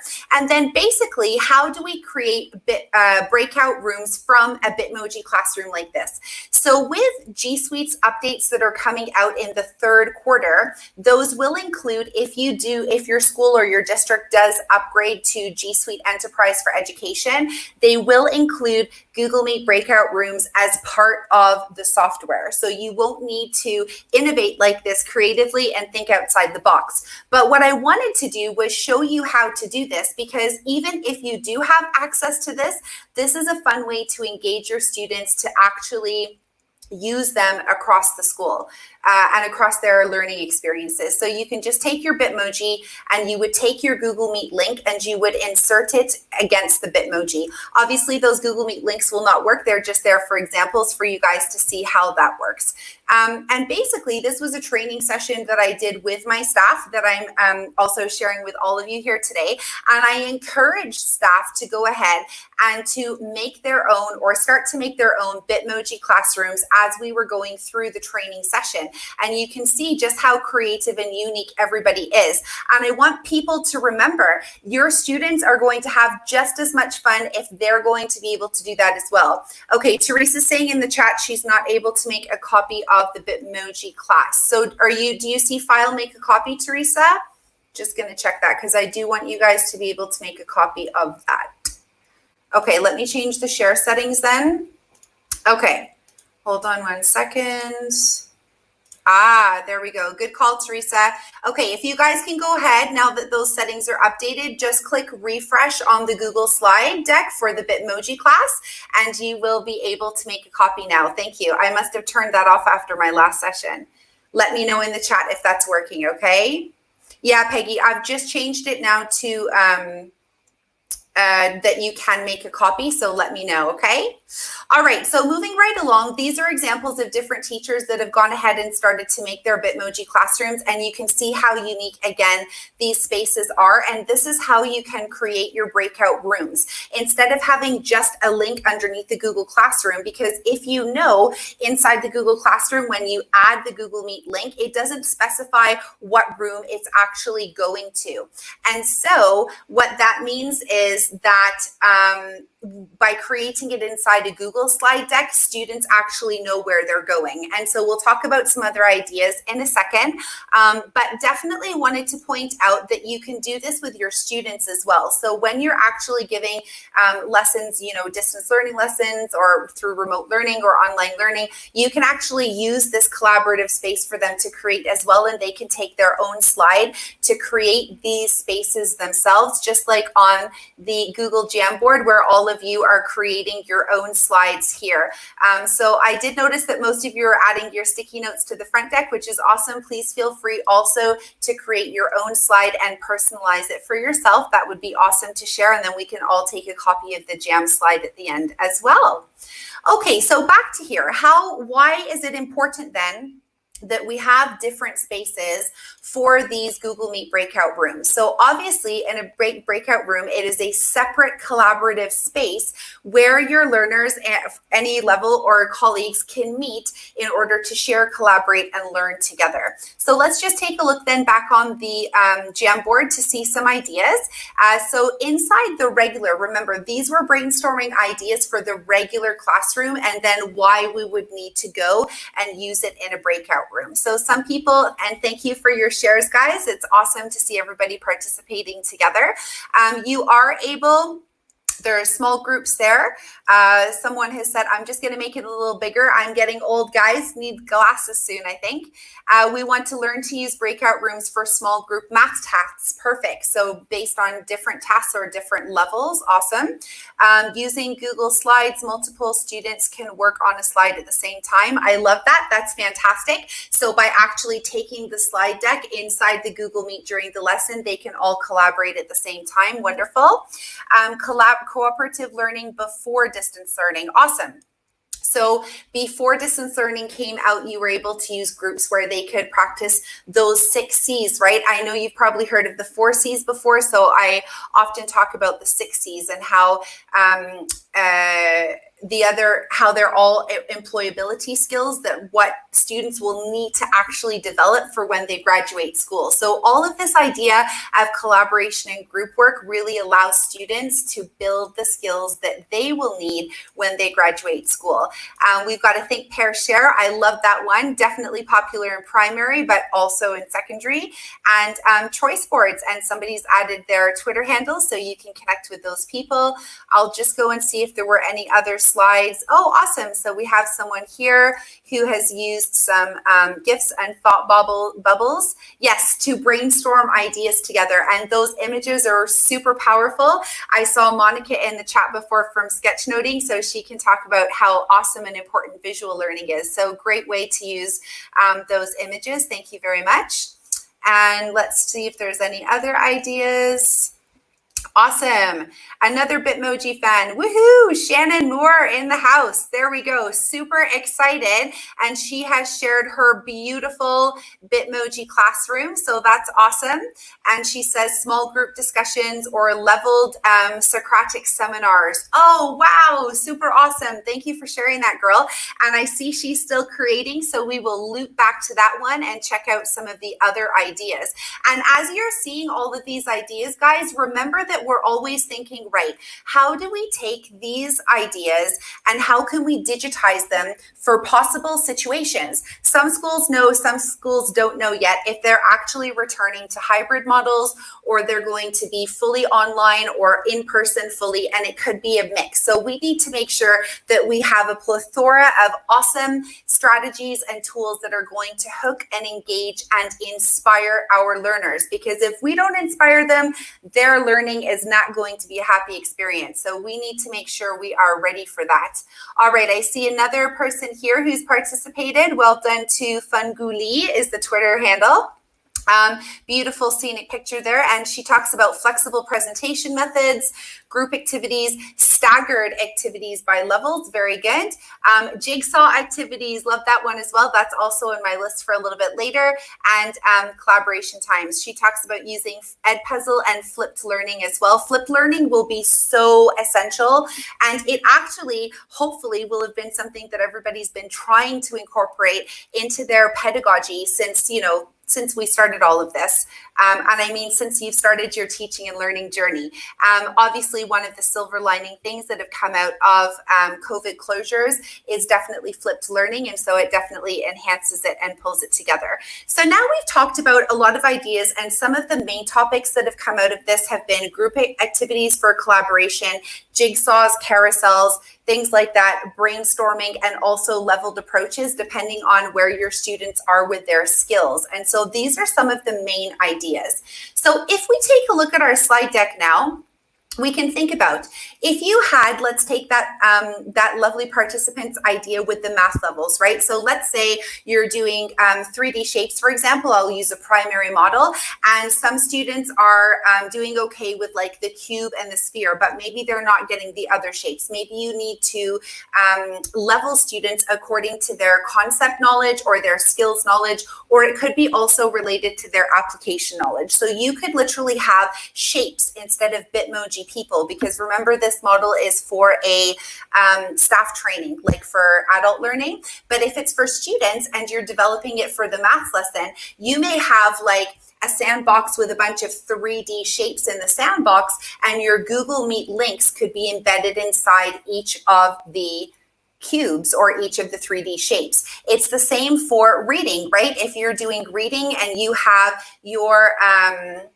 you have your guided reading group set up, for example, and you're studying, let's say, 4 different books. You could have a single bookshelf in there with the cover of each of your books in there, and your Google Meet link could be embedded inside of your book. So I'm going to show you guys really quick how to do that there. The next slide, on slide 5, are other ideas that you could use that Google Meet could be used to differentiate inside the classroom. The options on the left-hand side of this slide, I'm now on slide 5, are specific for classroom instruction. And the examples on the right side are specific for instructional coaches and or admin and or leaders or directors, etc. So these are different ideas you could do. Let's just go through the instructional tech coaches on the right first, because then the left side leads us into how to create those in Google Classroom. So on the right-hand side, you could easily do staff training, and this Bitmoji Classroom is a perfect example of how you could do that. You could also do it with staff meetings. So I've helped our leaders at our school host meetings where we started out as an entire school, and then we broke up after into primary, secondary, or high school, elementary, depending on which country or school you're from. And also conferences, this worked out really well. So in high school or secondary school, obviously students have different class teachers. So the teacher can have their own breakout room, and then parents can go in according to the calendar and meet inside that room. So there's lots of different ways you could set it up, but that's probably the easiest way that I found. Stakeholder focus groups are really awesome also. Obviously, some administrators like to do those anonymously, but if you'd like to have a focus group where you have like all people across the organization in there, then breakout rooms are amazing for that. A member of leadership in each one. Orientation. So if you have new people to the school, you could have breakout rooms set up for orientation, where you could have somebody there from each section of the school to support students and or parents or the whole family as they're coming in.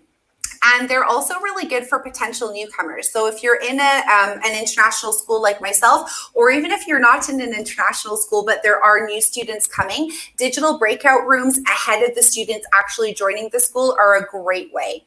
And I'm seeing a lot of comments in the chat about good ideas. That's fantastic. So I hope they help you guys. Okay, on the left-hand side is all about the classroom. So even if you're an instructional coach joining, you can take these ideas and you can help staff at your school as well. So choice learning is an amazing idea. You can have that hyperdoc with all of your different choices inside. And instead of having, a Google slide deck embedded in a hyperdoc, you can actually have a Google Meet link, and you can have organized before whether it's your faculty or your team, and you can pick different teachers who will be available to provide that. So choice learning is a great one. And if your school has developed, like mine does, we use digital leaders across primary and secondary, K-12, and so they also lead a lot of breakout sessions. So always looking at how we can empower our students as learners and also leaders. Carousels and stations are probably my favorite. They're used really quite frequently across the primary. So if you have things like teacher assistants or support staff or cell staff and in your classroom working with your teachers, then they can also be part of that carousel. We talked already about guided reading groups earlier, so that's fantastic.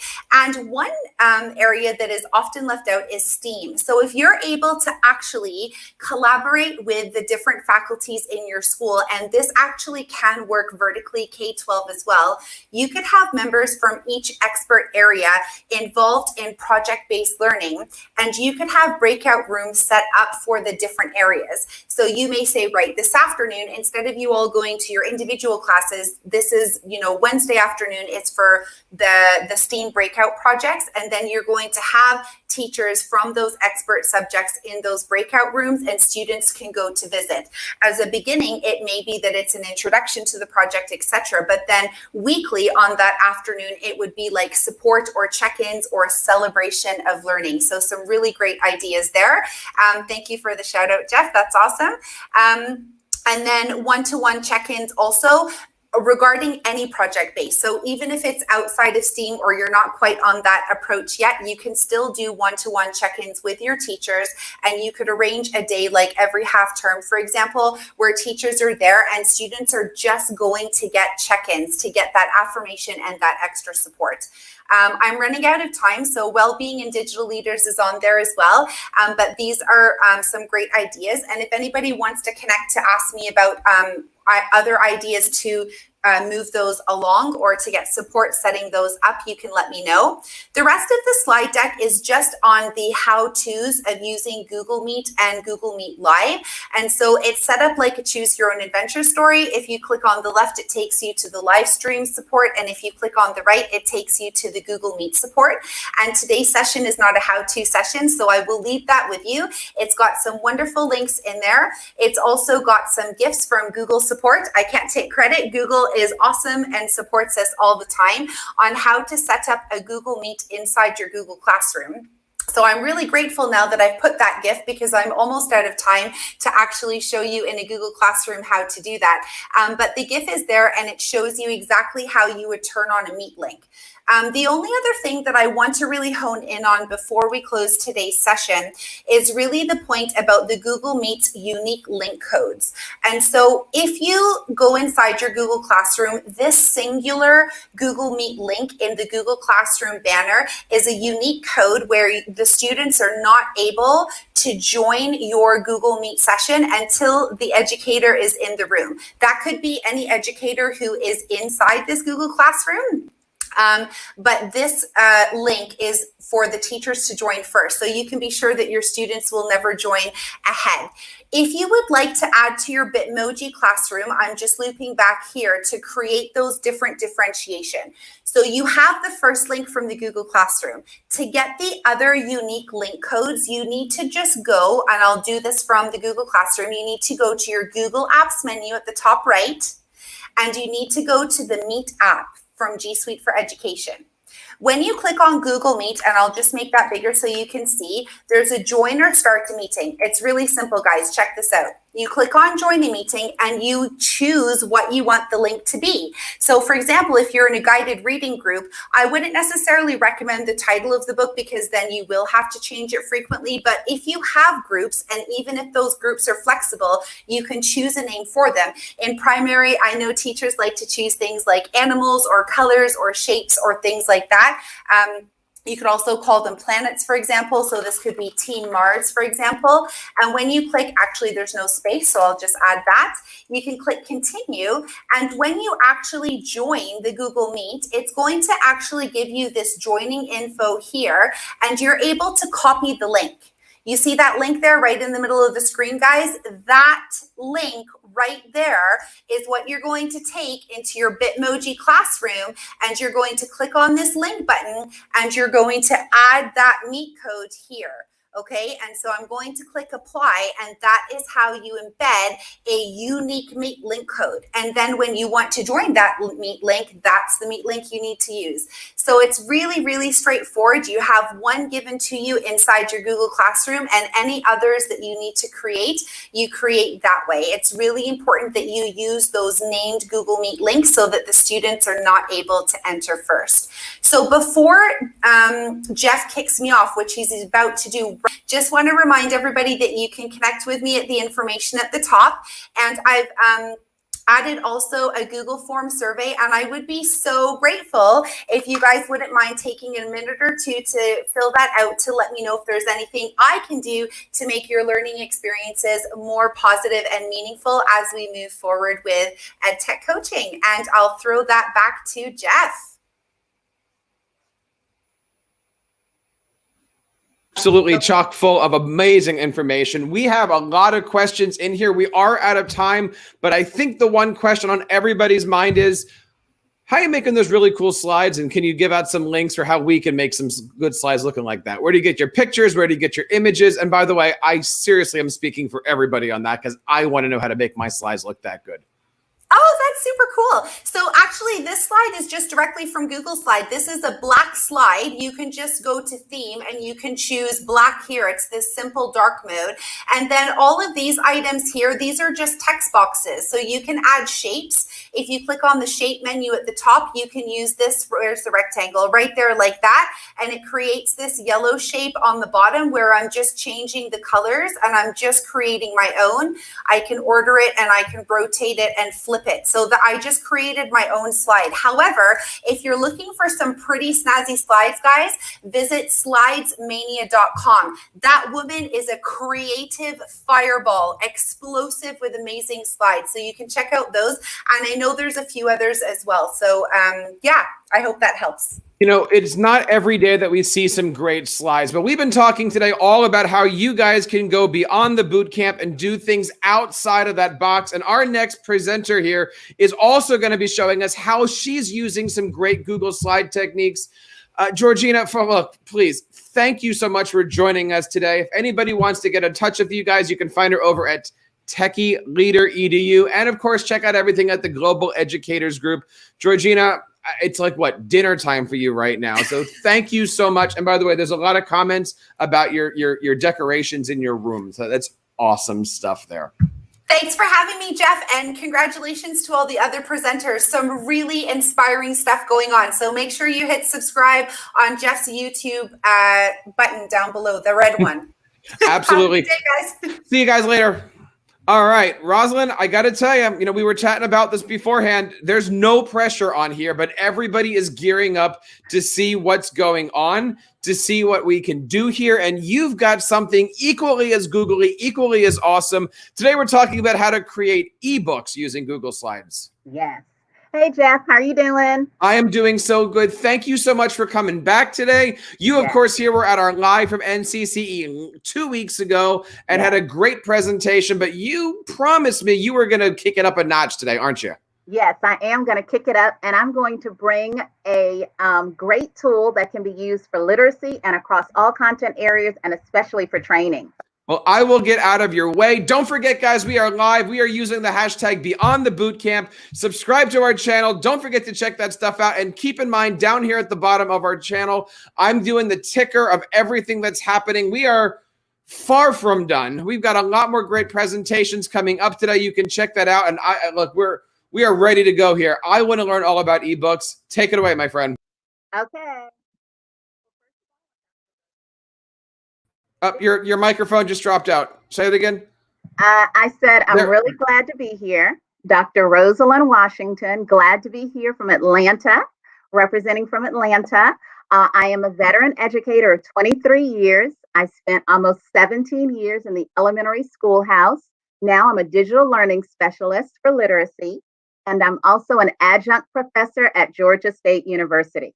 So really, really excited to come and share a few things with you today.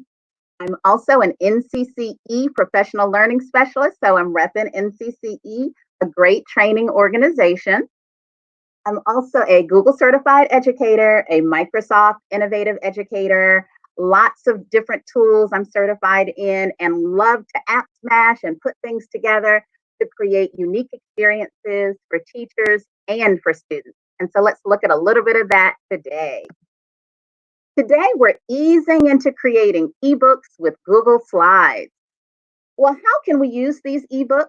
We can use them for program overviews. We can create handbooks and guidebooks for training. We can use them for student portfolios. We can show our children how to create them, and they can create make your own adventure.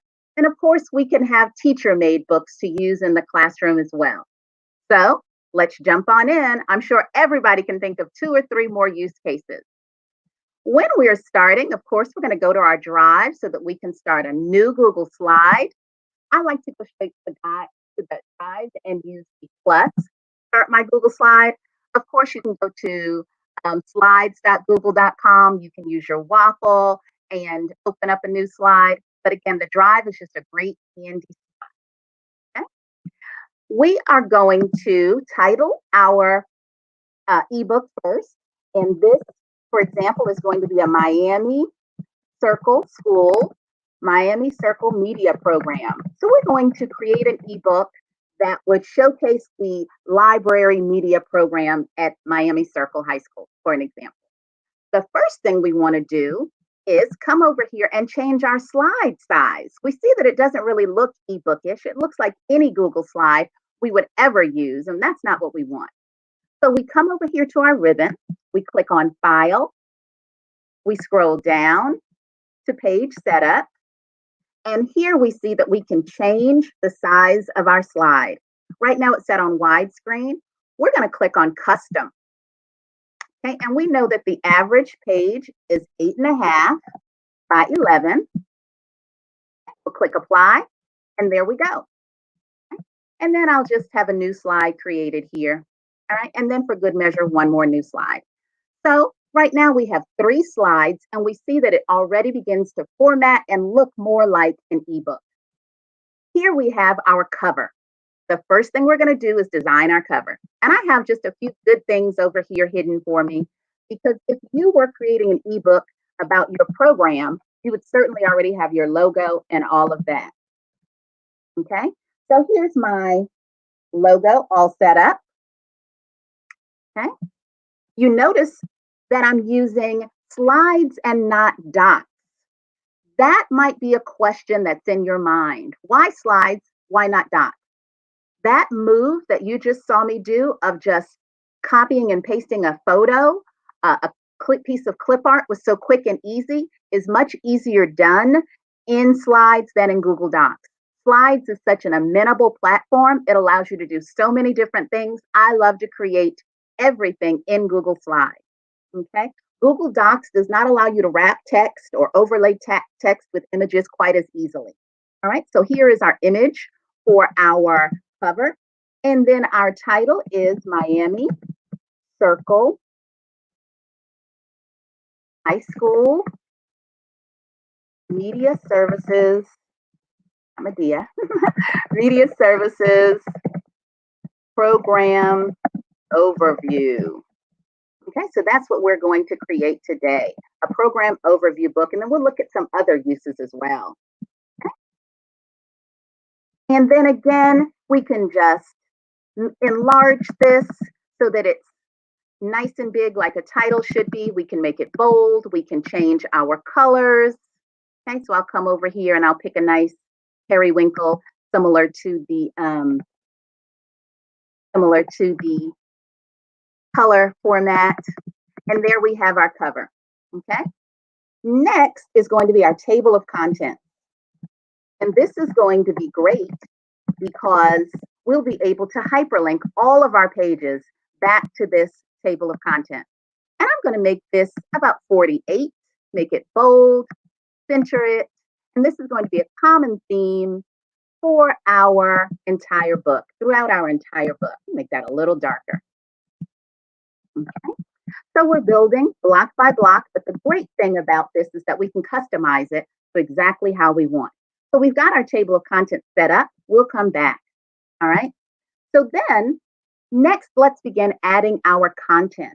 Okay. And this first content slide is really important because it's going to act as a template. Okay. In fact, I'm going to just duplicate my table of contents so that my text and my title is the same. Okay. Overview. And I'm going to come back over here to my good stuff. Okay. Where I will already have my text laid out. Okay. So now that I've pulled my text, because if you were writing an overview, you would already have these key things. And now I'm just going to paste it. Of course, I'm going to Control V. Okay. And let's make this 24 font. Let's try 30. There we go. Okay.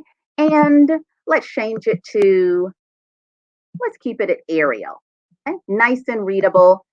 We've created an overview slide. Okay. And it is our first slide. Now we're going to do something crucial. Now we're going to create a tag, which is going to allow us to go back and forth amongst our pages and to get back to the table of contents. So to do that, we're going to create just a little shape. I'm going to go in here, use my ribbon, click on shapes. I'm going to create a small rectangle down here at the bottom. Okay. And in here, I'm going to write table of contents. We are going to link this with the table of contents on each and every page so that we are able to get back and forth. And that way we don't have to scroll endlessly. Okay. Now let's color this so that it's fun and exciting and it matches with our theme. There we go. Okay. So this small tab here will allow us to go back and forth to our table of contents. How? Well, let's hyperlink it. So I have highlighted it, Control K. This is when I'm going to link it. And Google says, hey, do you want to link it with the slides in this presentation? Yes, I do. So I'm going to go and I'm going to link it with the table of contents. Let me hide this. You'll see here that it realizes that slide number 2 is called table of contents. I want to do that. So when I click on it, it's going to take me right back to the table of contents. Again, we are going to use this as a template. Now I'm just going to come here, duplicate the slide. Okay. I've got my font set up. I've got my title set up. I've got my font just like I like it. I just deleted it and put some periods there as placeholders. And so now this is my template for all the other pages. All the other pages in my ebook will have a similar title. They'll have a similar font for the body. And then they have this great tab here, which is hyperlinked to take us back and forth, which helps us navigate around the document. I'm back over here to the good stuff to get our information about our training, okay, for the media program. That's page number 2. I'm sure that you're already buzzing thinking about how you can use these ebooks and what you fill yours up with. Okay. All right, so we said Arial 30. There we go. All right, and so the title of this page is training. Okay.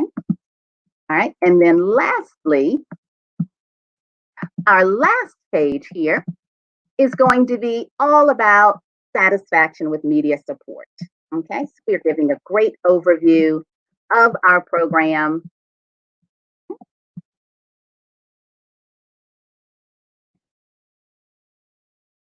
Okay, again, set this to 30 and then create our title, which is training. Okay. All righty.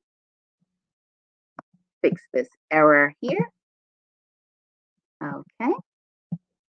All righty. So now let's create our table of contents. Now that we've got our contents all set up, we've got the body. We're going to come up here. Okay. The first thing is our overview. Okay. And we'd like these to be about 30 as well. Make this bold, make this a period. And now let's hyperlink it with each slide below so that we can navigate through the document. Again, I've highlighted it. I'm going to Control K. That will allow me to link. I could go up here and insert a link, but I'm a shortcut person. Not sure about you. I love to use shortcuts, and Control K, when you have highlighted text, allows you to place a link. Okay. So again, yes, I want to use slides in this presentation. I could link out to another site, and we'll do that a little later. It's recognizing the titles of my content and my pages. So yes, I want to link it with slide 3, already called overview. Apply. And you see already it's hyperlinked. Number 2. Okay. Number 2 in our table of contents was training. Okay. Again, highlight, Control K so that we can hyperlink. Indicate slides in this presentation. Okay. Click it and apply for training. And then number 3, the last bit of content was, oh, this one was not training. Oops, caught an error. Satisfaction. There we go. So this one was satisfaction. I'm an old kindergarten teacher, and this is when I would normally say, hey, is it okay to make a mistake? Yes, we all make mistakes. Good thing to catch your mistake, though. Okay. So now, page 3 was called satisfaction. Okay, gonna hyperlink that, Control K, come down here, link it with slide, and then satisfaction. Okay. So there we have our table of contents. Let's look at what we have. We've got a cover, which tells our overview. We have a table of contents, which when we click, will take us straight down to the body of our pages.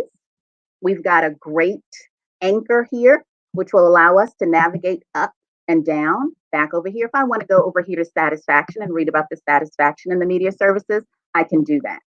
Okay. What you've also noticed is that I was able to insert images. Perhaps you want to come and insert some photos from the media services program. You can do that. You can simply come and paste them right here. You can hyperlink them. You can link out to feedbacks and surveys and all of that. Okay. Now, let's review the steps that we used, and then we're going to look at some other great example ebooks. And we're going to show how to present this. So again, we went up to File. We changed our file size by going down to Page Setup. We created a custom page size. We made it 8.5 by 11, and we applied. Okay. Then we customized our first page, our table of contents, with just the right format and font and all of that, and we copied it so that we would have a template for the rest of our pages.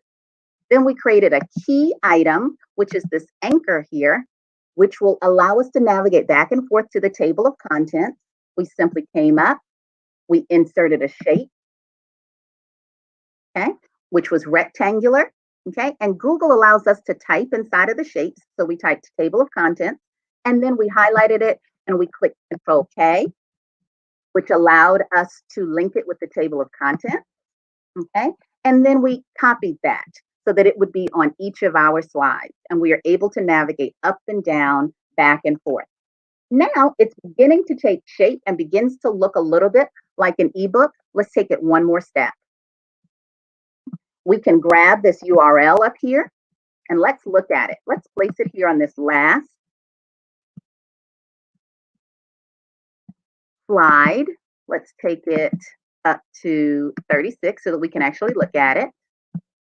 And we'll see this word edit right here. This is a key word. We are going to take this word edit out because we're in edit mode, and instead we're going to replace it with present. Okay. And so now we've got an entirely different URL. Now we have this URL in present mode. We're going to copy it, and then we can come over here and utilize it, and it brings up our book in e-format. Okay, so it is now smooth and easy, just like any ebook that we would read on the internet. Okay, we're able to navigate using our anchor set at the bottom. We're able to navigate via our table of contents and our anchor. We can go back and forth in and out of the ebook simply by taking, let me go over that again. Okay, we took the URL from up here at the top. Make sure that our sharing, specifications allow anyone with the book to access, or if we only want to share it with our staff, that we've shared it with those specific members of our grade level or whomever we want to have access. Okay, do that first. Then we're going to come up here, grab this URL. We're going to change this word edit to present. This then is the link that we will share with our colleagues. This is the link that we will take and go to tinyurl or go to bit.ly.com and create a custom bit.ly for. And then when we share that out with our team and they open it up, it will open up in present mode and look just like any ebook. Another great thing is that you can take this and download it as a PDF. We'll come over here to File, Download, PDF, right there. You can download it as a PDF and share with your team. So you have created a great ebook right here in Google Slides. The great thing I like about keeping it digital and keeping it up here in the cloud is that we're able to make real-time changes. Okay, so as we find mistakes or as we update This might be draft one that you share with your administration so they can get an idea as to what is going on or what vision you're planning. And then as you get feedback, you don't need to change the link. You're just going to collaborate. Excuse me. You're just going to make the changes right here. And even your present link will just update in real time. So I love that. Again, you're able to download it as a PDF as needed. Simply come over here to File, Download, and it's going to download in this 8.5 by 11 format. But I think the best way is simply to grab that link, create edit to present, change edit to present, create your tiny URL, and share that out with your team. Okay. Now let's look at another example. Integrating math into literacy. And I like this example because it already has the reminder here that, hey, this handbook is a living, breathing document. So for the latest version of this handbook, I have this bit.ly right here that people can use, and I share that out via email. I place that, I post that, I place it on the internet and on our websites so that people can come back and forth and they'll be able to get the latest version. Because, sometimes teachers get old school and they want to print stuff out and it's 2 or 3 weeks old, or, they downloaded it as a PDF so that they could, read it at home or whatever, and the information gets a little stale. So reminding them that, hey, you can use this for the latest version, to find the latest version, is good practice. All right. So again, here we've got table of contents, which will allow us to navigate. This ebook has a letter to educators. It has an overview and vision. It has using math journals successfully. And here I've given credit to the website and was able to place a live link so that if you want to know more about this author's idea about using math journals successfully, you can go straight there. Okay. And Google Slides also allows you to embed links. So if you are doing, this is a training handbook on how to integrate math and literacy activities, and you have your group doing partner activities, critiquing case studies, you don't have to print out the case study and give it to them. You don't have to give them a separate link. You can just embed it right here in the ebook. They can click and they can go. Okay. All right. You're able to place templates there. Again, people can type directly in these. They can copy their own, make their own copy of it and type right into it, or they can print it out if they're old school. I know I work with quite a few old school folks. You can have note pages. And again, you can even have a link here to other Google products, such as Google Forms and all of that, so that you can get feedback on the training. And let's not forget this fantastic anchor that we have here, which allows us to navigate back and forth to the table of contents so that we can navigate through what can become a really lengthy document. Here again, you'll see that I have placed photos. Google Docs is not quite as amenable as Google Slides. That's why I prefer to create the ebooks right here in Google Slides.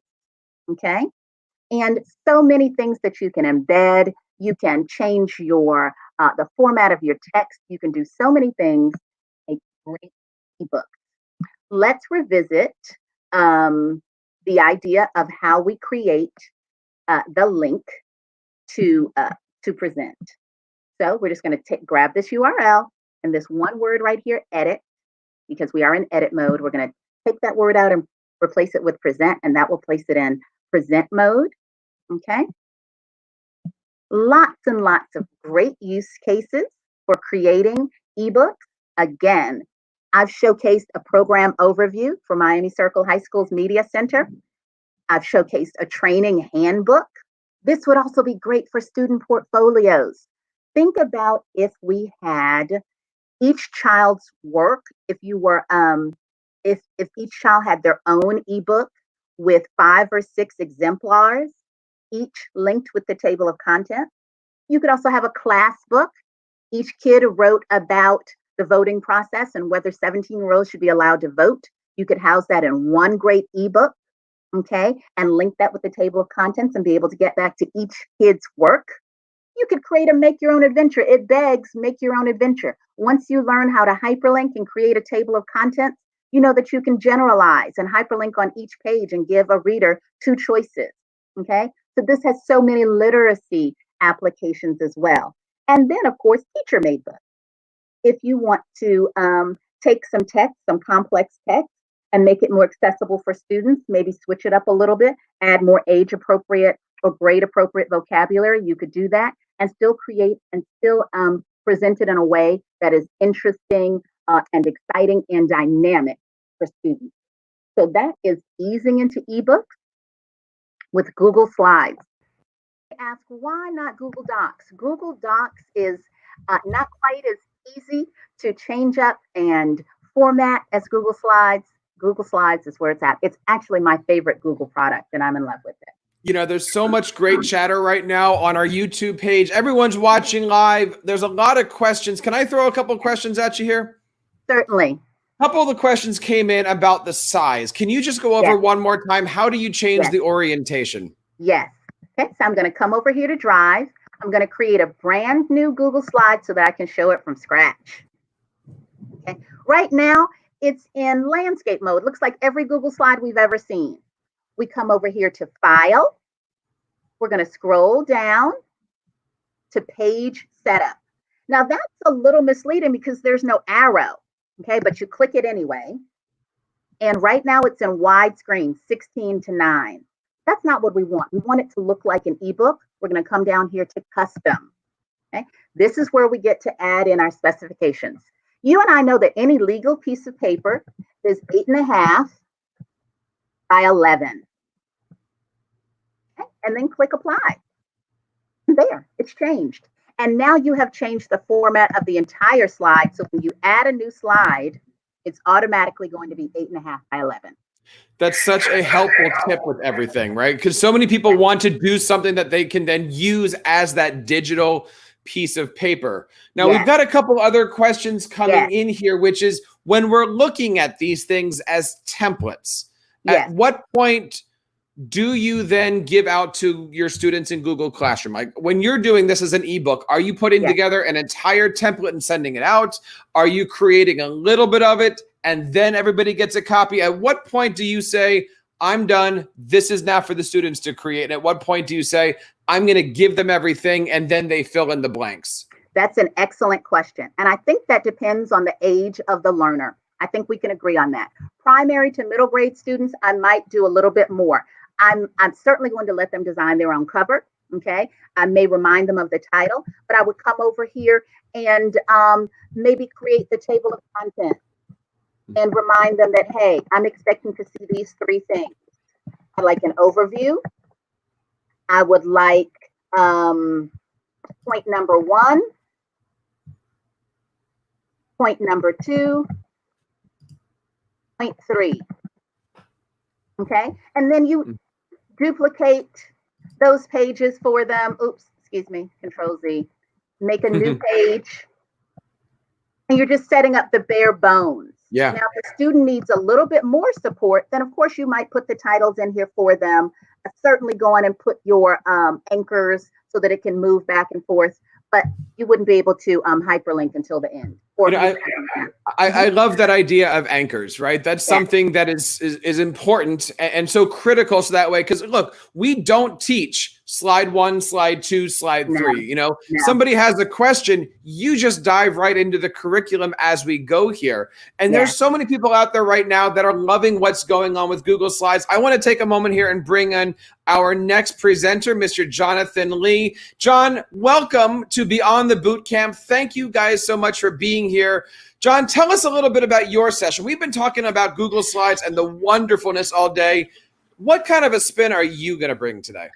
So I'm going to take basically what Rosalind did. She talked about ebooks and all the cool things you can do, and I'm just going to keep running with it, all the different things you can do with Google Slides, because I agree with Rosalind. It is by far my favorite Google app. Yeah. Now, a lot of the questions are coming up saying, my district is Google. My district is Microsoft. My district is hybrid. So I'm just going to throw out the question that we're getting a lot. You can do most all what, fill in the word there, what you can do in slides using PowerPoint. Obviously, with Google Slides, there's the URL. We know that those are specific Google Slide things. But I mean, hyperlinking, that's a universal thing. Yes, very much so. Very much so. Rosalind, where can we find more information about the great work that you're doing? You can reach me at APS IT Rosalind. You can, okay, am I sharing? Mm-hmm. Go ahead. Okay. APS IT Rosalind on Twitter. You can feel free to email me at NCCE at rwashington@ncce.org. I'd love to hear from some people. I'd love to get a little feedback on uses, questions, what they like, how it can be improved, all of that good stuff. So again, on Twitter or email me. You know, that's so important. First of all, Rosalind, thank you so much for joining us today. Thank you for joining us at our last conference, and everything that she's been talking about, we're going to be breaking down and we're going to be sharing it on TeacherCast over the next couple of days. Rosalind, thank you so much for your time today. You're welcome. Thank you. Now, Jonathan, we are going beyond the boot camp as we've been doing all day, and I've noticed a couple things. The people out there that are doing some great presentations have one thing in common. They have an ncce.org affiliation. Talk to us a little bit about your relationship with NCCE, and maybe how can other school districts bring NCCE into their professional development community? Yeah, so I'm fairly new to the ncce.org group. As a consultant, I have been working with a few of their consultants over the years because I am an ISTE affiliate. I work with another ISTE affiliate here in the St. Louis, Missouri region. And so we've done some work with some of their consultants before. So over the last 4 or 5 years, I've gotten to know them. And, you know, they do some awesome work all over really the world. And, you know, and so I'm glad to be a part of that group. And you know, the one thing that I love about this whole day is even though we're focusing on specific apps, all of these things, we can go beyond the tradition. And that's what we have today. By the way, guys, thank you so much for joining us today. My name is Jeff Bradbury, and we are here going beyond the boot camp. If you're watching on YouTube, on Facebook, on Periscope, don't forget to follow us online, hit that subscribe button, and let us be your guide today as we go beyond the boot camp. Jonathan, you have an amazing background, not only being Google educated, but you're also an ISTE certified educator. In 10 seconds or less, what is an ISTE certified educator? So an ISTE certified educator is one that understands the purpose of integrating technology in a meaningful way. You don't integrate technology just because you have it. And so that's what's made these last 4 months so important, that we naturally have to now because we're virtual, but you still need to do it in meaningful ways. It's that meaningful way that we're going to be needing to figure out right now, right? If I look at my classroom that I'm going to be looking into, I need to redefine what flexibility is, and I know that's why you're here today. I want to take it away. Guys, if you have any questions, please leave it in that way. Please leave it in the chat. We would love to have you guys ask as many questions to John as possible. And of course, we will be back later. Don't forget, we've got some great things going on. I'll put the ticker down here to let you guys know what's going to be coming up. John, without further ado, share us more awesomeness about Google Slides. Thank you very much, Jeff. I appreciate it. Welcome, everybody. I'm excited to talk Google Slides with you. As I mentioned when I was talking with Rosalind, this is by far my favorite app. And as we talk about flexibility, and we're in remote environments, and some of our students, yes, when they're in the classroom, maybe they are using a ton of apps with you already, and you're already integrating a lot of the stuff. But if you're not, and you're now being forced to do that from a remote environment, it sometimes can be hard to say, okay, I want to use, let's go Flipgrid, let's go Seesaw, we want to do all these different apps. And if they don't know how to do that, so it can be really difficult. And so I want to show by using one app, you can do so many different things. And so that's what we're going to kind of take a look at today, is the flexibility of this amazing app called Google Slides. Yes, Jeff mentioned we definitely can do almost all of these things in PowerPoint as well. So if you are a Microsoft district and you're like, oh, I wish I could do that. Yes, you definitely can, especially if you have the Office 365 and use the online piece. You can do all that collaboration right along with it. So let's kind of get into this here. And sweet.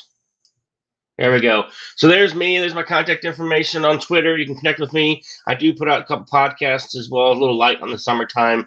But yeah, I'm an ISTE certified educator. If you're not sure what that is, go to ISTE.org and check out certification. It is an amazing journey. It really causes you to rethink how you're teaching. And we're already doing that now naturally because we have to. So it's really cool that you're doing that there. But we're all talking about all kinds of different slides. And so if I was in a live format, and you can put this in the comments if you want to, but when you hear, maybe before you saw Rosalind's presentation, or maybe before you saw, there was one earlier, I can't remember who did that one, but when you see this picture, or when you hear Google Slides or PowerPoint, what is the one word that typically will come to your mind? Presentations. It is a presentation tool.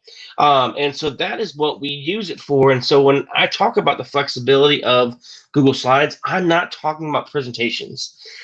A lot of times I'll talk about it and people go, so what does that look like when you go to presentation mode?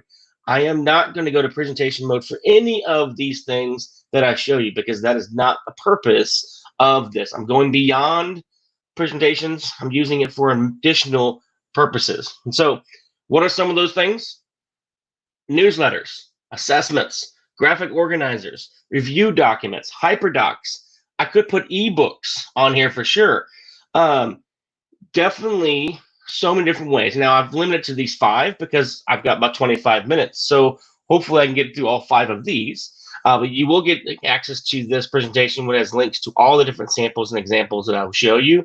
But let's jump right into the flexibility of Google Slides here. And so the first one talks about newsletters, and Rosalind mentioned this at the very end. I was like, no, but that's okay. So it was great transition. Jeff asked the question, how do you adjust your slide size and so that you fit your needs? So you can adjust it to whatever size you want. Rosalind adjusted it to an 8.5 by 11 because that's what a standard piece of paper was, right? But you can go to anything you want. And so if I were to go to my first example here, I got this from another educator that I was at a presentation with a long time ago. And I was like, that is an awesome way to actually put out presentations. Now you can see this is a normal slide size.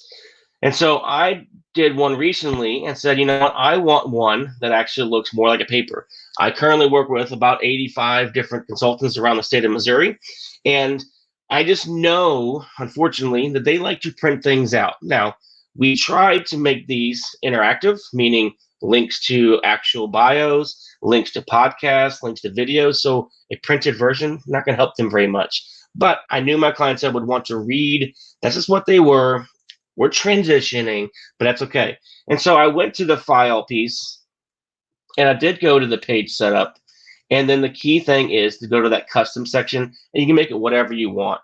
And we talk about different things, and one example I did within the classroom was we made business cards. The kids love making their own business card. I taught 5th grade. We were transitioning to 6th grade. So they made a business card with their info on it. They changed it to a 3x5 card, and now they were working with a card they can easily print out multiple times. They loved that piece to it, and so that really made a big deal for them. So again, any size you want is great.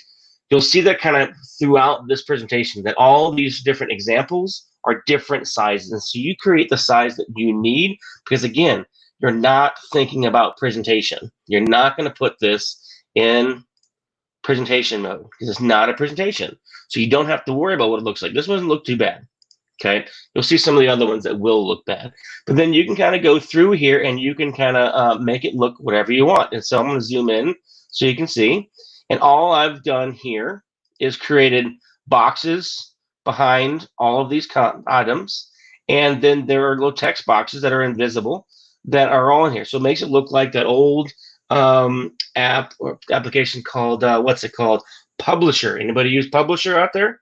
So this is very similar feel. The only thing I wish you would do is that whole continuation. So when I finish this column, it continues on to something else.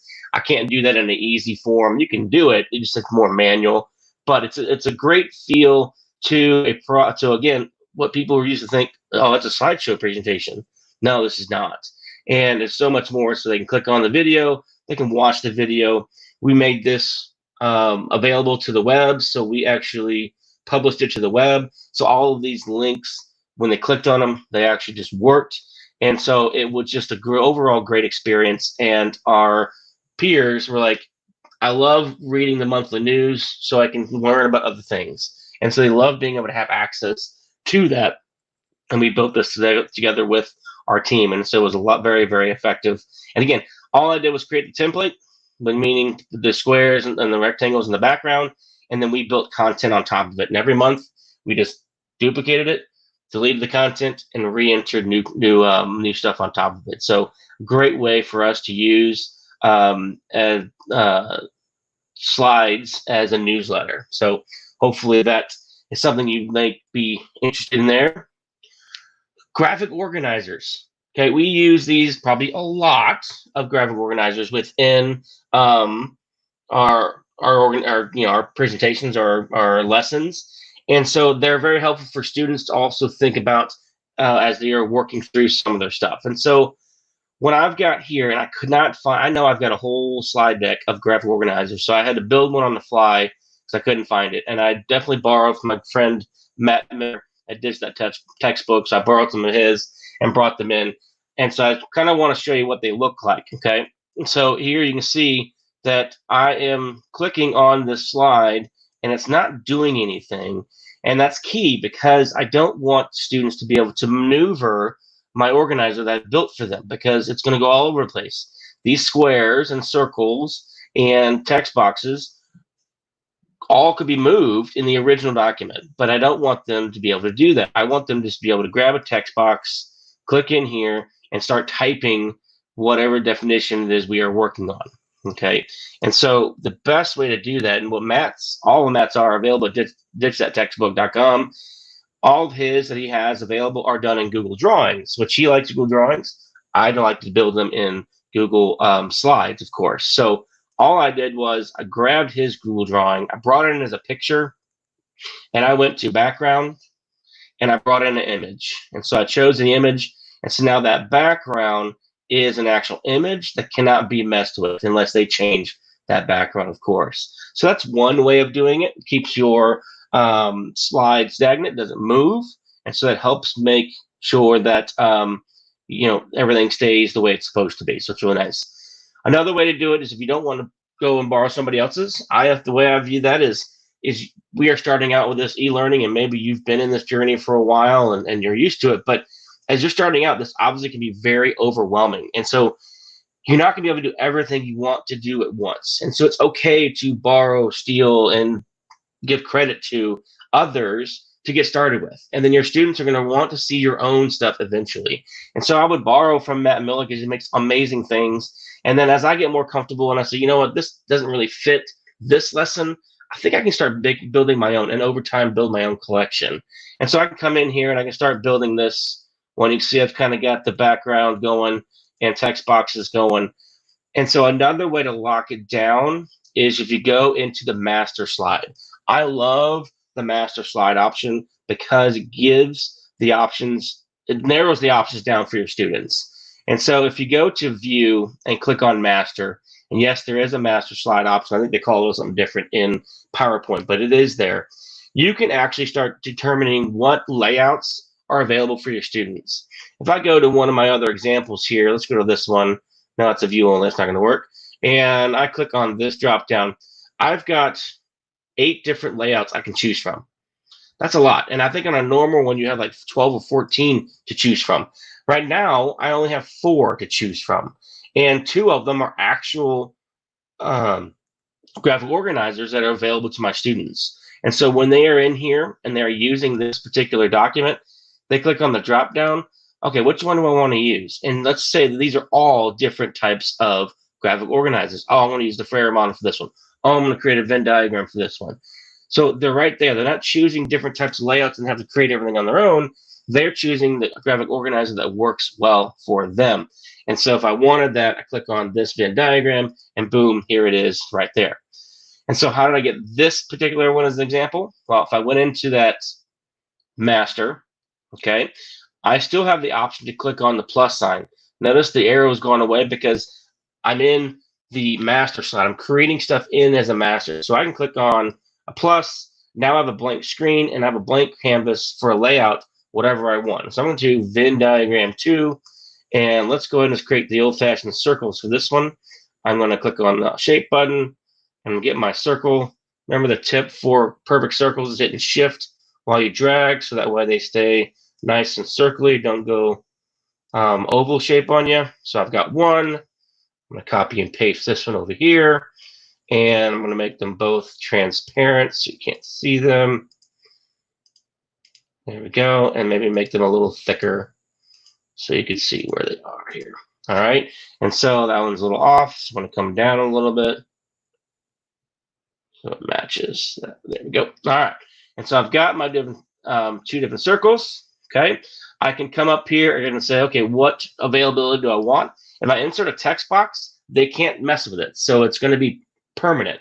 And so that would maybe be my directions or my titles that I'm going to put in there for them. And then title placeholder. These are all stuff that they change. And so if I want body text placeholder, click on that and I can drag a square. So now there's actually going to be a text box all ready for them. They don't have to insert one on their own, which is kind of helpful. I can also go ahead and say, you know what, I want this to be in quicksand. I want this to be font 12 and bolded. So I tell my students, don't mess with the fonts. Don't mess with the bullets. I've got all that taken care of for you. I've taken all that stress away from you. Don't worry, students. I got you. And because I know my students, my 5th graders, they spend a lot of time making sure, okay, how many fonts can I choose from? Oh, what does this look like? Don't worry about that. You're not going to be scoring on your fonts. So I take all that away from them.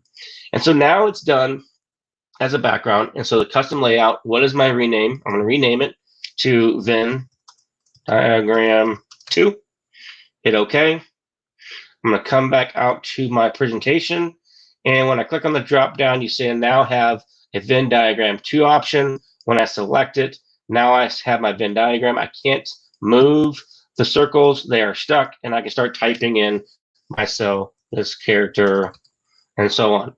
And so it's all already done for my students, and you can build those out, and it's awesome.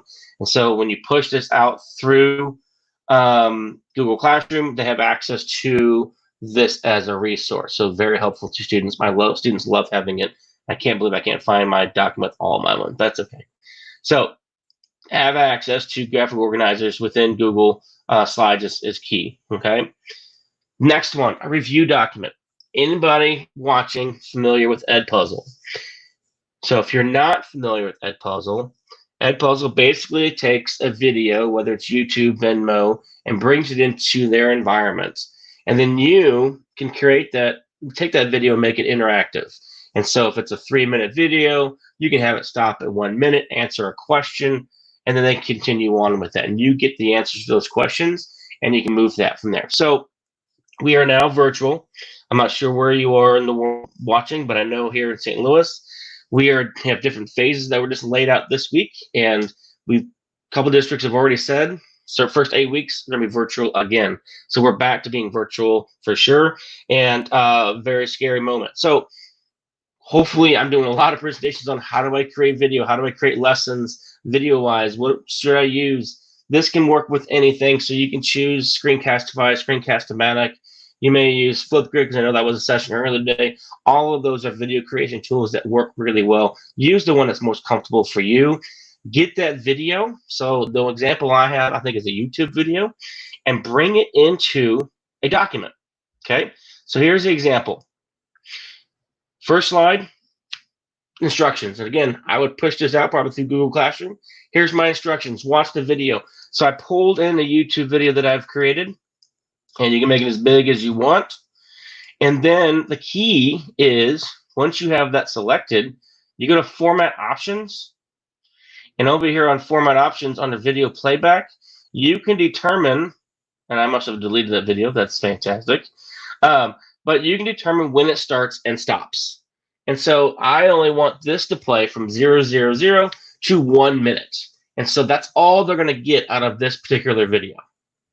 And then the next slide is the question I want them to respond to. And so they can answer right here. They can put in their own thought bubble. They can maybe go find a picture. You can decide what that response is going to be, but you get to control kind of what they see. And then the next slide is going to be from 1 minute to 2 minutes, or whatever it happens to be. And then again, the next slide, question.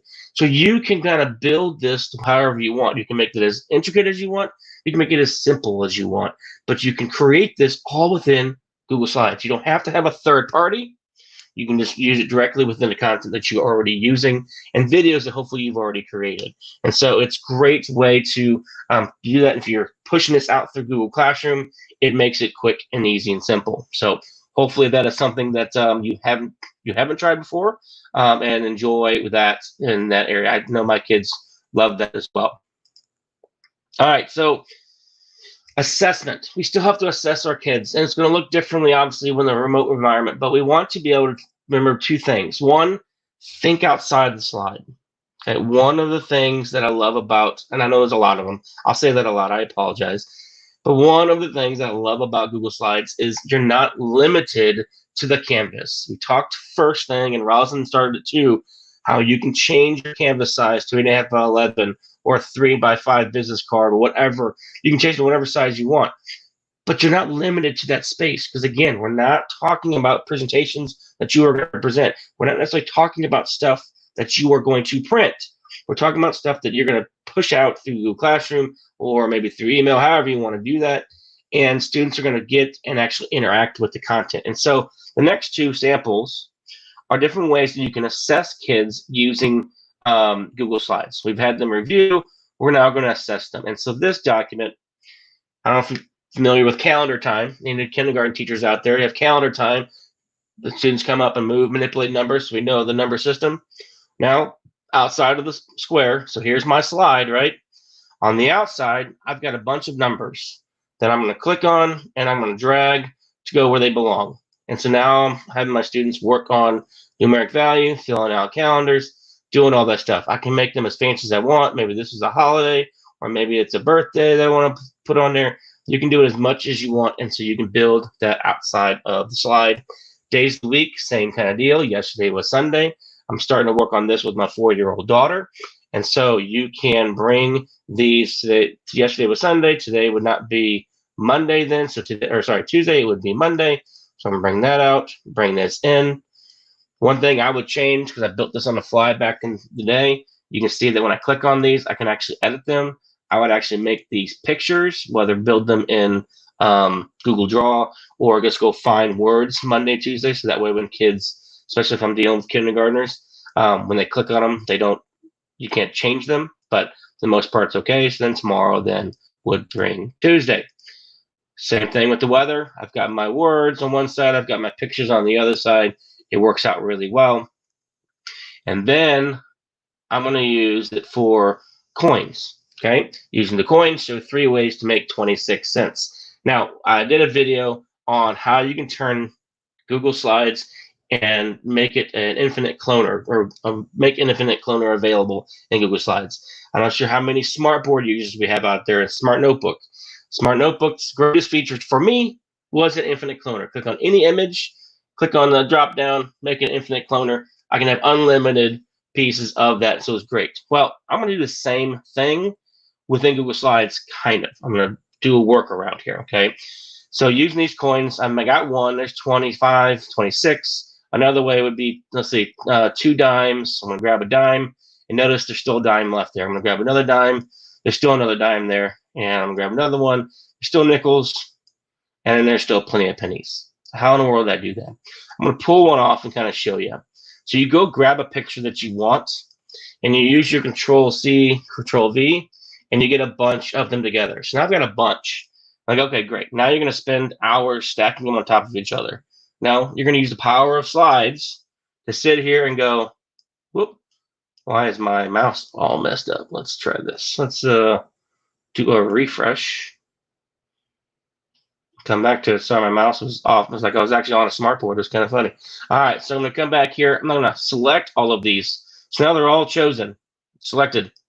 Right click, align vertically and align horizontally. Those 2 are key. Doesn't matter which one you do first, as long as you do both of them, one of both of them after each other. So I'm going to do horizontally first, center them. So now they're all vertical or horizontal like that. I'm going to come back in here again, do vertical and do middle, and now they all sit on top of each other. So now however many I just copied and pasted, so now I've got 15, let's say, on top of each other. And so as they pull one away, there's magically another one right behind it. And so that's a great way for them to now use anything that they need. All right. The last one is quite simple. And so this one, place all the vertebrates onto the canvas. And so I went out and I went out and found a bunch of pictures of animals, And hopefully after our lesson on what vertebrates and invertebrates are, they're going to be able to come in here and say, okay, yeah, that one's vertebrate's got a backbone. Yep, this one's a vertebrate's got a backbone. Yep, that one is too. And now I'm assessing their ability to determine their if they now know what vertebrate and invertebrate is. And it's just an assessment. Again, push it out through Google Classroom, have to complete this little this tiny little slide, and then I know where they stand on this particular concept. Not hard to build. It was literally, I mean, the hardest thing was remembering, okay, how many different animals I want?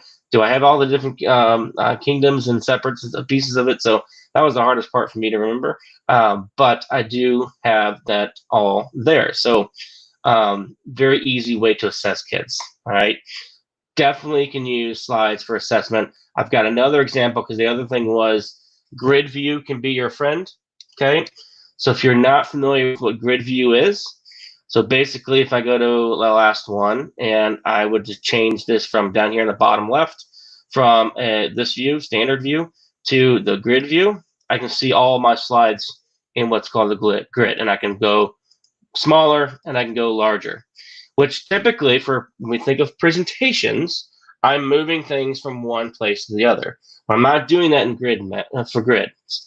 for assessments. I'm going to come in here. I'm going to make each slide a number. This is an example for math. I'm going to go to the view here. And so now they've got a bunch of numbers. They've got a bunch of other items part of a math equation. And they have to say, okay, I'm going to make an equation that works out of this. So whether it's something simple, bring the plus sign to here. I need to have an equal sign. I'm going to drag this equal sign right after this 3. So put it here. That means 6 plus 3 is going to equal 9. And I don't need these other ones, so I'm going to say skip, and they're not part of the equation anymore. And so now, whatever I happen to be testing, they are just manipulating the slides to create equations. Very simple activity. Doesn't take a lot of time to build, and it doesn't take a lot of time to complete, depending on what you're having them do. But it's something different that you're giving the students to do, but yet it's in the same application that they're using. And so it's just a great way to kind of use the same thing twice. All right, the last one is hyperslides. I got 2 minutes left. So you probably saw HyperDocs. I like hyperslides. This example is you're gonna get access to all of these. So don't worry about the links just yet. I'm gonna zoom in so you can see they have 2 choices, 2 paths, and so they come down this way. And what I love about this, of course, is that you can embed videos directly into slide decks. You don't have to send them out to YouTube. And so this link, when they go here and they click on this, it's been embedded into like a computer screen, and they watch it here within the PowerPoint or the slide deck presentation, and they can type in their content below. There's a lot to this one. I'm out of time, so I'm going to kind of leave it at that. But you have access to all of this here in a moment. This is what happens when I'm creating this with my 4-year-old around. I was going through Bitmoji. She goes, "Oh, that one's in the banana. You got to use that one." So I had to put this in there, the quick little phrase, and then we're going to slide on. So this link right down here will get you access to this presentation, which then gets you access to all the different links that you saw, the samples that you saw. You're welcome to any of those. I'm pretty sure I have them open up to anybody with a link and view all of those, but there's a lot of them. So if I miss one, please let me know. I'll double check again too. So again, thanks very much for having me, Jeff. It was great. Hopefully that was not too fast and rapid fire for those watching. Any questions that I missed? Or John, that was absolutely awesome. Thank you so much for putting all that together and sharing. We have a ton of questions. I know we're running into our next presentation, but please, John, do us all a favor. Jump into that YouTube chat where everybody else is in. There's a lot of people talking a lot of amazing things about what you guys are doing. Guys, we've been doing slides. We are going to be taking a left turn here. I want to bring on our next presenter. I want to bring on Greg. Greg, how are you today? Welcome to the group. I am fantastic. Thank you, sir. And how are you? I'm doing well. Today, we're going to be talking all about how to go beyond that boot camp. We are live on Facebook. We are live on YouTube. We are live on Periscope. And don't forget to use that hashtag Beyond the Boot Camp. We want to hear from you guys. And don't forget to hit that subscribe button and share with us what's going on. John, first of all, thank you so much for your time. I'm going to let you go and bring Greg back on here. But John, please continue sharing your passions with your students and us all. I appreciate it. Thank you. Greg, how are you today? I am fantastic. It's been a long time, but it's great talking to you. It is. Welcome to Beyond the Boot Camp. We have had, and I am not kidding here, almost 2,000 educators throughout the day on this channel, on this platform, sharing their passions. I'm not going to say there's any pressure here, but we've had some awesome presentations. Have you had a chance to check out the show today? Yes, I have. And I was thinking, wow, okay, wow, these are great. Yeah, so while I was taking notes, yeah, I've had to run out and do stuff that I guess I'm at home, so I have to work. Who knew? But yes, I saw several of the presentations, and I was blown away by many of the things that I thought I knew, but I didn't know. It doesn't matter how long you've been in Google or with Google. It seems like every presentation, there's something more. Like, oh, I didn't know that. I didn't know that. So, well, you know, I wasn't the guy that created the term value bombs, but you got to start bringing them here. Are you ready to be bringing some value bombs to us? I'm gonna see what I can. Maybe we do an EDU. I don't know. Anyway, it's been a long day, and I am looking forward to it, guys. We are here live until 3:30, and as you might be able to tell, my kids just got into the house, so I got to go play dad for a couple seconds. But Greg, the floor is all yours. Are you ready to go beyond the boot camp, Greg? I am ready to go beyond the boot camp. Here we go. So, greetings, everyone. As you see, my slide says Google extensions to enhance remote instruction. Google makes actually they're Chrome extensions. Using the Google browser Chrome, it's amazing the things we can do. But thinking of remote instruction and distance learning, there are a few things that I think we must start with. Of course, if you're using Google Meets and Google Chrome, or even if you're not, one of the first things that I think is a necessity for teachers to know something about is screen capture. And I have a couple of extensions, Screencastify and Loom. Before I get into those extensions, let me show you how I got those extensions. For your Google extensions, it's quite simply, you go to chrome.google, look at there, chrome.google.com/web store. And at the web store, you'll have access to hundreds and hundreds and hundreds and hundreds of extensions that you can add on to your Chrome browser. And what these extensions do, they leverage the power of the Chrome browser with the extension to make it more like an app or something brand new just for you. I kind of like going into the Chrome store and looking at different apps, adding them into my Chrome browser, seeing what they can do. And a lot of times I add these things into my browser, and lo and behold, someone else makes a real application for it. Not that these aren't real, but these are just plugins, so to speak, that go with your Chrome browser. I know earlier Jeff was talking about making sure that if you're doing this at a school situation, you have your IT folks looking into making sure which extensions you can use. In my district, we have to have IT approval before we can put any extension on our devices. Of course, personal devices, you can do what you need, but same thing with the student devices. And there's a whole idea of that, making sure that the students are staying safe, thinking of the FERPA and COPA. Yes, as mentioned before, earlier in the day, the folks that are creating these apps, they're more like lay people. They don't sign agreements with school districts. They're just out there creating apps because they think, hey, I want Google to do this, and they create an app and they make it do it. One of the great cases was the slides or Google Meets, the grid view. That was a guy who just wanted to see a grid view in Google Meets because we had all moved to remote learning, and lo and behold, he created an extension that you can pull inside of Google Meets as a grid view, and that's the grid view extension. And I believe Google has since placed that inside Meets on their own, so you don't have to have the extension anymore. But let's jump back to our distance learning extensions. First and foremost, the extension that I would suggest that everyone should take a look into is getting a screen capture extension. One of my personal favorites is Screencastify. I use Screencastify to make, as you see, recordings of my screen. It's great. It gives me a little box in the corner, and I could choose whether I want to record my screen or the entire window, and I can make videos for students or teachers and share out what I've done on my screen through Screencastify. Another option is a Loom. My wife, college professor, she actually uses Loom to do the same thing. A lot of the same qualities as John presented in the last group. J. Matt Miller did some stuff or did some work inside of Screencastify, and we're kind of good friends, so I followed his lead in Screencastify. But my wife, she does her own thing, so she's using Loom. But either way, we want to be able to make sure that we're capturing the screen. So once we capture the screen, we can share it with the students and let them see how it works. I'll go to another extension, and don't worry, you'll have all these extensions. Disregard me. The next extension I'm going to go to, actually I'm going to change web pages on you. The next extension, I'm kind of skipping a couple. We're going to go to Google Similar Pages.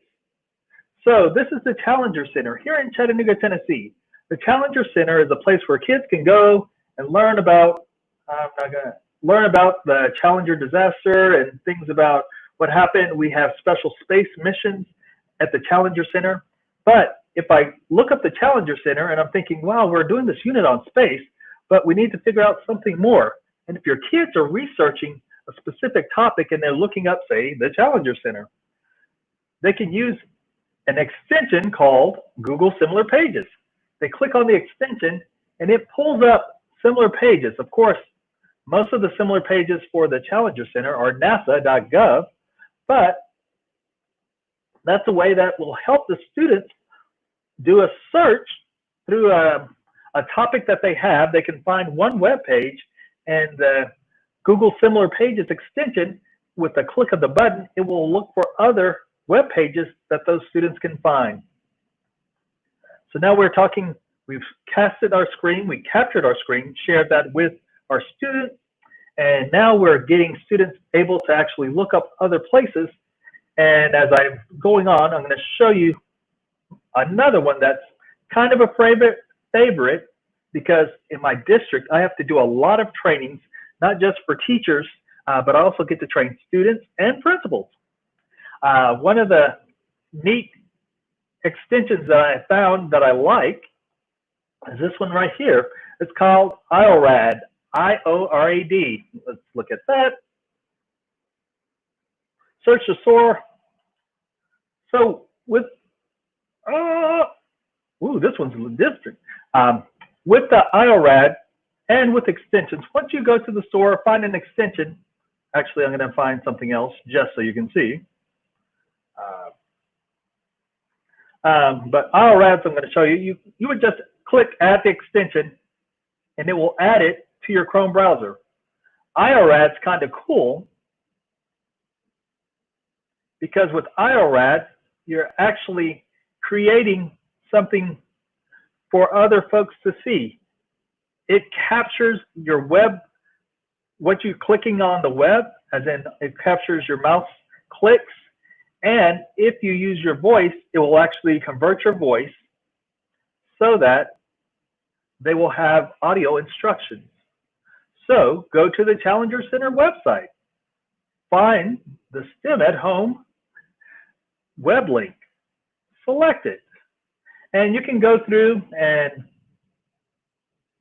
once you finish with this one, it will actually build out the tutorial for you. So it has created this. Let me preview this. Start. And it tells you the first step is to open Home Challenger Center and click Highlights. With your mouse over, hover STEM Resources. So it goes through step by step with telling you, I think I'm going too fast because the pictures aren't loading, but it goes step by step and telling you what it wants you to do. And you can actually add text-to-speech voiceover. So it'll generate the text-to-speech. The first step is to open, and it will read what it needs you to do. And of course, because I have on my titaniums, you can't exactly hear it. But once you get the step-by-step, sorry, the pictures aren't pulling up. Maybe it's doing too much.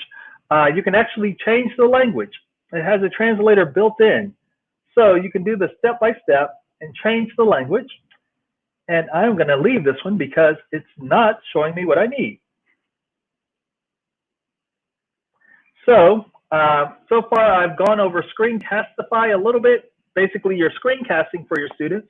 Loom, same thing. See similar, or Google similar pages. But as you see, as I'm building, I get more and more tabs up at the top. One of the things I like to show my students when they're working and they're doing a lot of work and they don't want to close up their devices, this one extension that we push out called One Tab. And with One Tab, as you're building the extensions, I'm not sure how this is going to work with this presentation, but we'll see. If I select One Tab, all of my tabs go into one space. So as you see, I had 7 tabs open. It gives me a date and time of my tabs. Sorry about that. Gives the date and times that my tab was created. And it has a list view of the tabs. I know there are several other, yes, I know I've used One Tab a lot. There's several other extensions that like to pull your tabs and you can move them around. One Tab is my favorite just because I like the way that it simply pulls everything in one space quickly. And that way the students will have a list view of the tabs that they had. A few other tabs that I would like, or extensions that I would like to share. This one right here, it's called Scissors. It's Tab Scissors and Tab Glue. And it does exactly what you think scissors and glue are supposed to do. So with Tab Scissors, if I have several tabs along the top, and I could take my scissors, Tab Scissors, and now it's just cut the tabs down the middle. The tab I was on is now up front, and then all the other tabs are on the left side. With Tab Scissors, you can do this, and there are other extensions that allow you to split the screen as well, but I don't know, Tab Scissors and Tab Glue are kind of fun, so I like to use them. For Tab Scissors and Tab Glue, let me get this back. I can get my information back. As you see, you're only seeing a partial tab. It actually split my tab because of the way I was working, and that will be okay. So Tab Scissors will cut the tabs, cut your tabs sort of in half. You can only see one tab right now, but I'm going to drag this one back over, and we're going to go back to this. So that's Tab Scissors and Tab Glue, and you can actually go between cutting them or gluing them back together. Another function that's great when you're having distance learners is the extension for Web Paint. And what it does is actually create a static, it's like a static web page. It makes it so that you can actually draw on top of the web page that you're on. So if you're sharing a web page with your students, you can select Web Paint and you can annotate on top of that. You can, of course, choose your color. You can choose the thickness. You can end up taking a picture of what you've done and have that, have your big picture, or you can just exit out once you finish. So I'm in Web Paint again, and I want to exit out. All I do is click on the Leave or Quit button, and I'm gone out the door. Couple of other tools that I know are great for distance learning. I say I know are great, but I believe are great for distance learning. One of them I would suggest is Mote. Mote is like taking a note, but using audio.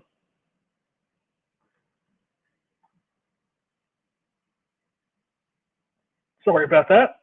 If I go over to my drive and pull up a document, this, yes, let's open with Google Docs. So as a couple of folks talked about earlier, in earlier sessions, inside of Google Docs, you can always select parts of information and make comments. Well, with the extension of Moat that I installed, I could actually make audio comments to the page, and it will record the audio comments that I've made. Once I selected an area that I wanted to comment on, click done, and then it thinks, and then it gives you the option to where it actually makes those notes into captions. Let's see if it's going to make it. Let's just copy and go to Moat. Let's see what that says.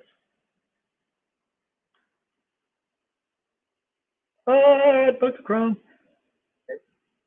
And it can actually play back the design, but if I give it a moment, it actually will create that audio copy inside of my document. If I give it a long moment, apparently. Okay, there we go. So it actually recorded what I was saying, and I can play back. If I were a student, I could see that the teacher left some information there for me, and I can play it back for myself to understand. Another extension that the students are using is the read-write extension. I liken this to Immersive Reader. I saw Immersive Reader before I saw this one, so I've always been in love with Immersive Reader, but read-write works well if that's what you're doing on a Google Doc. So we can go to read-write, and it gives you the option, lots of this. Oh, this one has 29 days left on the premium features, but similar options to Immersive Reader. You can have it play it for you, and it will, of course, follow where the voice is. Follow where it's playing. You can do some highlighting. You can also look up words inside of the dictionary, and this is using a Google Doc. So I'm on a Google Doc, and I'm using read-write, and of course, it will also play it as well as make an audio version of what you have. So it'll make an MP3. I don't know if you all can see that part of my screen, but it's actually created an MP3 and it downloaded it automatically to my device. So I have an MP3 of what was written. And that's a really great tool to use if you have students that have issues with reading, especially if it's a document that you've created for your students, and you can allow them to do that. You can have it read it to you. You can have it download, and they can put it on another device or at a later time without even being connected to the network or to the web. And they can download all of their things that they need read to them and then listen to them once they're at home if they don't have that connectivity. Woo! Lots and lots and lots and lots of extensions. Crafty Cursor is one I'm going to show you that I use as well, and start highlighting. So with Crafty Cursor, I actually get a highlighter that I can share with my students as I'm going over documents. I can highlight certain parts so I can make sure their eyes are focused on the parts that we need. So, hey, here we are. We're going to talk about VR and global educational supply and solution. So that's just one of many other extensions. Going down, we have the extension manager. I know when you see this, yes, I have a gazillion extensions on, but this allows you to go through the different extensions, searching extensions, seeing which extensions you have on. As you see, I have some extensions up at the top. Jeff talked about a couple of these extensions in his session, so I'll leave them be. But one of the things, my little puzzle piece, it allows me to pin and unpin extensions. That way I could put extensions at the top or have them in the bar on the side, so I can pull them out or hide them. So it's just up to you. There's several extensions that I have, and I realize that I have several different Google accounts. So depending on the account, depends on the extension I have. For my school Google, I have one set of extensions. For my home Google, I have another set of extensions. And for my trainer Google, I have yet another set of extensions. Another extension that I like to use with actually students, and I'm going to turn off Crafty Cursor. Crafty Cursor, stop highlighting. Thank you. A lot of my students have issues with, well, in the past, they've had issues with screenshots. Of course, if you have a Windows device, you know, you can push the window, the shift and S, and then you can do a little screen capture. And then if you have the Mac, you can do the Command Shift 3 or Command Shift 4, depending on what you want to do. On some Chromebooks, there's actually a button that you push. On some, there isn't.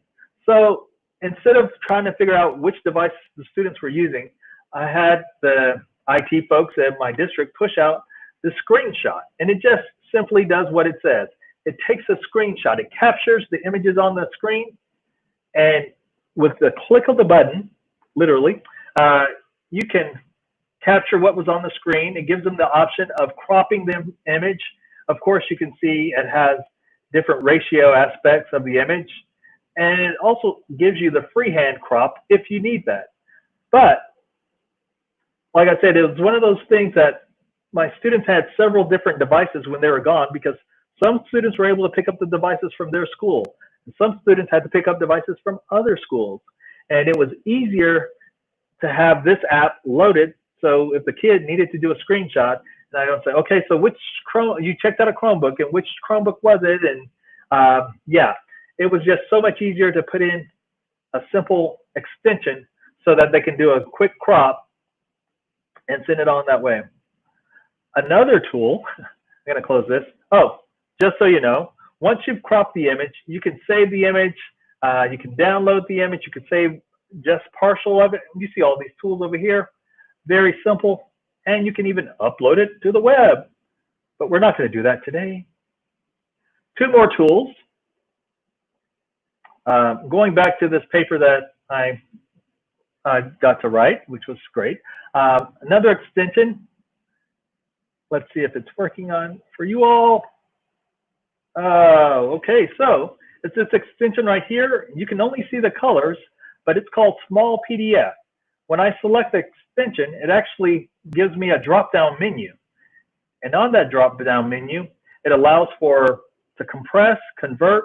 It changes PDF files to PowerPoint files, or PowerPoint to PDF, JPEG to PDF, and vice versa, Excel to PDF, vice versa, Word to PDF, and vice versa, as well as merging documents and merging files. It's a great little extension, but you can't see what's going on. It's called Small PDF.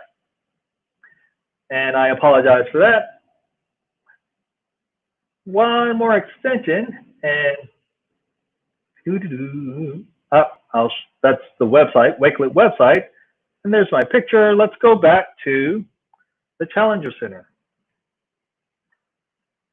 Yep, there we go, Challenger Center. And at the Challenger Center, when I'm on a website or when I'm looking for information for students and for myself, I talk about curating, making sure we're saving different things from the web that we need. I use Wakelet to do my curating, and Wakelet has an extension. I click on the little Wakelet extension, and of course, if you're familiar with Wakelet, Wakelet allows for you to capture different items and drop them in specific places. Let's see, associated properties, order of operations. We were talking math one time. So I'll say Challenger Center and order of operations, sure. But it saves it to this Wakelet that I've already created. And actually, I'll go to Wakelet real quick and show you what the extension did. I think I dropped it in this order of operations. There it is, home for the Challenger Center. So it grabbed the website, and now it places it inside of this Wakelet that can now be shared with students. And all I did was click the extension button. A couple of other things that I'm going to share. Yes, I actually have this for you. I'm going to share inside this with you. There are several tools that I have available that I have friends like, just like John had, Matt Miller. He created a couple of things. Like I said, I've followed him for a while. We've not actually done work together. We've worked at the same time in the same place, but he was on one side and I was on another. But he's a great guy, and he's helped create and generate some tools.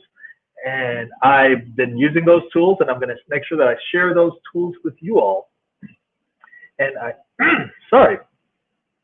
And before we get too far gone, I'm Greg, and Google Tools make me happy.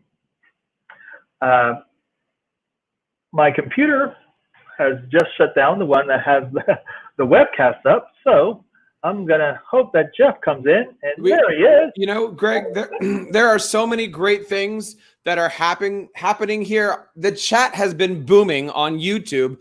One question that we have for you is, since you went through everything under the sun, would you be able to curate all of that stuff and share it with us, so that way when we put it out on our blog post this week, we'll be able to share that everybody with just some links?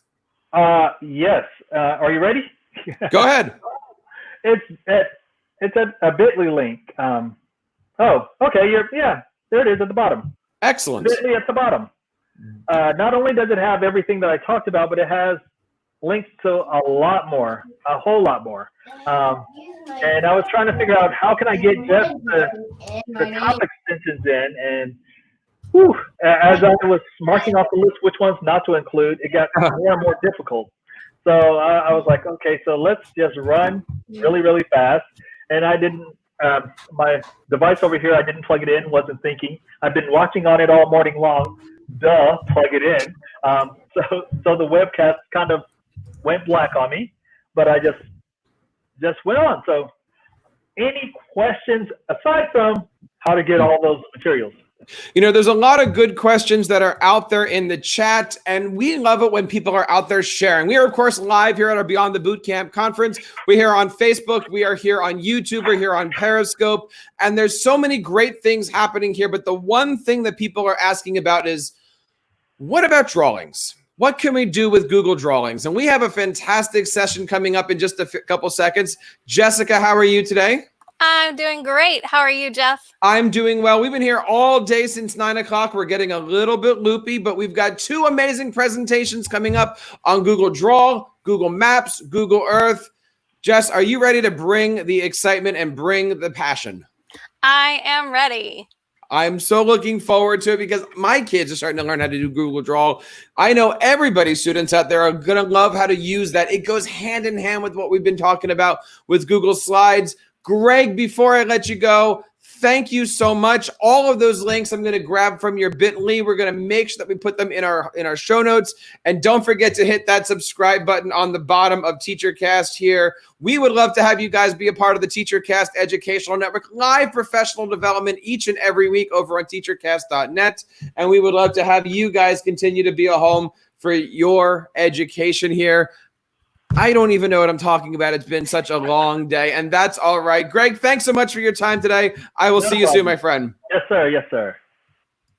Jess, how are you today? Welcome to the show. I'm doing fantastic. Thank you for having me. It is so great to see you here. You are down in Texas, I believe? I am in Texas, yes. And how are things down in Texas? I got to ask the question, not only because we've been doing this for what seems like 18 hours, but at nighttime, how would you describe the stars at night? They're beautiful here. We don't have a whole lot of light, I guess, from Houston. We're kind of close to Houston, and so it's beautiful out here. No. That's not the answer we're looking for. I'm going to set you up again. We have hundreds of people watching. How would you describe the stars at night? Fantastic. No. That's not what we're looking for. Come on. You got a lot of audience here. Let me set you up. Hey, Jessica. The stars at night are big and bright. Thank you. Oh my God. Sorry about that. I wasn't catching on to that one. You've now got the entire planet now going, right? Yes. You know, we don't really teach that.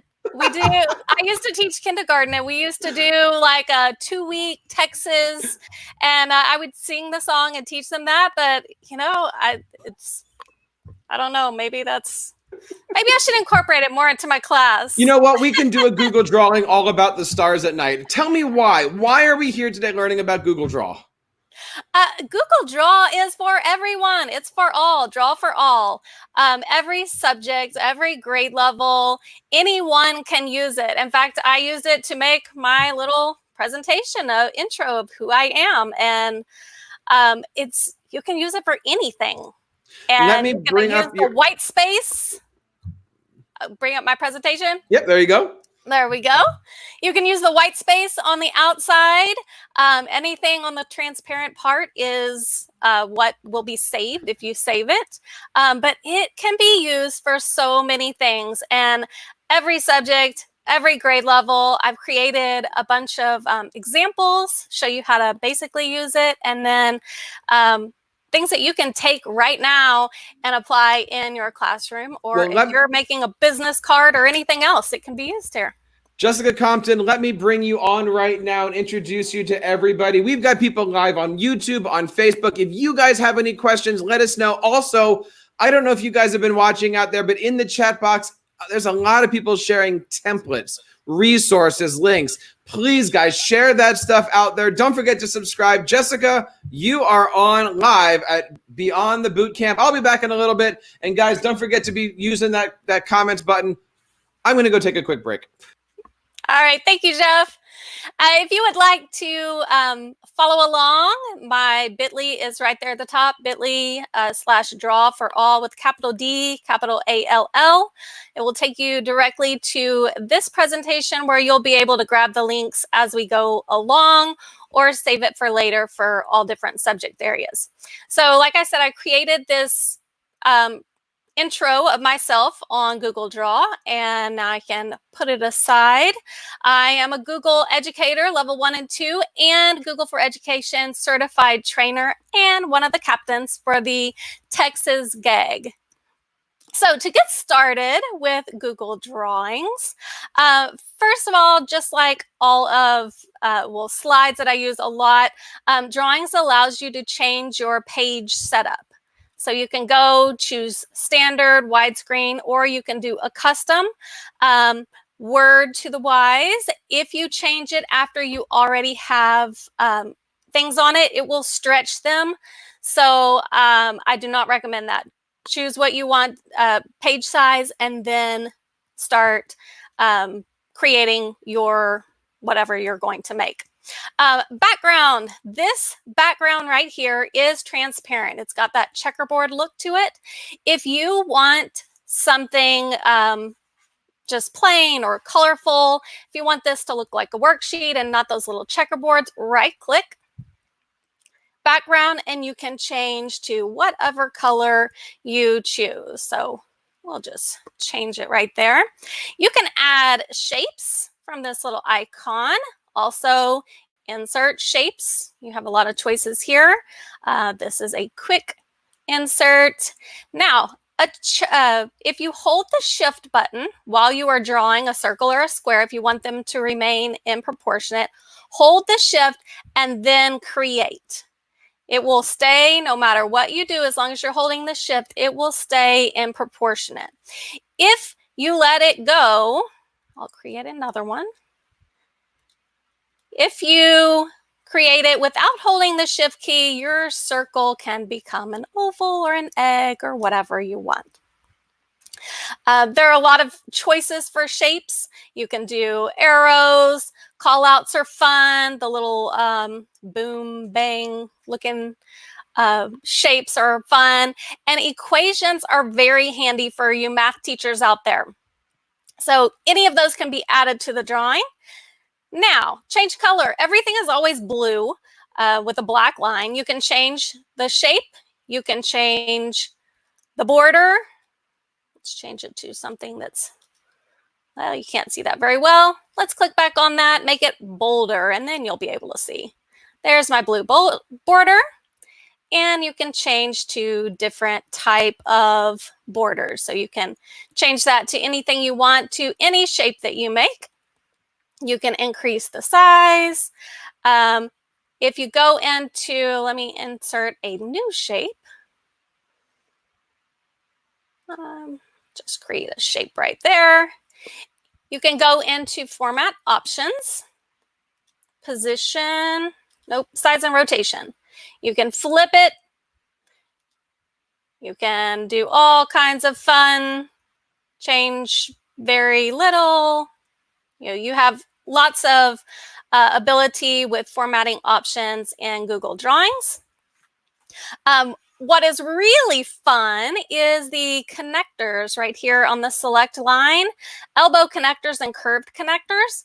If you click on that, you see how there are purple dots? You take and make a connection, it will show you the purple dots. You've made a connection to the line. Now, when you have a line, you can change the endpoints, what it looks like. Do you want dots on the end? Do you want arrows on the end? Maybe you're trying to do a direction. And what's cool about these connectors, click back onto the arrow, is that when you move those shapes that are connected, the elbow connectors and the curved connectors change as well. So I have some examples to show you in a little bit of some things that you can do with that. The kids can use it. It's really fun to show, directionality or just, what step is next. To group the images, if maybe you need to resize this or you just want to put them all together, you can select all of these and do Control, Alt, and G, and it should group them all. And now they're all one big group. So I can make it bigger, smaller. I can rotate it wherever I want on my page, put it here because maybe I want to draw something else over in this white space. You can ungroup them. There's a shortcut, but it's a little more difficult. Control, Alt, Shift, G. So I just click on it and click ungroup and then click off, and then you are free to move your things around. So you can add anything in this white space over on the sides like I have done, but when you download a drawing, it does not show up. The only thing in your transparent background is what you're downloading. So if you created something, you have directions on the side and you want to download it and maybe put it into a slide or print it out for someone, you're only going to get what is in that transparent background. So it's great to use on the computer, but if you're wanting to print something or download it, just keep that in mind. And another cool thing is you can insert drawings into Google Docs. You go to Insert right here.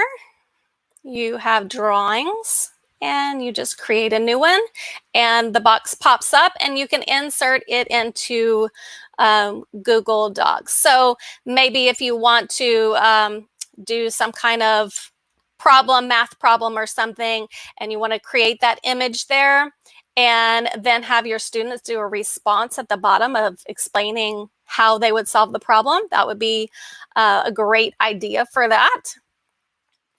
So I will show you some ways that you can use this in math. So you can use number lines.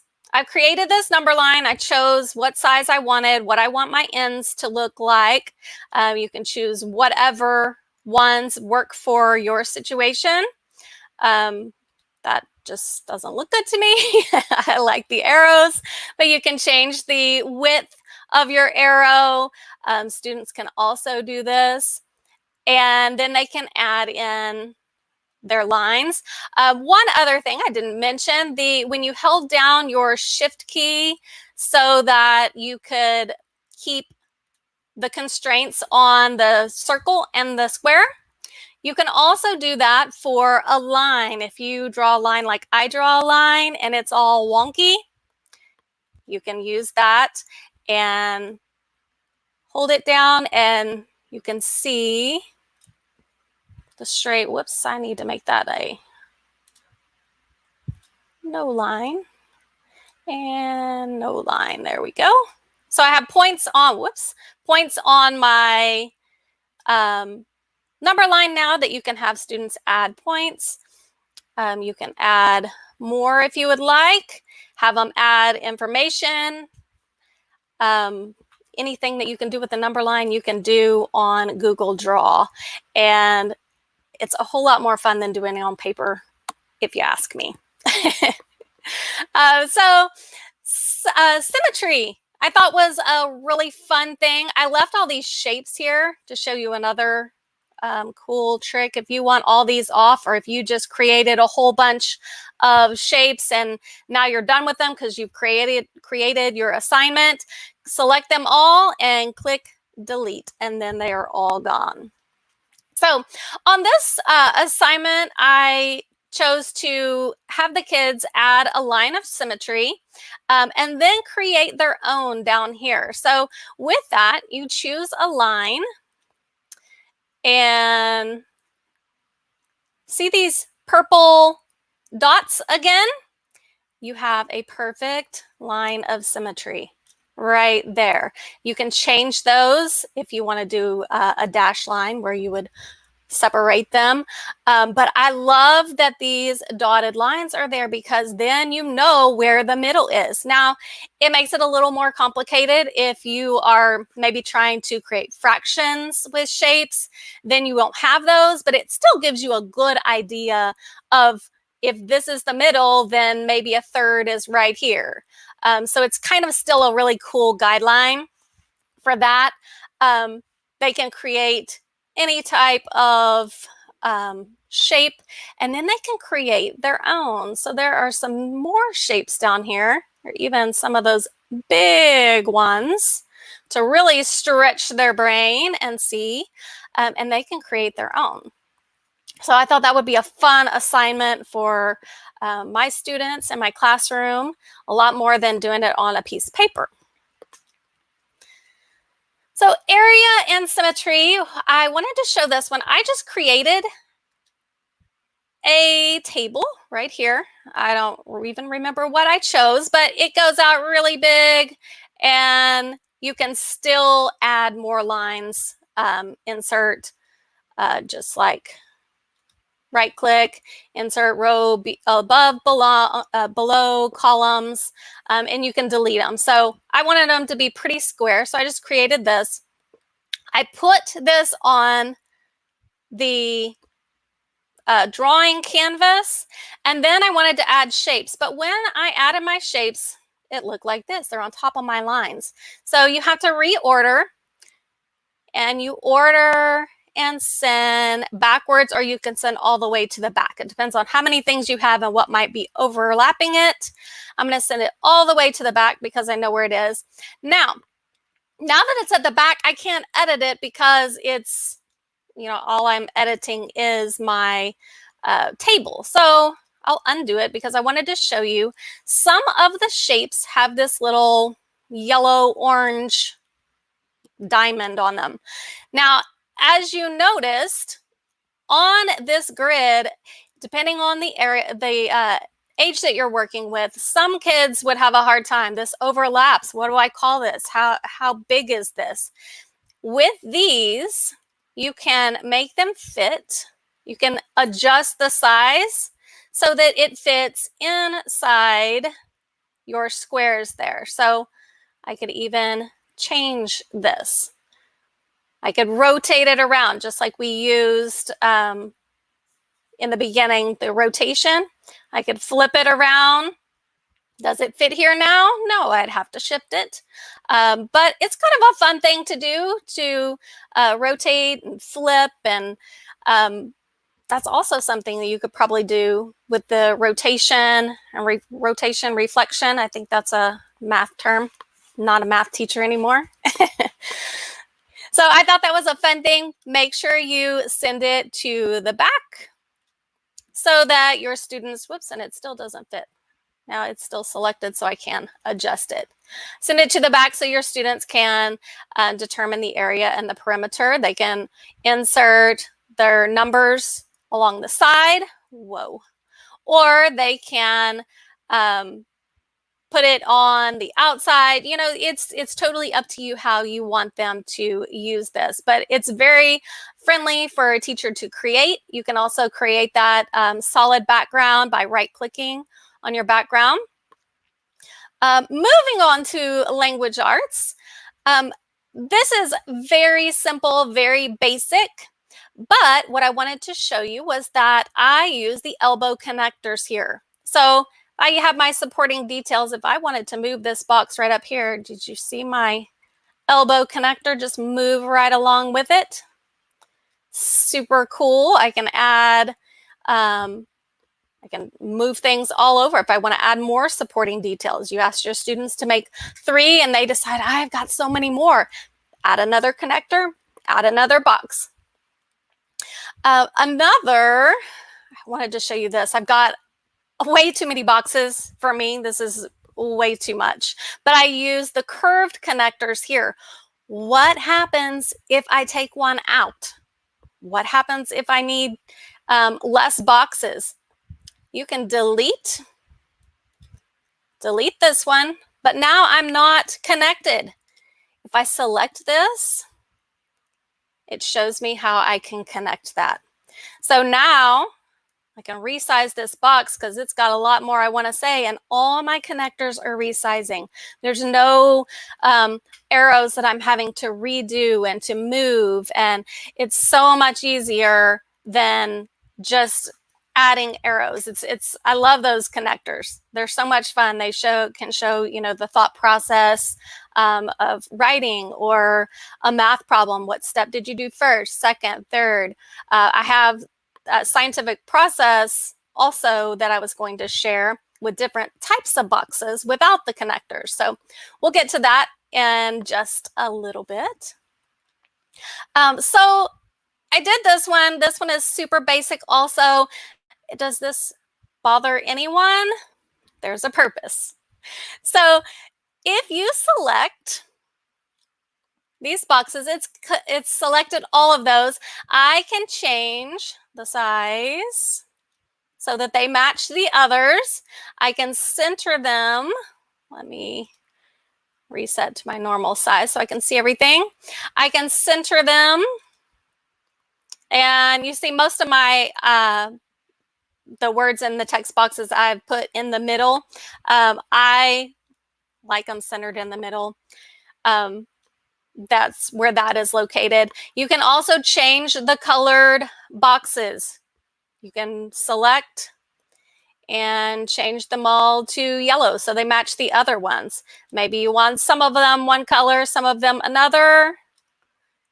Change the colored boxes by selecting them all. You don't have to go in one by one and change all the colors. So that's a quick shortcut for you. All of these that I'm showing you, plus a few more, are included in that very first link to get the, on that very first page I gave you the link to. All of these are linked in. So you're able to make a copy, create your own, adjust it how you want. I feel like they can be used for many grade levels with some minor adjustments, or maybe major if you're, you know, high school age, but it gives you a good idea of where to start. So social studies, you can even use it for that. So my daughter went to Gonzales, Texas with her grandparents the other day, and I saw this map and was like, I need this for my presentation. So what I envisioned for this is to have students double click to add their text and label the parts of the map. So compass rose, and they would drag that to identify the compass rose. Maybe the title of the map, drag where it goes, and add all the parts of the map here. They can duplicate those if they need to. You can also do it with a big United States map. Now, I'm sorry, Hawaii and Alaska, I don't know what happened, but I really liked this colorful map. They could label the states. They could label the different parts of the United States, the southern, western, whatever you want to have them do. Label where the ocean is, the Gulf, the major, the lines for the outline of the United States. On that, I'm going to show you one more thing. I think I skipped, I think most people know, but in order to insert images, I went to search the web. When you use this search, these images are able to be reused. So you can do just a search on Google and have a ton of images, but they're not necessarily ones that you can reuse. So you don't want to do that. So I just searched United States map PNG because that makes it transparent, and found some maps that I could use, and then just drug it into my presentation. So there's that map. It is transparent. It doesn't have the box around it because I don't want that. That's not nice and clean and clear for me. But you can use those images, anything that you search within Google Drawing, those are labeled for reuse. So you're good. You're not going to be infringing on anyone's copyright. You're in the clear. So this one was a lot of fun. Labeling the rivers in Texas. You can use the scribble tool right here. You gotta choose it and then select it to label the different parts. I'm gonna go offline so you can see my line. Let's see, I am tracing the river. So now it's a small line. I can change it to a much more bold line.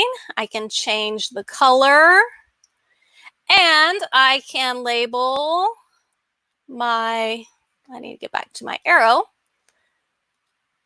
And I can change that to match the color also. So I can drag it over there so it matches, but I thought it was a kind of a cool thing that could color coordinate. You know, have some of those kids that want to be nice and creative and fun, and this kind of limits the fun if you just drag and drop. But if you have them actually trace by using that scribble tool, and you can do that for anything. You can have them divide things or identify places. So I can trace this one right up here at the top, the Red River, and change the color. I'm going to make it pink, a much more bold line so I can see it, and use my arrow. I'm going to make the Red River now pink, and I can drag it over here to match. So the scribble tool just kind of lets you draw wherever you're at. You can just draw a scribble line and it's there. Moving on to science. Now this is super fun. Everybody loves dissecting the frog. I remember doing that. Easily you can label. I made 12 spots to label. Kids can do this. So it would be a good assessment, or as they are learning, as they are finding things, label it. So they have their computer. One person is being the scribe while everybody else is trying to work on it together. Or like I said, as an assessment, that would be just a good way to see what they know, what they retain. This one I wanted to share. I already put these in here, put them in the right spots. You could move them off into the white space to have your students do this. But what I wanted to show you was the curved connector. So we all know what a life cycle, it's got the nice little circle. Well, you can actually do this on Google Drawings. So I have selected my curved connector. Going to click on it now. And once again, there are my purple dots on all the different things. So I can take my curved connector and take it to the caterpillar, the larva stage. I can also change this to an arrow because I want my teacher to know that I know this is the next stage. And you can choose to do the picture. You can do the word. Let's see how I'm making my Whoa, that one went the wrong way. Delete, try again. Oops, I've got to click again. There we go. I like to make it so that it is a big, bold line and it's curved like I'm familiar with the life cycle. Nice curve, not a backwards curve. So you can see the way this can be used in science to create a life cycle, but this could definitely be multifaceted with, you could have the students find the stages of any type of life cycle, label the names. They do it themselves, not you provide it for them, depending on your age level. And finally, the last one I wanted to share is the scientific method. Now, everybody likes my grass in the background. I found that searching the web, and I wanted a background that instead of just a colored background like I added before, you can just do images. So I selected grass, and it doesn't have to be a PNG because it doesn't have to be transparent. We want to see it. So I just selected one and drug it to my picture and made it my canvas there. There we go. Oh, there we go. Now I'm going to have two. Yep, there's two. So I just drag it to my canvas and resized it to fit. I didn't have to worry about the shape and it losing its proportions because it's just grass. So if I wanted to use this one, I would send this to the back and I would delete my other one. There we have a nice fun background. And so these boxes that I used, you can use some of the shapes that are in here. If you look, where were they? I found them. Isn't that fun where you are going to show something? Oh, there they go. And then you can't find it. So here we go. So these shapes right here at the end could be used for creating this process. So for this one, you ask your question, then you do your research. Well, I've used these curved lines or curved arrows from here, but wouldn't it be cooler if I didn't have to have that? If I printed this out or saved it, I would lose part of that space. So I could change this and add a new, I want this one going down. I will add my new shape, double click to add the name. There we go. And you're going to put your research in this box. So they're following the arrows to the next section. I can lengthen that. Just like in the math that I showed you before, these little orange arrows can be adjusted as well. So however you want to adjust your presentation, however you want it to look. If you think research isn't going to take much room, you can make it small with a big arrow. It's up to you. It's got a lot of leeway there. So you can change your direction. You can have the students create theirs, but these are just a bunch of different tools for you to use. But I hope I gave you some more. If you go back to this main page, if you go down here to grab the link, I gave you some more ideas that you could use in addition to the ones that I showed you, just so you could get you started. And hope you found something that you can use. And I am open to any questions if we have a couple more minutes. And if you went to the Draw for All on the bit.ly link, if you wouldn't mind leaving me some feedback there. I know I went through it really fast, but I had a lot I wanted to share. So hope it was beneficial.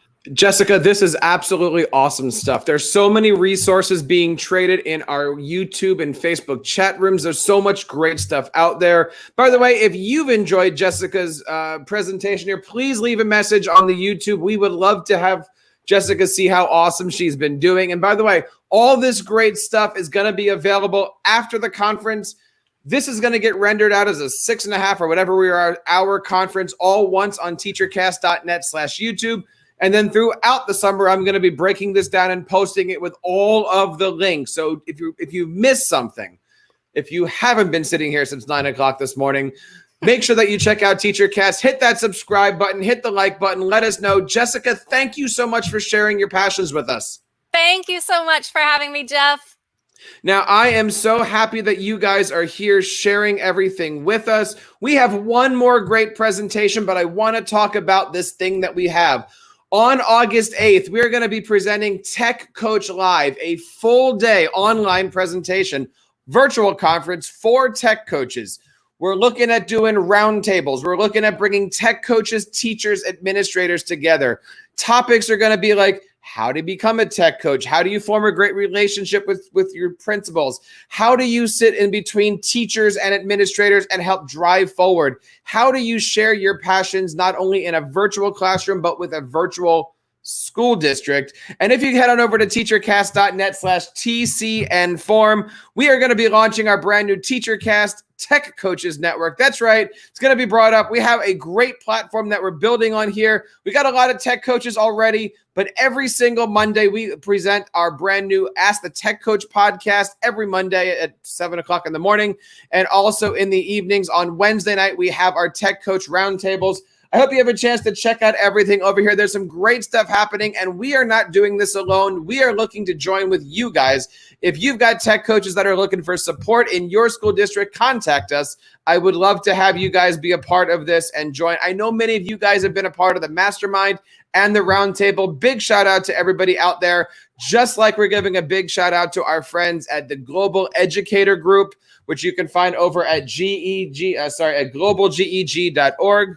And also to our friends at NCCE. Guys, we have one more presentation on. I want to bring up my good friend, Katie Wells. Katie, how are you today? Welcome to Beyond the Bootcamp. How are you today, my friend? Hello, everyone from England. It is so nice to see you. If it's 3 o'clock in our time, what time is it in England?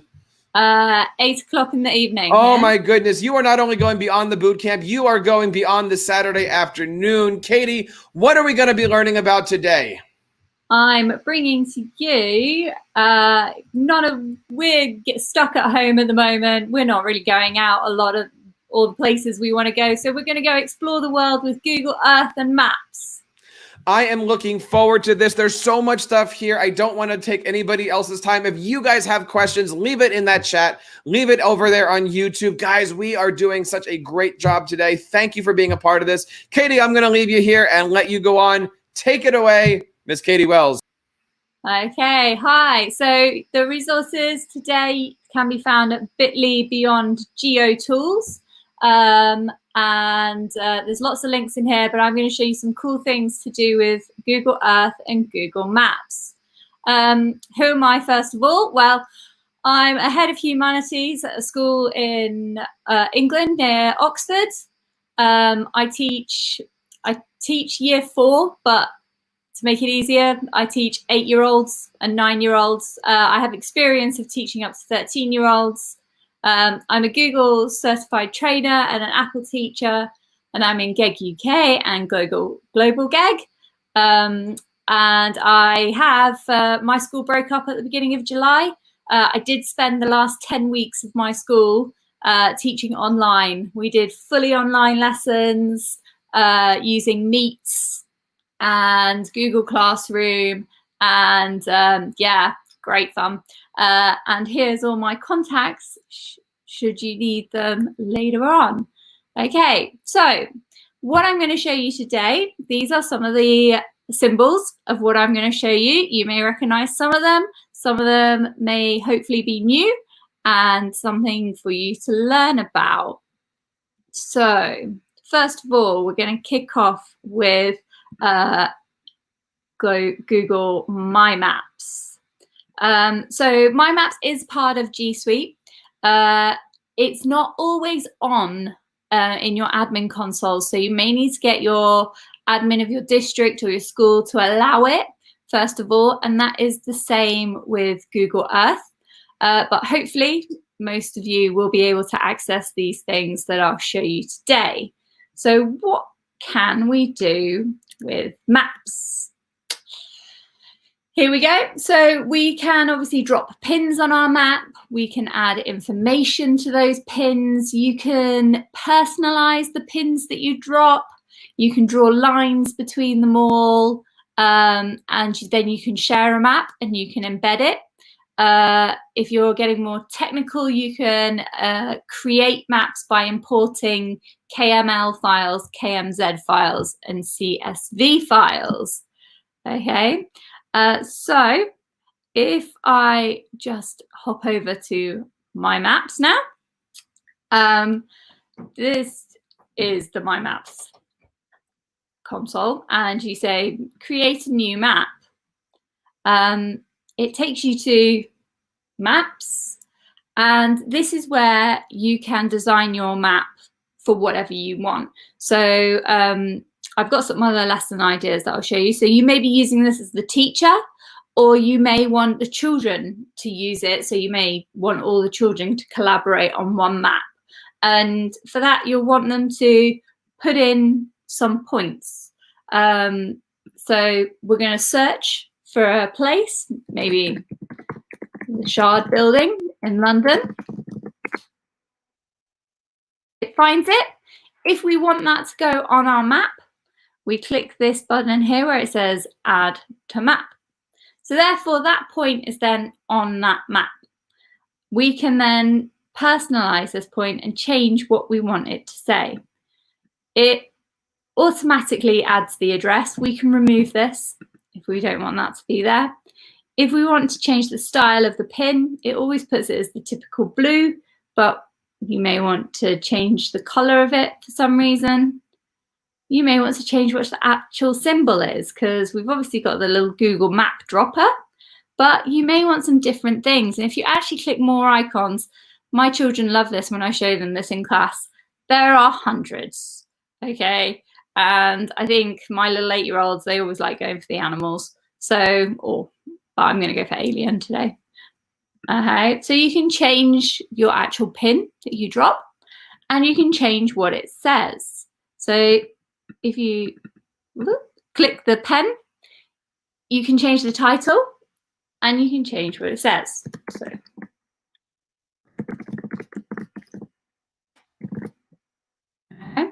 you can add a picture of it, and typical Google style, when you click add picture, you get all your different options, including Google image search, which brings up those royalty-free pictures that we can use, no problem.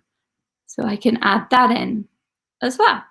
And you can build up your map by adding these points and adding them and adding them and adding them. Okay, so if I zoom out, you can then see that little alien that I tagged down there. Okay, so as a teacher, as I said, you may be wanting to tag lots of different things or get the children to do it. Another cool thing that we can do on maps is this measure distances and area. If I wanted to measure maybe how far it was from here to America, I just click that measure, that ruler, and draw the line of where I want it to measure. Okay, and it also takes in that curvature of the Earth. And so from me to you guys, it's 6,500 kilometers. Okay, pretty long way. Now, if I click back over to my presentation, so that's how we can add points to a map. Some examples of doing that. This is the latest cool one that I found. Google have created a map of rainbows. We've had lots of people putting rainbows in their windows due to coronavirus. And they said, add your rainbows if you've got a rainbow. So people have been adding their points to this big map of the world and adding where they have got their rainbow up. So I've put that in there. If you want to add your rainbow later on, you can do. And there's a little video about the whole story behind it. But we are going to make a map.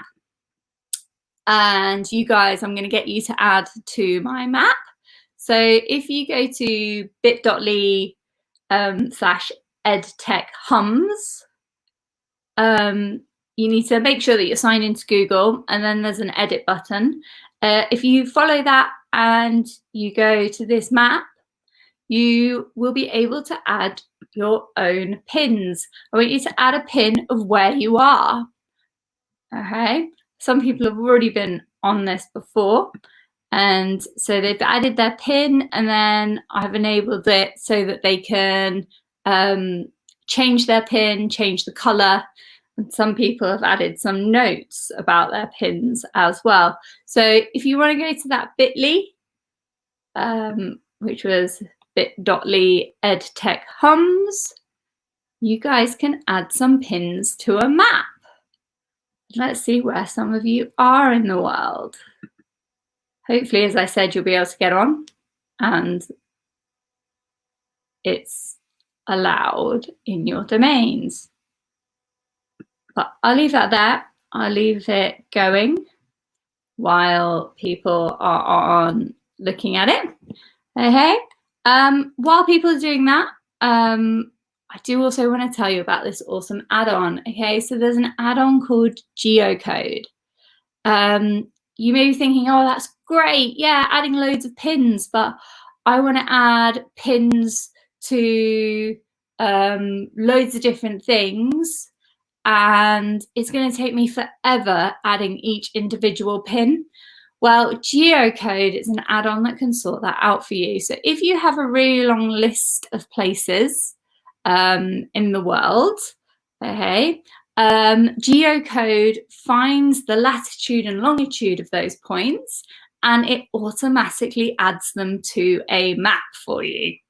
Okay, so the example I've got here is I'm a geography teacher. So I had a list of earthquake-proof buildings in the world. I made a list of all of them in sheets. There's only 10 of them here. And then I geocoded it. So the geocode added the latitude and the longitude to those points, and then created a map. Okay, I've got another one here that I can do for you. This is, I also teach history. This is a list of World War II battles. And you can see I've got this all-important location column. If I have the add-on installed, which I think I had here, yeah, this is it. So it says it's by Awesome Table. So if you have that add-on, you can go add-on, geocode, start geocoding. Okay, it's going to go, okay, so it asks me, where do you want me to pull the data from? And I can say, I want you to pull it from this locations column, and then click geocode. You'll see it's added in those two columns, latitude and longitude, and it is finding, using Google, it's finding the locations from that column. Okay, so it's working its way through. If there's any it struggles with, it usually highlights them orange. If it can't find something, it highlights it red. All right, let's just give it some time to go through. Found most of them here. It's found all 45 out of 45. Okay, and then when I click Create Map, by magic, hopefully, it then will, there we go.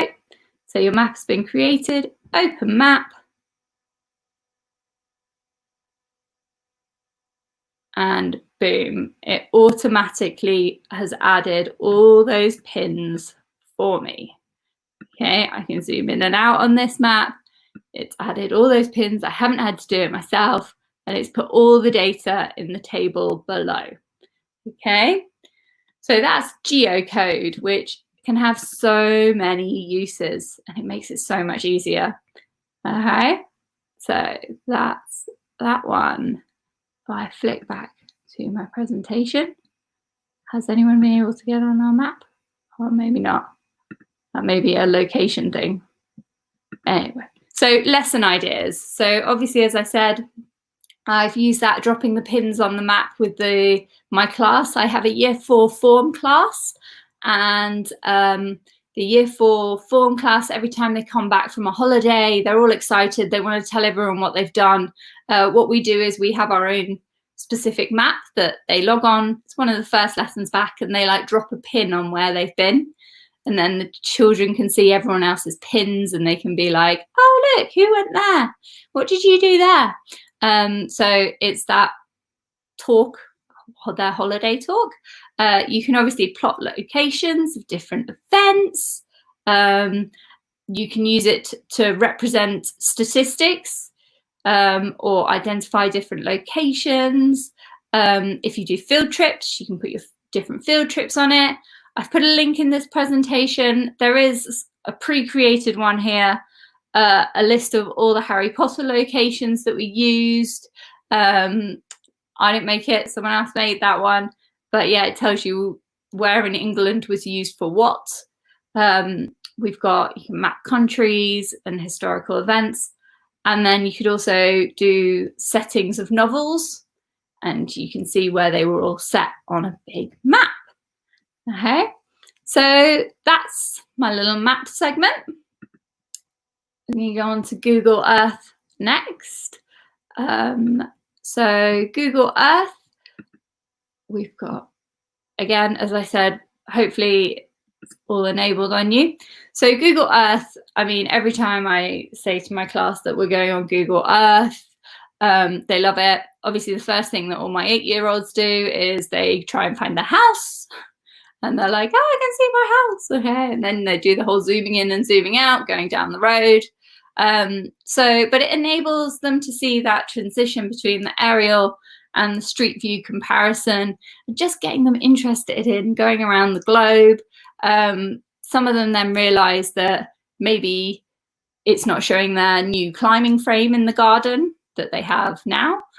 So then you have that talk that maybe that all the street views aren't exactly live images, and then that opens up how did Google get all the images. So I've included some of the pictures here, but I love talking to them about how, you know, you're really lucky if you see a Google Maps car going around, or how they did the Sahara Desert and they put the cameras on the back of camels, and how they've done Venice, where they had people walking around with the cameras on their back. So yeah, I love just explaining to them how they've got the images. But the bit I'm going to talk to you about on Google Earth are the creation tools. So the creation tools are similarly to maps. They're just a bit of a more interesting way of making a project. They call them projects, and you can add those different pins to make your project. Again, this is a little bit more technical because we can start adding in YouTube videos and things. So if I flick over to Google Earth, okay. So the projects symbol is the 5th one down on the side. And it comes up with this lovely sidebar that says, do you want to make a new project or open one? Earlier in Maps, I spoke about how you can import KML files. There's also, you can do that on Google Earth as well. But we are going to create a new one, and you are going to make it in Google Drive. Now, when you do this in your Drive, it makes a new folder called Google Earth, and any Earth projects you save get saved into that Google Earth folder on your Drive. And each project gets saved as a different individual thing. Okay. You can give your project a name. So as I said, things like we've done, let me do this. We're going to do volcanoes. Okay. And what you can do is we can add a description later on, but we're going to add a new feature to this. So I'm thinking maybe we're going to do a lesson on different volcanoes around the world. And I want my class to look at the different volcanoes around the world. And for each one, I'm going to put in some information about that volcano. So new feature, we're going to search to add a new place. And maybe I want like Mount Etna, okay, in Italy. So we're going to search for Mount Etna. Of course, it finds it. It does its cool zooming in and panning round, okay. And I want to add this particular point to my project. So I click Add to Project, and I want to add it to volcanoes. So we're going to save it, puts it over here in the sidebar, and then I want to edit what it says about this feature. So similarly to the maps, I can change all the different pins if I want and the different colors, but we're going to change the information. I'm going to replace it. And here I could write some information I have about Mount Etna.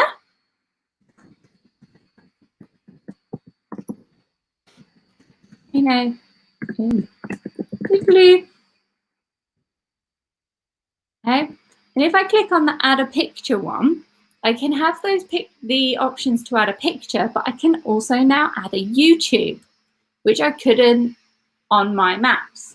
So if I find a video about Mount Etna, okay, this is the one that I want. I can put this in here, and this will be the video. I've got the information. I could type more in here if I wanted. And then it saves automatically. So I don't need to press save or anything. If I preview it, so this is what the children would see. If I sent the link to this Google Earth project to the children, they would see this one, Mount Etna. They can zoom out on it, zoom around it, and they can see the video that I want them to watch on Mount Etna. So then it opens it up, and it's just that video. Okay, now, so in this project, I could continue and keep adding more and more points, more and more volcanoes. Now maybe I want to add Mount Fuji. Google Earth does its thing. It finds Mount Fuji. I want to add it to my project. So click Add to Project. Do you want to add it to the Volcanoes project? And again, I can edit my information about Mount Fuji. I can put links into documents about it, and I can put in all sorts. Okay, and those YouTube clips. Okay, so then I would present it and I can see it, and I would click through all the different things. Okay, now, as I said, you've got that link, the share, you're going to share the project. Okay, and just like anything else, just like docs or slides, you can get the link to that project here so that anyone can see it. They obviously just want to be viewers if you're sending it to the children, and you would copy that link. Okay, so you can make an awesome lesson by using Google Earth and getting the children to dot around the world and watch different things at different points, or get them to make a project on something. Okay, so that is the creation tools.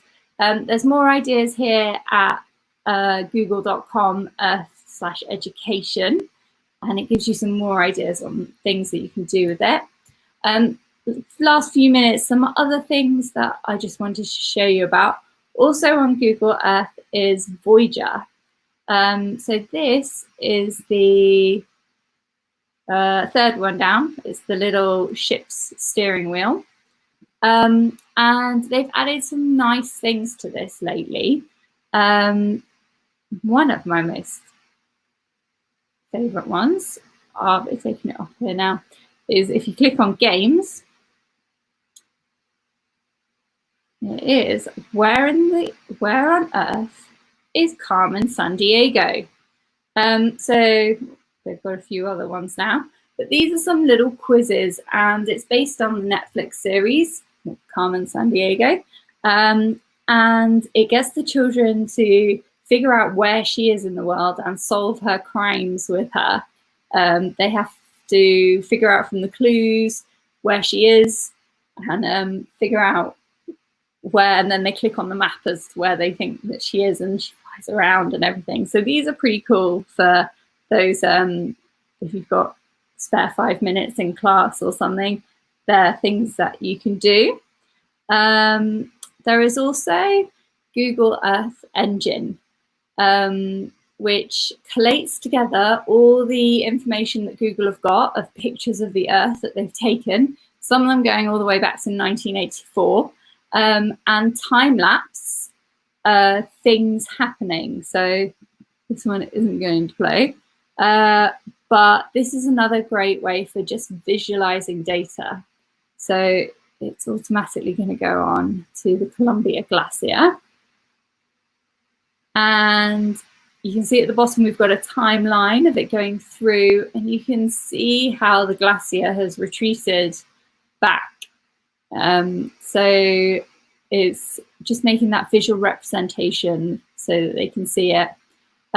Other great ones on here, we've got the drying of the Aral Sea, and there is also a deforestation one. This one's a great one too. Dubai, how they've expanded the coastline and just built out into the ocean. So again, just that little timeline, and shows how the area has become populated. So yeah, that's that one. What else have I got on here? Google Arts and Culture. There was loads of things that Google created and it just had nowhere to go. So they put it all into arts and culture. But there's some great little videos and almost like those projects. And these two are two of my favorite ones. There's a great one on national parks. I teach national parks as a topic to my year 7s. And yeah, this one is actually all about American national parks. So it's all about Yosemite and things. And then the other one, Beyond the Map. This one's really, it's hard to explain this one. You should really need to check this one out. It's filmed from the back of a moped going through a Mexican favela. And it's got sights and sounds. It's got a girl who narrates it and takes you all the way through it. But it's really interesting, this one, especially for submerging them all. GeoGuessr is a little geography game. You need to sign in with Google to make it work, and you get five free goes a day. But it basically picks a point from Google Street View, and you have to guess where you are. And you have to click on the map where you think it is.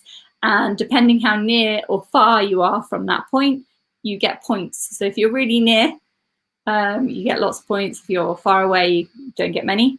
But the point of it is you've got to look around you, look at number plates, look at road signs, see if you can figure out where you are.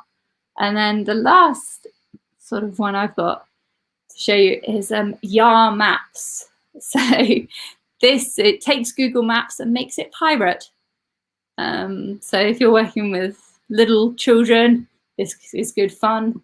So where do you wish to find? And you can type in a current day location and then you find it, but it makes it on a pirate map. So this could be incorporated into maths or anything else. So yeah, that's me. I've hopefully shown you some cool things that you can use. And on this presentation, I do have a feedback form, which hopefully you can give me some feedback about our session. But I hope you've had a great session now, and the whole day just seems to have been fantastic. Katie, thank you so much. This was awesome. And you know, I put out a thing right now on YouTube that said, "What's your favorite tool?" Maps, Earth, and then I turn around and you've got like 6 more that I didn't even have on the list. I didn't realize how many different mapping tools Google has available for students and teachers. That's awesome stuff. Yeah, and it can be incorporated into any lessons. It's not just geography. It is. It is. And you know what's also awesome is the fact that we have had 13 great presentations today. We've had 14 amazing speakers today. And Katie, thank you so much for joining us today and taking the time from England. I know I'm going to be checking out what's going on in England on my Google Maps. I've got my 6-year-olds over here looking at Google Maps. Katie, thank you so much for sharing your passions today with everybody. No worries. Take care, everyone. Guys, I hope you have had a great day today. We have had so many great things. I want to bring up some of the team that's been here. Of course, this show could not have been made possible without our friends from the Global Google Educator Group. Hope you have a chance to check them out over at globalgeg.org using the hashtag globalgeg. A great organization. They're going to be helping us out on our next conference, which is going to be on August the 8th. We're doing Tech Coach Live. So if you haven't had a chance to check that stuff out, please do so. And I want to bring up our friends from NCCE, Jason and Shannon. Guys, this has been our second amazing virtual conference. We've had such a good time. Did you enjoy the show today? Muting. Chat volume. There you go. Yeah, Jeff, sorry. It was awesome today. If you don't have some great ideas for that, with how you can engage learners, I don't know what would get you motivated. But lots of great shares today. Thank you for letting us be part of that. You know, from Google Slides to Google Sites to learning about Chrome browser kits. I mean, there's so many great things in there. Starting off with how do you make level 1 and level 2 educator for Google. And of course, what can we do with Google Maps? There's so many amazing things. Guys, if you're out there listening, this is going to stay up on TeacherCast, but over the next couple of days, we'll be chopping all of this up, putting up blog posts, sharing the links, keeping it on YouTube. So don't forget to subscribe to this channel. Shannon, I know there's some great things happening at NCCE. Can you quickly, as people are sitting here, saying thank you and bravo and all those great things on YouTube, what can we find out more about NCCE? Tell us a little bit about the great organization. Yeah, so NCC is a nonprofit organization, and we're based out of the Pacific Northwest. So we would encourage you to look us up at ncc.org. We have lots of great things happening. In March, we have our annual conference, which will be our 50th annual conference. And how appropriate is it that on our 50th year, we are really rethinking what the conference looks like, just like many districts and educators were rethinking instruction and redesigning it to be appropriate today.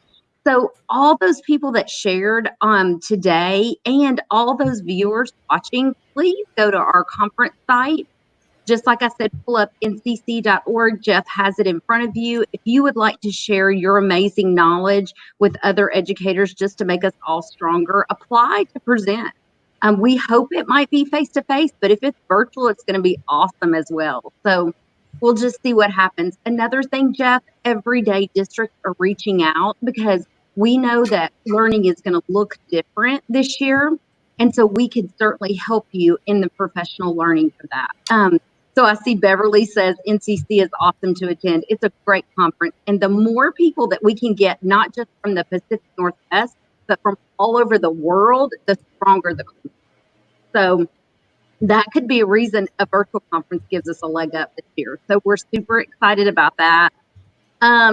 Just lots of great shares. We want you to know that we can help you with everything. Google, Microsoft, Seesaw, whatever your district is doing, let us tap you to help you really take your goals and put them with the ed tech that may be required this year. Guys, that wraps up this episode of TeacherCast Virtual Conference. Don't forget, we're going to be here every single Monday morning for Ask the Tech Coach. We've got some great podcasts throughout the week on educational podcasting, how to build your brand. And of course, on August 8th, we are back with our friends at Google Educator Group and NCCE for Tech Coach Live, an amazing day of learning for the technology coaches, for the administrators, and for anybody out there who's kind of nervous about what's going on.